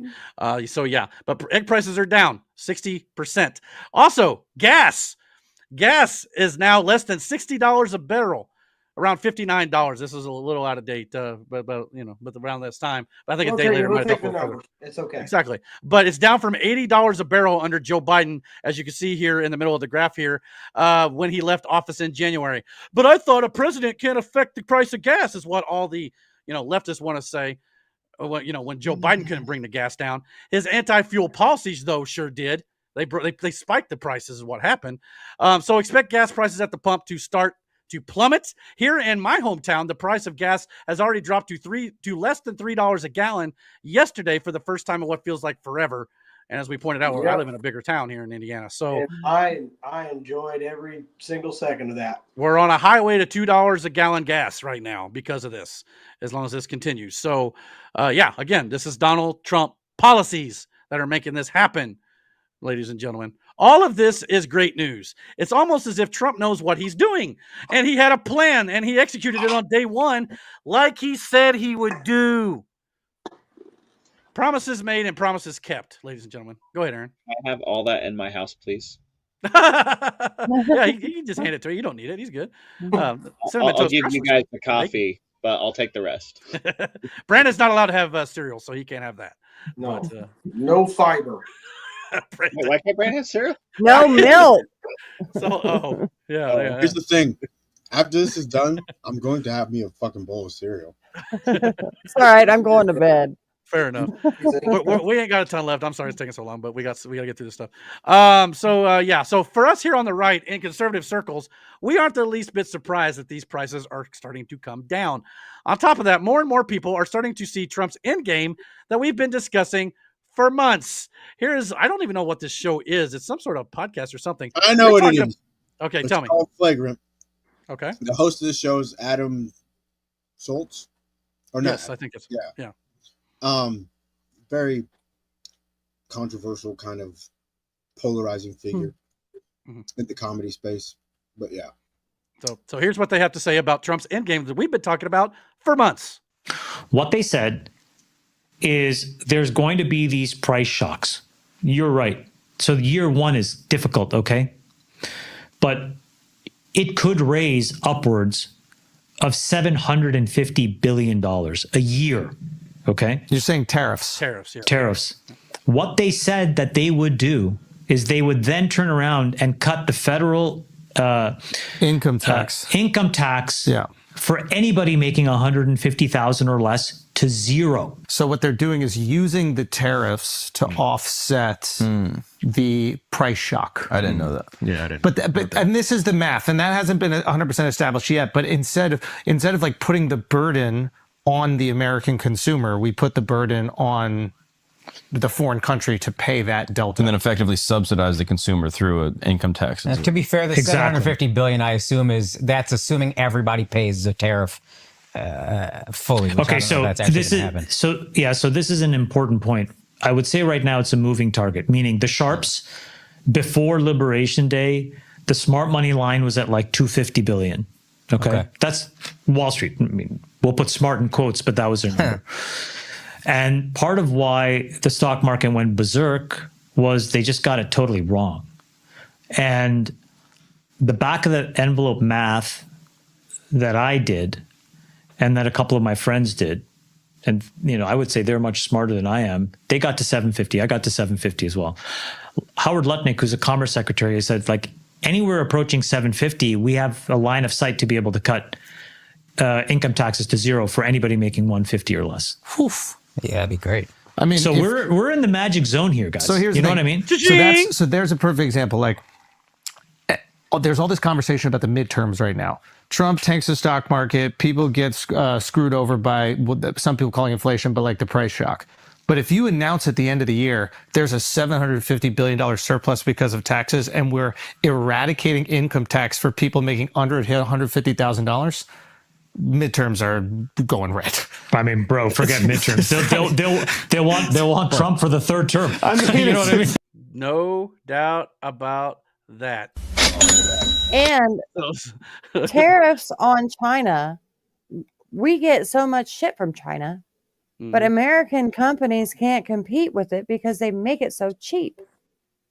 Yeah. So if they're paying to ship it into our country, it's not cheap for them no more. It gives American companies a chance to compete. Exactly. It brings investors back to America too, Miranda. Yeah, yes, that too. Yeah, that's all involved. Yeah. The companies, Trump wants the companies to come back to America. And let me tell you something, if he keeps going the way he's going to, they're going to come back. Exactly. Oh, they're already starting to. So, they're already starting to. And now, while I don't think he'll run for a third term, I think he's mostly trolling leftists who freak out over the fake Hitler dictator stuff. Let's keep that in mind. As we've discussed already, unless they change the constitutional amendment to make it legal, I don't believe I'd be down for that personally. But I think it's a moot point. You got to understand, Trump loves to troll people who freak out over something that he didn't even start, by the way. I believe it was Steve Bannon who started the third term stuff. Okay, let's be fair here. Let's call a spade a spade. However, if he abolishes the federal income tax, at least for 150,000 or less, the IRS or the Federal Reserve, heck, I'll want him on Mount Rushmore, though. I already want him on Mount Rushmore. Yeah, because that will help the American people like you cannot imagine. And by the way Mount Rushmore currently stands, Trump's hair has already started, so you can definitely. Oh yeah, there's a spot there. That's awesome. I didn't ever notice that. Right. I mean, it fits like a glove. I mean, he can even face the other way if you want to get that coif to kind of hang off a little bit there. You know what I'm saying? So yeah, this is great. So thoughts on all this so far while I switch over? Yeah, can I make that my background? I can send it to you if you want it bad enough. Send that to me so I can make that my background. Jump on the. Yeah, can you send it to me? Well, I won't do it right now, but I'll do it after later on. Yeah, I can do it for you later if you want. So, Just all right. So go ahead, Aaron. Quick little side thing. So I noticed that Miranda's background is red, and then Brandon's is blue, and then Eric, you've got white walls. So I thought that was cool. That's awesome. I'm wearing all three on my head. So yeah, there you go. American baby. Yeah, Matt's kind of the outlier because that's yellow. So thanks, buddy. He just needs to paint his walls. That's all right. Yellow is a cute color. So yeah, he's got white trim and white ceilings. So yeah. Oh, But all this panic in the market caused Donald Trump to post this on Truth Social as China retaliated and raised tariffs to 34%. Trump then responded to 104%, and China once again raised it to 84%. And in response to that, some even said that Donald Trump should raise the tariffs to 400%. Kevin O'Leary went on CNN and said that, and I thought that was kind of. I mean, I understand where he's coming from. I think it'd be funny. Yeah, I'll skip that video for the interest of time. But Kevin O'Leary said that as well. So Trump ended up, however, with the big news of the week when it broke on Wednesday. Trump announced another increase of tariffs on China to 125%, coupled with a 90-day pause on reciprocal tariffs during this period for the other 75 countries who did not retaliate and are coming to the table to negotiate fairer deals while keeping a 10% across the board tariff in place. Now, this set the stock market soaring. Third biggest day in history, gaining $5 trillion. Stocks were up all over the place. The kicker here, my personal favorite, was Tesla. Stocks were up 23% by the end of the day. It shows 13.49% here because the picture was taken early on Wednesday, but by the end of the day, it was 23%. That made me smile, especially after everything that Elon Musk has had to put up with since this whole administration started. But yeah, on top of that, the Dow Jones jumped up 3,000 points in a matter of minutes, up 8% on the day. NASDAQ up 9% in one day's time. And despite what they'd have you believe on the left, it wasn't because Trump lifted tariffs. The media and Democrats tried to say, but Trump blinked, he caved. That's why the stock market rebounded. Are liberals really trying to act like slapping 125% tariff on China is caving? Trump, insider trading is my favorite one. Well, we're going to get to that in a second, too. Trump whipped it out and slapped it across President Xi's face and dared him to do something about it. That's what happened with the 125%. That is not what caving looks like, ladies and gentlemen. And on top of all of that, and the 125% tariff on China, again, he only paused the tariffs. He didn't lift them on the countries who didn't retaliate and are willing to negotiate. And on those countries, he kept the 10% tariff in place while negotiating in the next 90 days as a show of good faith. That's wild. The countries, even those not negotiating, are still paying their reciprocal tariffs separately of all this. In many cases, they're paying 10% across the board too. So we're talking hundreds of countries now still paying tariffs at 10%. Trump didn't lift anything. Tariffs are still in place, even at only 10%. It's still far more than many thought could be implemented weeks ago, and far more than these countries have been paying us at all in the past. And to be honest, that may be all we need. That could have been Trump's plan all along. As a country, we're bringing in more money from foreign countries now than we have in decades. But so where is Trump caving? You panicking. Where is he caving? Any thoughts on that? Listen, man, as long as eventually we're going to see the repercussions of this. People are going to change their tune right quick. Yeah. If it happens by the end of the year or going into next year. Yeah. Good. But at the end of the day on Wednesday, the stock market is not in the dire situation that the news and Democrats would have you believe. And now that those of you who follow the stock market, the media lied to you because they were all in a panic. Now, why would you listen to them ever again about this stuff? Or anything for that matter. This economic realignment and trade policy absolutely needs to happen and should have happened decades ago, but Trump is the only one with the balls to stay the course, stand in the face of scrutiny, and get this done. Thoughts on the panic from this week? It's all bullshit. It's the same thing as the protest. Yeah. We've needed this for a long time. That is just people who wanted to say the stock market's dropping. See, Trump is bad. Wednesday showed them wrong. Right? It's already basically back to where it was. Watching the local journalist on Facebook incite panic was just hilarious to me. Oh, I don't even follow the Bloomington page anymore. It's great. I made the mistake of getting the Bloomington Reddit. Oh. And also the Indiana Reddit in general. Mm-hmm. Oh my God. Don't do that. Reddit's a bad place sometimes anyway. The amount of my gosh. I'll have to show you sometime. It's good, isn't it, Brandon? Oh, it's fun for a laugh, I'm sure. But it is. I'll get my chuckles in. Outside of that, it's just a cesspool. You think Twitter and X or any of these other social media accounts or sites are bad? Reddit's a whole new ballgame. Yeah, but it's kind of back to AOL chat days. Yeah, a lot of it, Yeah. like, a lot of the comment section is a lot like that. This is why this stuff on some of these sites don't faze me for sure. But yeah, but of course, Democrats had to say, why did Trump have to be so chaotic with this though? Why did it have to be so chaotic? Trump has no idea what he's doing. He has no plan. Don't you see? By doing this way, the goal was to bring as many countries to the table as fast as possible. If Trump would have said, we're going to slap 70% tariffs on these countries for 5 days only, and then we'll take them off if you decide to come and negotiate. How many countries do you think would have come and negotiate and come to the table? None. Not many, right? Maybe some, but not 75. I say none. Maybe none. They would have likely, to match credit, weathered the 5-day storm and then expected Trump to back off and cave. Yep. And bend the knee like Biden and so many other presidents have done. Trump had to show he was serious and still is. Yeah. And now, after 75 countries are willing to negotiate, Trump has backed off temporarily. Yeah, temporarily. If those negotiations don't go down, you think he ain't going to raise them back up? Yeah, he made that known, though. He said, yeah, exactly. He didn't cave. He wasn't, or he hasn't blinked. He's being flexible. As usually needed in negotiations, right? Flexibility. Contrary to popular... man is a businessman. Yeah.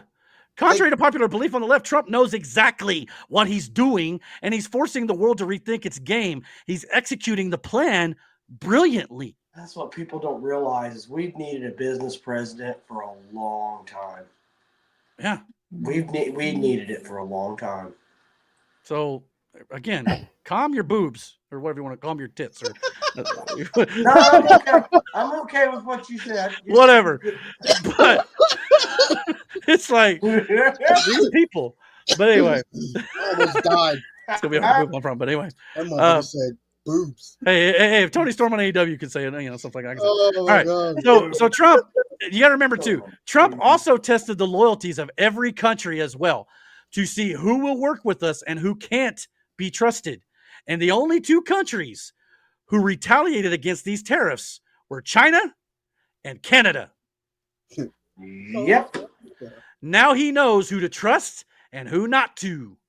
And I guess after all that, on Friday, China announced that they were raising their tariffs once again to match the U.S. at 125% in defiance of Trump once again. And China said this will be the last time they raise their tariffs, stating it's as far as they're willing to go. Time will tell what happens with China and how Trump chooses to respond, but that's where we stand at the moment. But Democrats are now mad. We're finally playing hardball with China, one of our worst enemies and economically strategic adversaries. Soon, Democrats will be putting the Chinese flags in their social media profiles. And in fact, it's already started to happen in some cases. First, it was Ukraine, then Palestine, now China. I'm starting to get the feeling these leftist Democrats don't really like the United States much. No. Just saying. Can you guys believe the panel here? Why would you? Because it's Trump doing it. Again, can you guys believe that we are now in a place in this country where Americans are siding with our enemies, all because their hatred for one man supersedes all form of logic and reasoning? But then they want to accuse Trump of siding with Vladimir Putin. But these people, don't they realize that Putin and Russia are allies with China?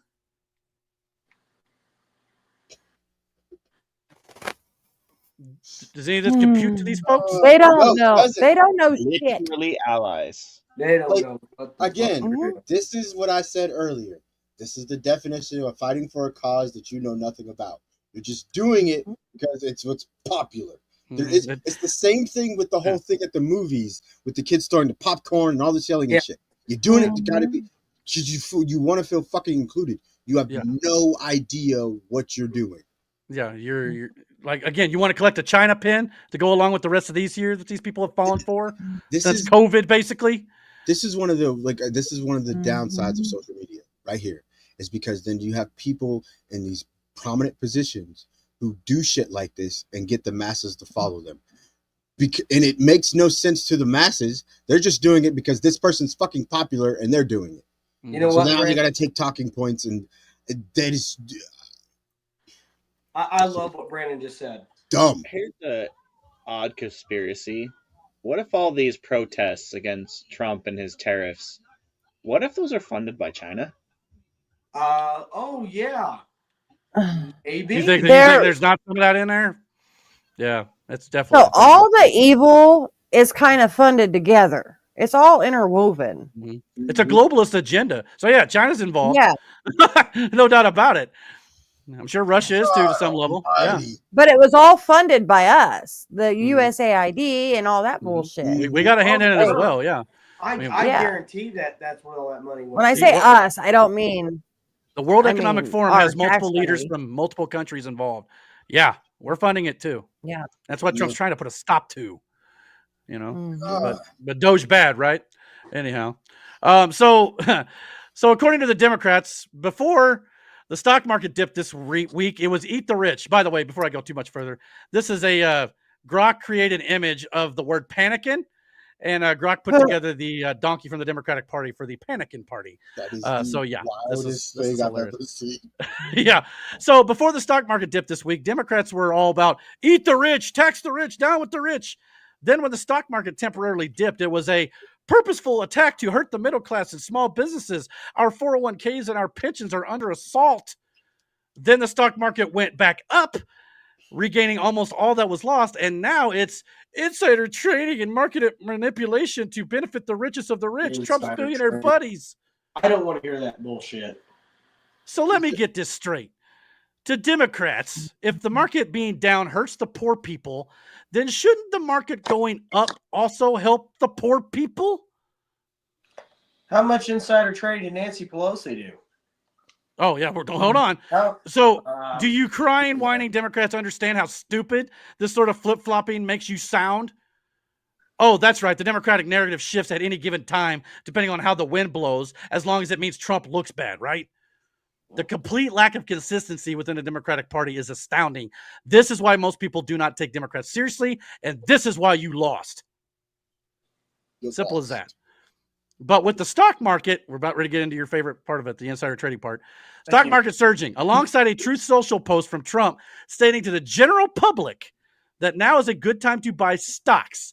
It has led Democrats, by the way, all of the insider traders in Congress, as a matter of fact, to accuse Trump and Republicans of, you guessed it, insider trading. People like Elizabeth Warren, AOC, Adam Schiff, Chuck Schumer, who made millions from insider trading themselves and have never called for investigations into their colleagues like Nancy Pelosi, all of a sudden now want insider trading investigations. You cannot make this up. Seriously. It's not only funny because of the laughable irony and hypocrisy, but by definition, insider trading means trading using secret information that is not publicly available. Donald Trump quite literally made this post you see here public 3 hours before his post about pausing tariffs. So anyone could literally buy stocks. Anyone, not just rich people. But that's it, though. That's why you're upset. Is because it's not because you're not going to benefit from this, because let's be honest, you did. You didn't. But it's because everybody else is getting their hand in your cookie jar. The more people in that hand, your net profit won't be as big. Yeah. Because now you're competing with other people in this market. Because they're now informed that, hey, why don't you go buy some stocks? You know what I'm saying? And Miranda even mentioned it earlier. Miranda bought stocks that day too. It's a smart move. Which, again, Miranda is not the richest of the rich. Is she not allowed to buy stocks when they're low? You know? Miranda, I had no idea that you knew this much about the market. No, it's a simple observation. No, it's a lot like drug dealing. Not that I sold drugs. I'm just saying, comparison-wise. Well, there's probably a lot of similarities between the two things. A lot of similarities. Yeah. So explain to me again how this is insider trading. I would agree, potentially insider trading, if Trump told all of his billionaire friends and Republican members of Congress only. But he told everyone. All this is right now. All it is at the moment is bold accusations with very thin evidence from the Democratic Party against insider trading. So, but that didn't stop Democrats from actually accusing him of it, though, and calling for investigations. Here's one of many examples. Adam Schiff. And who knew in advance that the president was going to once again flip-flop on tariffs? And are people cashing in? There is just all too much opportunity for people in the White House and the administration to be insider trading, and you can't put it past them for a minute. So blah, blah, blah, blah, blah. Call for investigation. So I don't like him. Shifty Schiff. The fact that he's even on committees now is still he absurd. literally He's said, been censored. are people cashing in? Yeah, the American people. Yeah, the American people. The next word should have been, which is a benefit to all of us. I'm not saying billionaires didn't make money off of it too, but Yeah, people made that's how money they off become of it. fucking billionaires. Yeah. I was gonna say, you mean to tell me that billionaires don't have their eyes on the stock market and know when's a good time to buy and And sell? just because Trump says it's a good time to buy, the market's down. Everybody knows it's a good time to buy. They didn't need a post from Trump to see that. They've made movies about it. There's Trump literally posted it. movies about the stock market. How it fucking works. I love Trump how posted that so that way people that may not or May not know, may see his tweet and do it. Yeah, interested in the stock market. You know, but there's a video going around of Trump in the Oval Office, I guess, with some friends talking about, well, he made $900 billion. He made it. But just because he's saying, well, that guy doesn't mean everybody else didn't too. And they're saying, well, now Trump just trying to his buddies. But no, here's the thing. You know why he made $900 billion? Because he invested a hell of a lot more than you fucking did. Yeah. So, of course he's going to see a bigger Wait return a on second. his So you're going to tell me that Pocahontas, you're going to tell me that Pocahontas, AOC, Skiff, and all these fuckers, they didn't do insider trading when they were in Congress? Oh, they still are. What are you talking about? And it's still They still are. That leads me to my next point here. I'm just saying, real you're quick, telling me they're full of shit? Yeah, hold on, Matt. Yeah, I remember during one of those Met Gala fucking things. You know how much those cost to get into? Yeah, that dress AOC wore? Yeah, the one that says tax the rich. Bitch, who you talking about, yourself? This ish. I mean, come on. AOC, good segue there. Who has openly admitted, by the way, in the past that Democrats and Republicans both benefit from insider trading, is now calling for Congress to ban insider trading. Well, talk about pot calling a color black. But, well, Senator John Kennedy, who Matt has actually talked about before about saying it's just try not to suck. He had another gem this week as he said his strategy about how to deal with AOC. Listen to this. This is hilarious. What do you think of the new leadership, Jasmine, AOC, and Bernie? I consider Congresswoman Ocasio-Cortez to be the leader of the Democratic Party. She's entitled to her opinion. I'm entitled to mine. As I've said about her before, I think she's the reason there are directions on a shampoo bottle. And our plan for dealing you with didn't her, plan that out. We got to hurry. Our plan for dealing with her is called Operation Let Her Speak. I love this man. He's hilarious. Him and Burchett, Tim Burchett, they're both hilarious. He just tells it how it is. Yeah, he got time for the foolishness. Yeah, no. If Democrats want to ban insider trading to members of Congress, I can safely say for once, I agree with them. Go for it. Yes, you heard me correctly, but this is all grandstanding and nothing is going to come from this. I don't believe for one single solitary second that those who benefit from this on the daily in Congress, on both sides, let's be fair, would ever vote against their own selfish, greedy interest. Let's see if they actually go against the insider trading. It's as if Trump literally said, hold my beer, watch this. I'll get these corrupt politicians to demand investigations into their own crimes. And that's the thing. That's the thing. Like, it blows my mind. You're 100% correct in the fact that, like, they benefit off of it. Of course they would. Anybody would. If given the position to invest money in a place that you know is going to make you money, why wouldn't you, right? You should. At the same time, the only reason you're bitching about it is because everybody else got the same opportunity to do so. It wasn't an issue when nobody could do it, or the random person, like when they bought all those, that kid bought all those stock in GameStop and then cashed out. Then they all had a problem with it. Yeah. Yeah. It's because a normal person benefited. An American citizen. It didn't go according to the plan. Yeah, it's fucking. Yes. But again, you're shooting yourself in the foot here, because if you open these investigations, you don't think they're just going to be limited to one side. You don't think the amount of money that you guys make won't be exposed. Yeah. So then what? Which Doge may still uncover that anyway, so which is fine. It's a big song and dance to make it seem like they're doing something. At the same time, they're not going to do anything. They're not going to do a dang thing about this. It's one of those fruitless things that they talk about now. In a week, they'll find something else, and this will just go. In a week, no one will be talking about insider trading anymore at all. It'll disappear. Yeah. Yeah, I promise you. Yeah. Because they want to talk about something else. Anything else. What? They'll want to talk about anything else. Oh, yeah, absolutely. Sorry, I heard something different. So to keep this train moving, we still got a few bits to go. It's going to be a little longer, but I think we're on fire, so let's keep it up. Trump got multiple court wins this week as well. You know, that thing Hakeem Jeffries says that Donald Trump is not winning court cases. In reality, the winning continues despite activist judges trying to block him at every single turn. The Supreme Court blocked a lower Democrat judge's court ruling that ordered the administration to rehire 16,000 federal employees. But because Trump has the authority to do exactly what he's been doing, that is now being overturned. He controls the federal workforce. It's his right to hire or fire anyone he sees fit, you leftist loons. Elected or not, that's how this works. You don't have to like it. Take it up with the Constitution, though, if you don't. It's the end of story. Back to more Trump court wins, though.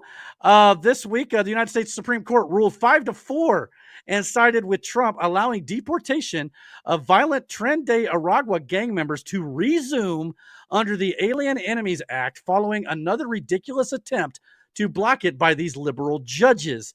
Now, this is a great thing to see. Obviously, this is going to be great for our safety and security with these gang members being deported. Despite these wins, though, the 5-4 ruling obviously happened because of Amy Coney Barrett. She sided with the liberal judges on the court, making it a little bit closer of a vote count. She's starting to emerge as a problem. Despite support from conservatives and especially Donald Trump to get her on the Supreme Court, voting to bring back illegal violent gang members in this ruling is kind of concerning. Reports are stating that ever since the overturning of Roe versus Wade, Amy Coney Barrett has gotten so many death threats to herself and her family that she may be potentially afraid to enrage the left any further. And that could be compromising her and influencing her rulings. I agree. Thoughts on her rulings and Amy Coney Barrett? Is she a secret liberal in disguise? And if so, how long before she dyes her hair purple? Just saying. I don't know what the hell happened with her. She's got something going on with her. I listened to her hearing, and she sounded like she was going to be absolutely awesome. Yeah, she did it with no notes, took all the attacks from the Democrats, and now she's voting with them more and more on a consistent basis. So again, all you liberals who want to say, but the Republicans stacked the court. No, they filled seats, number one. Number two, that doesn't always mean that just because a conservative's on the court, that means they're going to side with conservatives 100% of the time. So as much as I may not like that she's siding with them, it is the way our system's set up, and she's allowed to do so. What her reasonings may be, that's a thing of question, though. So I don't know. Time will tell on her, but yeah, it's a little concerning that she seems to be cozying up to some of the other female judges. All the female judges are liberal outside of her. So it's interesting to note there, by the way. So, yeah. On top of the Supreme Court wins, Congress has also been beginning to work this week. The House passed a historic bill limiting these rogue district court judges that we've been talking about by a razor-thin margin with a vote of 218 to 214. This is a big victory for stopping these activist judges solely to challenge a president simply because they don't agree with their politics. It's important to distinguish, though, that no one on the right is trying to remove pushback from judges if a president does something unlawful. However, these judges haven't been doing that as we've shown here on this channel. They are challenging Trump only to slow him down or block his agenda, not because that Trump is doing anything unlawful or unconstitutional. That should still be allowed to be challenged in the district courts. Let's make that clear. But what judges are not allowed to do is through the law go around the law as they see fit, only because they don't like a president. This bill makes sure of that. So thoughts on that? Potentially limiting these judges from going nuts, which is what's been happening. And luckily, higher courts have striking them down almost at most of the turns. I think there may be a few that haven't gone their way, but it's rare. So, yeah. They need to be stopped. How about term limits? For judges, or is everybody? I mean, there are for certain things, but some judges are lifetime appointments, which, again, can cause problems in certain places. But, yeah, I'm down for term limits. I'm not going to lie to you. How about especially in Congress, the House and the Senate, yeah. So we need some term limits going on. Well, again, they've got to be the ones to vote on. Have a term limit. Yeah. Or at least something. Because, like, Nancy Pelosi should have been out a long time ago. There's a lot of them that have been out a long time. And, yeah, Elizabeth Warren, a lot of them. The younger crew don't seem to be any better. In fact, they may be more radical in a lot of sense. Same situation for the courts. I mean, I'm so sick and tired of us campaigning these Republican crap and then having them flip and act like Democrats after we vote them in office. Yeah, and that's getting lifetime appointment. A lifetime appointment to somebody who's been promised year 2 is not good. No, I agree with that. Not solving anything. But what is solving something, though, this week also, the SAVE Act also passed the House, 220 to 208. It even had 4 Democrats in support of it in the vote. For those of you who don't remember, the SAVE Act requires proof of citizenship for voter registration and directs states to remove non-citizens from voter rolls. 208 Democrats voted against this measure, though. That should tell you everything you need to know about these current Democrat Party politicians. So, yeah, if the Senate does pass both of these bills, as they both move on to the Senate, what's that, Aaron? Sorry, real quick. I strongly disagree with them just being able to say, I don't have a vote. What are we paying you for? Yeah. Not voting. Yeah, I agree with that. Yeah. People abstain. Pay you to vote. So vote. Show up and do your job, right? Or some people may not be present or whatever. Yeah, I agree with you. I would like to find out who these people are that just keep not voting. Because if it's the same person every time, they need to get out. Because clearly they're just there for the paycheck and they're not trying to do anything either. Sometimes it's political too, like, well, I don't want to put my name one way or the other, so I'll just abstain from voting. That's part of it. But I agree with you. Put your name on it. Then you obviously are in favor of the wrong route if you're just not going to vote. Yeah. Or they're too much of a coward because they're afraid they're not going to get reelected. I'm sorry, that's what you're put there to do. I agree with Aaron 100%, no doubt about it. But I sent you something on X real quick, Eric, when you get the chance. On X or Facebook? On X. All right. Well, was it pertain to this or what? The whole tariff thing, yeah. But okay. Well, remind me after I get through this little second. I'll look at it real quick as I'm switching over. If the Senate passes both of these bills, though, the restricted to judges stuff and the SAVE Act, it will go to Trump's desk to be signed into law. Huge step for election integrity with the SAVE Act. But as always, when it comes to common sense election integrity laws, many on the left try to justify their opinion that the SAVE Act is actually voter suppression, including the View's Sonny Hostin, who claims that the SAVE Act prevents married women from voting. Here she is spreading lies and misinformation about that. Don't have cars, don't have driver's licenses. So it's sort of a vestige of, I think, post-slavery laws where Black people had to prove their right to vote. And oftentimes they couldn't vote because they couldn't pass some crazy test or they didn't have the appropriate ID. It also affects women that are married. Maybe your passport reflects something that's different on your birth certificate or on your driver's license. So really the bottom line is voter suppression. And I agree with him 100%. Do you honestly buy that that's voter suppression? I don't know how we jumped through the hoops that you jumped through to get to it. But that's crazy. Those are not facts that she spouted off, which is another good reason not to watch The View because they do that crap all the time. This document here that was released debunks all of those narratives that the Democrats are trying to push in regards to the SAVE Act. I'm not going to read every single thing like they try to push, but when it comes to the prohibit married women from voting, anyone who changed their name, they can't vote. This is fake news. Under the SAVE Act, those individuals who have updated their documentary proof of citizenship, which can include things like a real ID, which is a driver's license, passport, or government-issued identification with their place of birth, no action is needed, and they can register to vote. Simple as that. There's a bunch of other ones like SAVE Act would require everyone to have a U.S. passport to vote. Not true. The federal elections, we have no evidence of illegals voting. Actually, we kind of do. Doge is discovering that all the time right now. The SAVE Act is unnecessary because it's already illegal for non-citizens to vote. Sure. Then as the previous GIF points out, then you have no problem with us passing this, do you? If it's not happening, then why can't we pass it?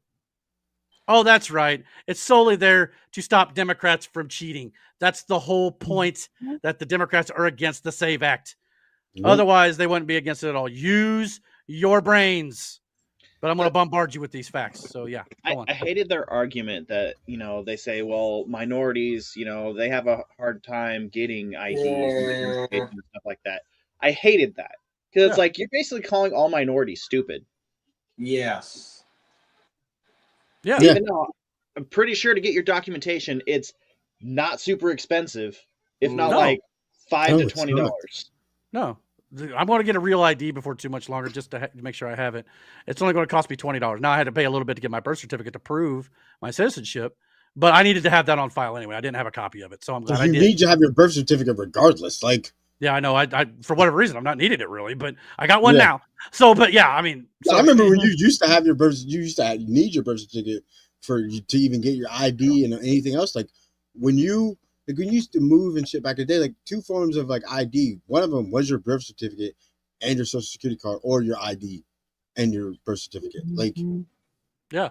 Do you know that they have card-sized birth certificates?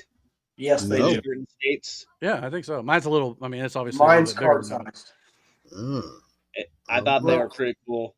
I mean, when you're a little dude, you need a little birth certificate card. So that's crazy work. I mean, I think most companies or places that would require a birth certificate, I think they want the big version. So they may not accept the small one, from what Ashley said, but the small one's there as an option, I guess, which I thought was kind of cool. That is pretty cool. We can just have it be like, that can't deport me. So anyway, yeah. So Brandon, wherever you sent that message, I did not get it. So it was just a funny gif of when on Family Guy, when Brian owed Stewie money, and it was and it said how Trump is dealing with the tariffs, and it's when Stewie beats the shit out of Brian over. Oh yeah, money. Where'd my money? I was actually going to include that last week, but I couldn't find a picture. The GIF wouldn't blow up very big. So yeah, you're me on the same level there. It was hilarious. I was like, yeah, it's all right.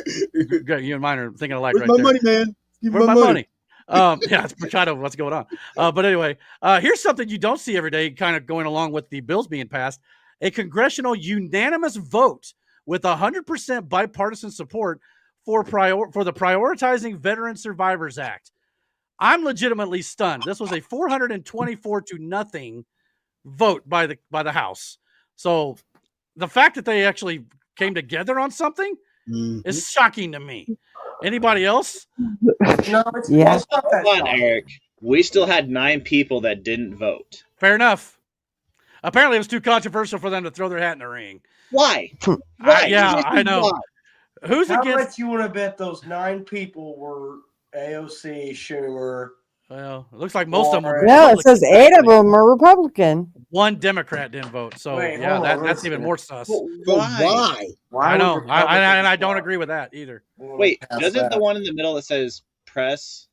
Doesn't that mean present? That it means you voted present. They were there but chose not to. Oh, okay. As far as I think that's what it means. I mean, if they weren't there to cast their vote or something, I can understand that. But if they're just but even then, why ain't you there? You too damn old? You got to be in a hospital or something? Where are you? Where do you have to be? This is your job. I can't just. I mean, I get it. If you're sick or something, I guess it does happen. But okay, fair enough. Maybe in that case, but even then, can't you send your secretary or something?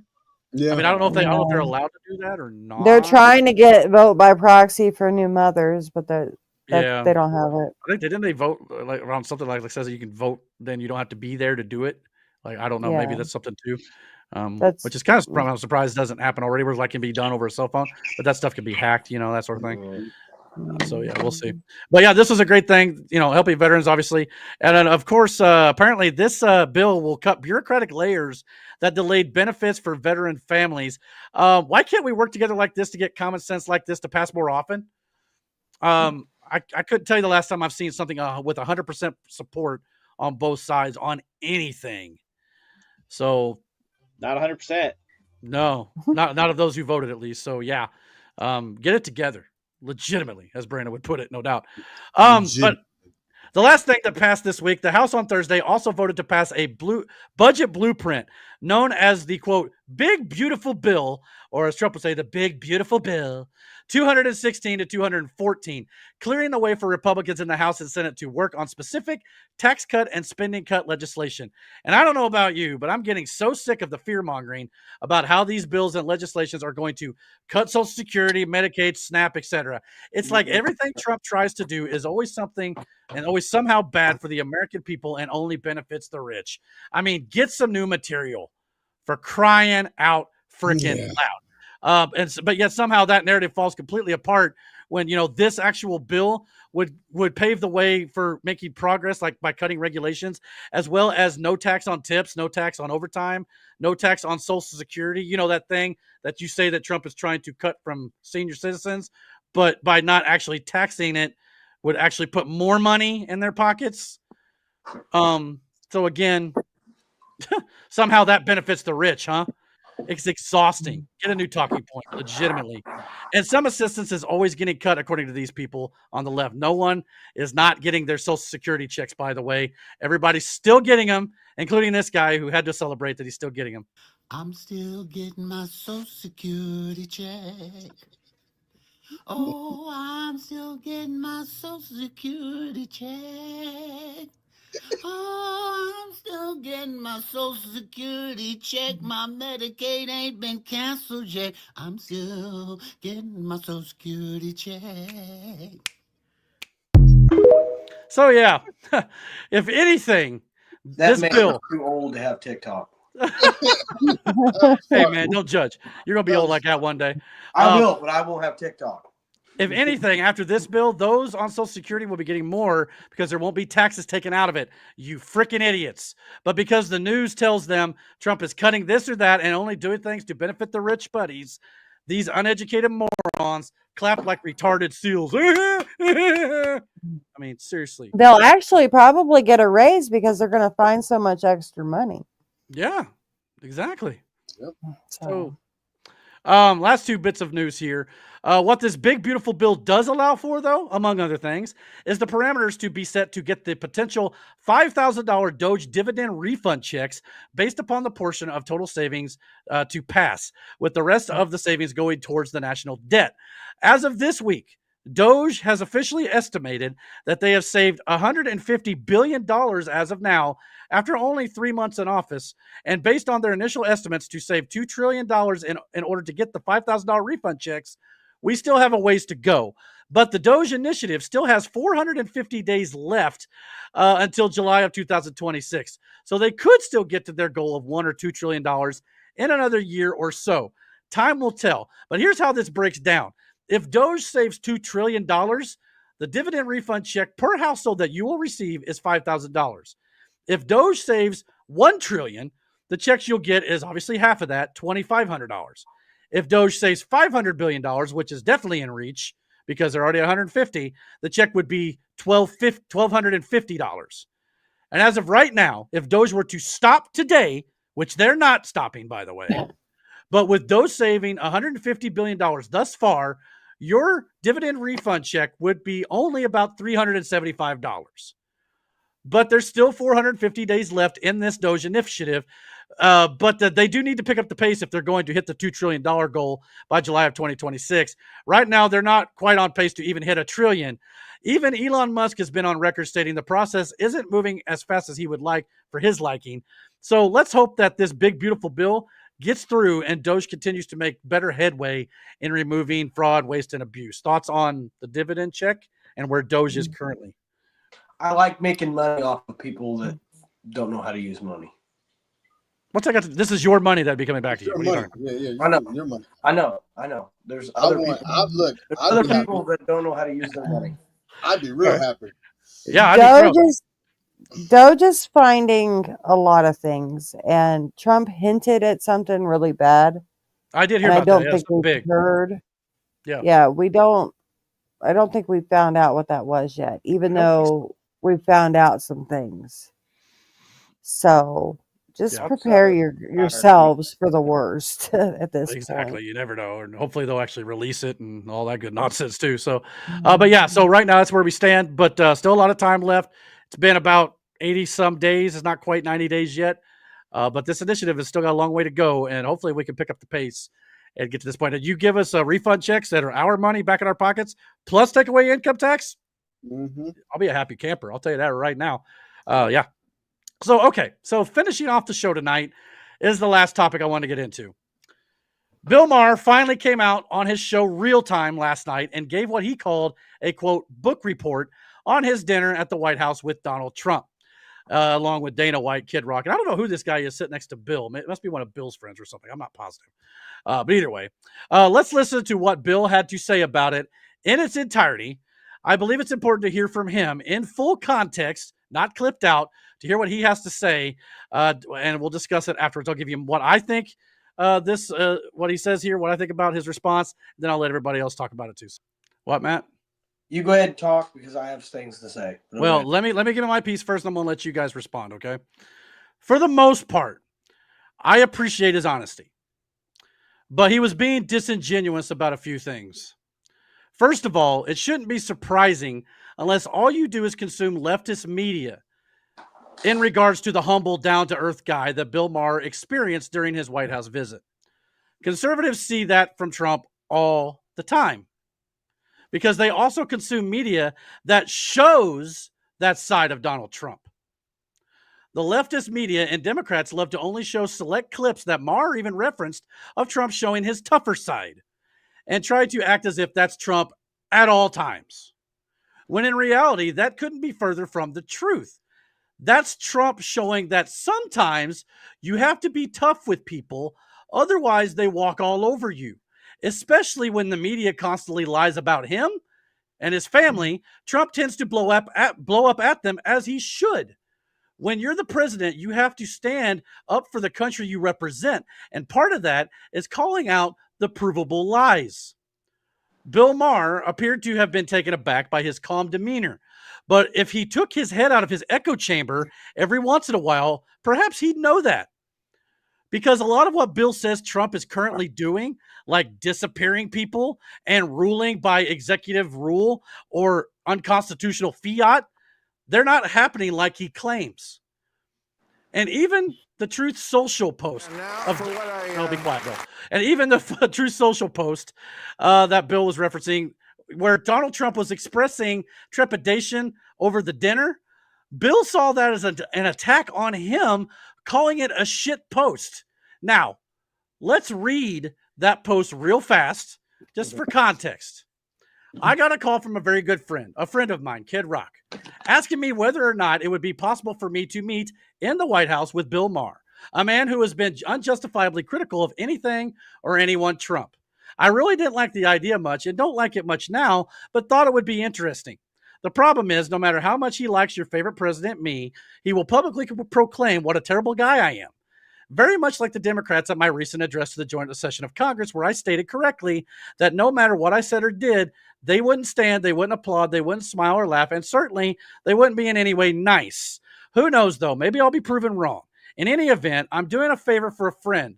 I look forward to meeting with Bill, Kid Rock, and I believe even the legendary Dana White will be present. It might be fun, or it might not, but you will be the first to know. Now,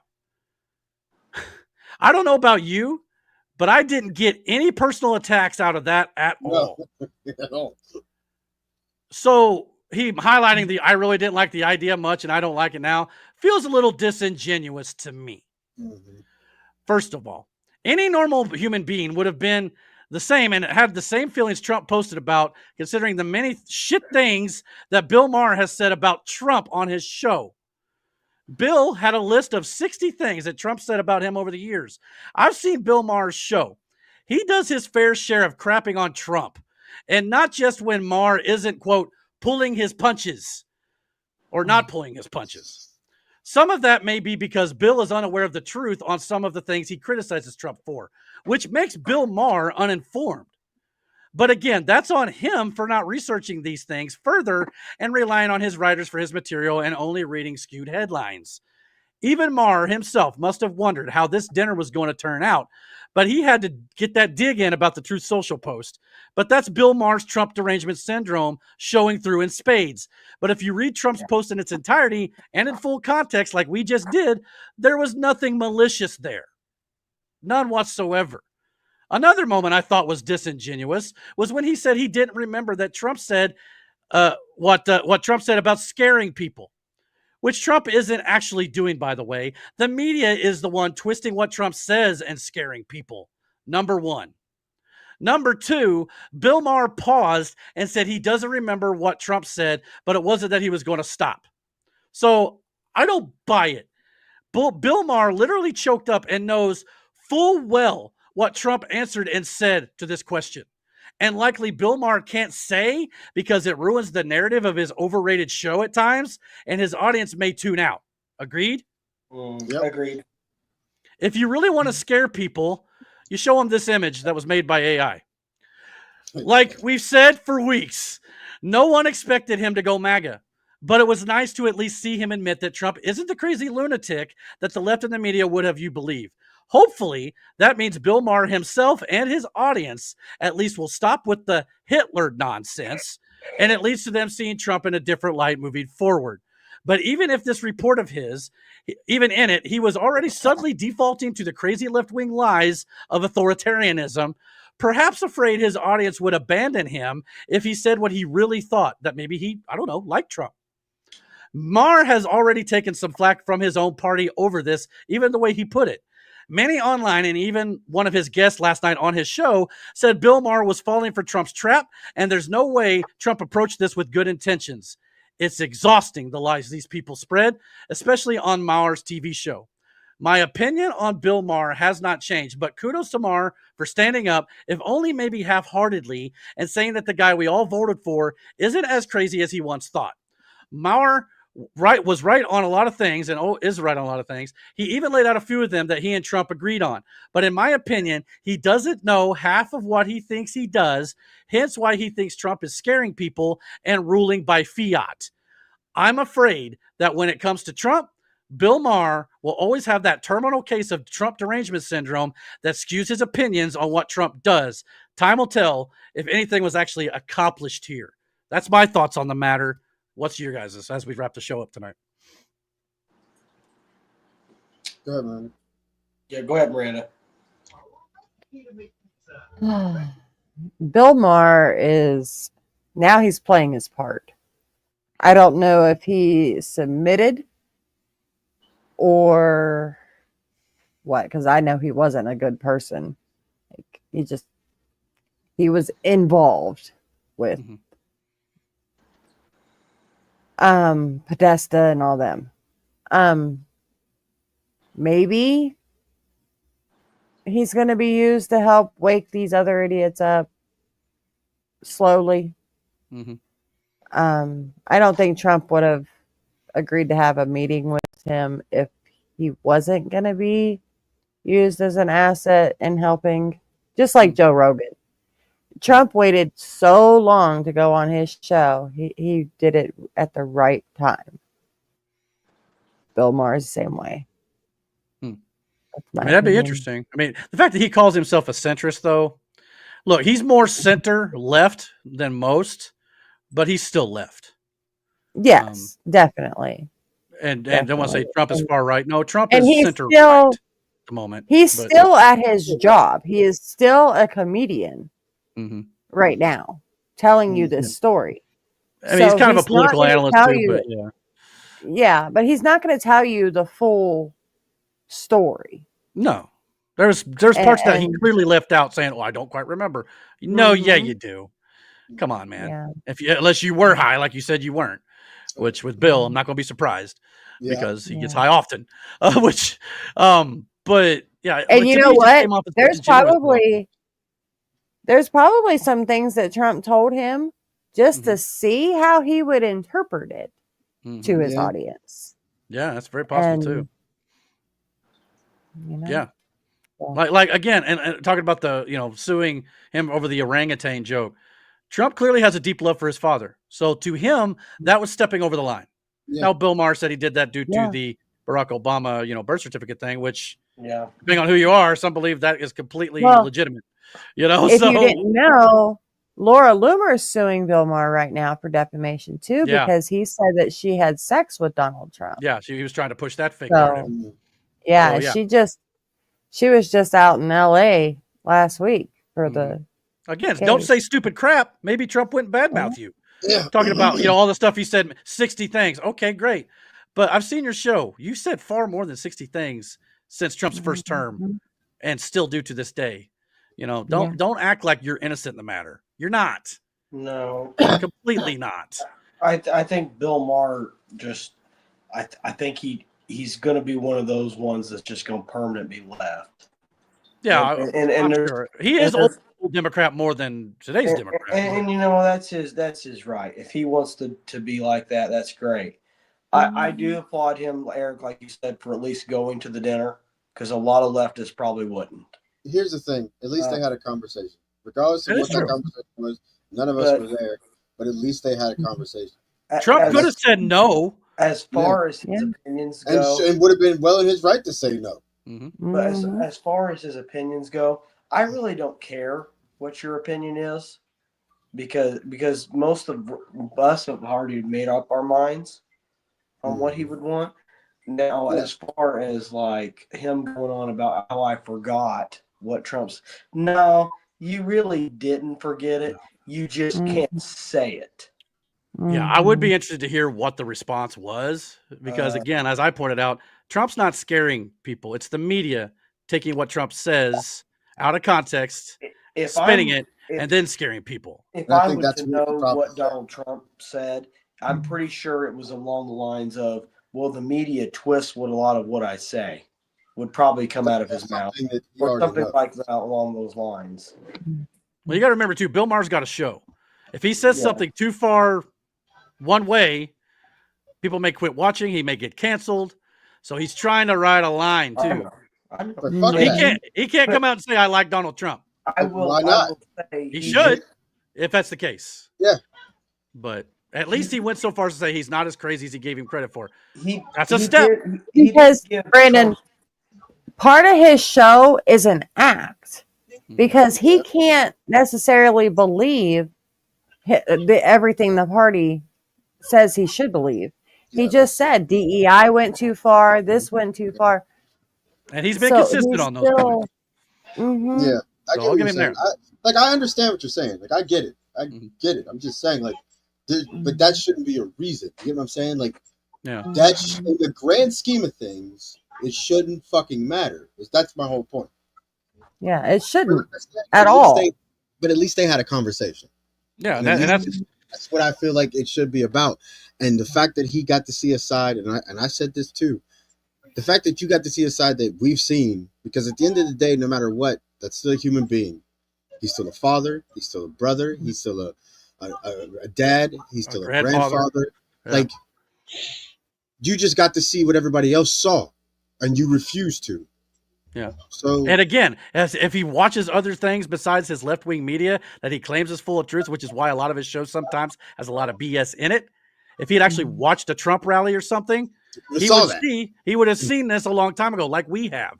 Yeah. But he's in an echo chamber. Yeah. At least in some respects. But again, at least they had a conversation. At the end of the day, that's the main thing, and that's the way everybody took away from it. At least they were able to have a conversation, which is. And Kid Rock was responsible for it. My mind. Who knew? What timeline are we living in? Ba with a ba is the one who's bringing people together. A fucking rapping pimp from Detroit, Michigan, brought. That's wild to say out loud. Right on, right on. Well, I think we're going to end the show here. We are running very long tonight. WrestleMania politics, it's just going to happen, I think, with that sometimes. I hope we still are up on YouTube at least. I'm going to have to double check. Slara was in the chat saying that she lost the stream saying due to policy violations. So I want to check into that. I'll let you guys know. So hopefully nothing major there, but hopefully we're at least still on Rumble. If Rumble has definitely been a little more lenient. YouTube is far more restrictive at this point. So yeah, let me check and see if we're still on YouTube real quick. It says we are. It says we are. So I don't know. I'll double check on that. Speaking of restrictive, what's that? Good. Meta, Mark Zuckerberg, sounds like he might be in some hot water again.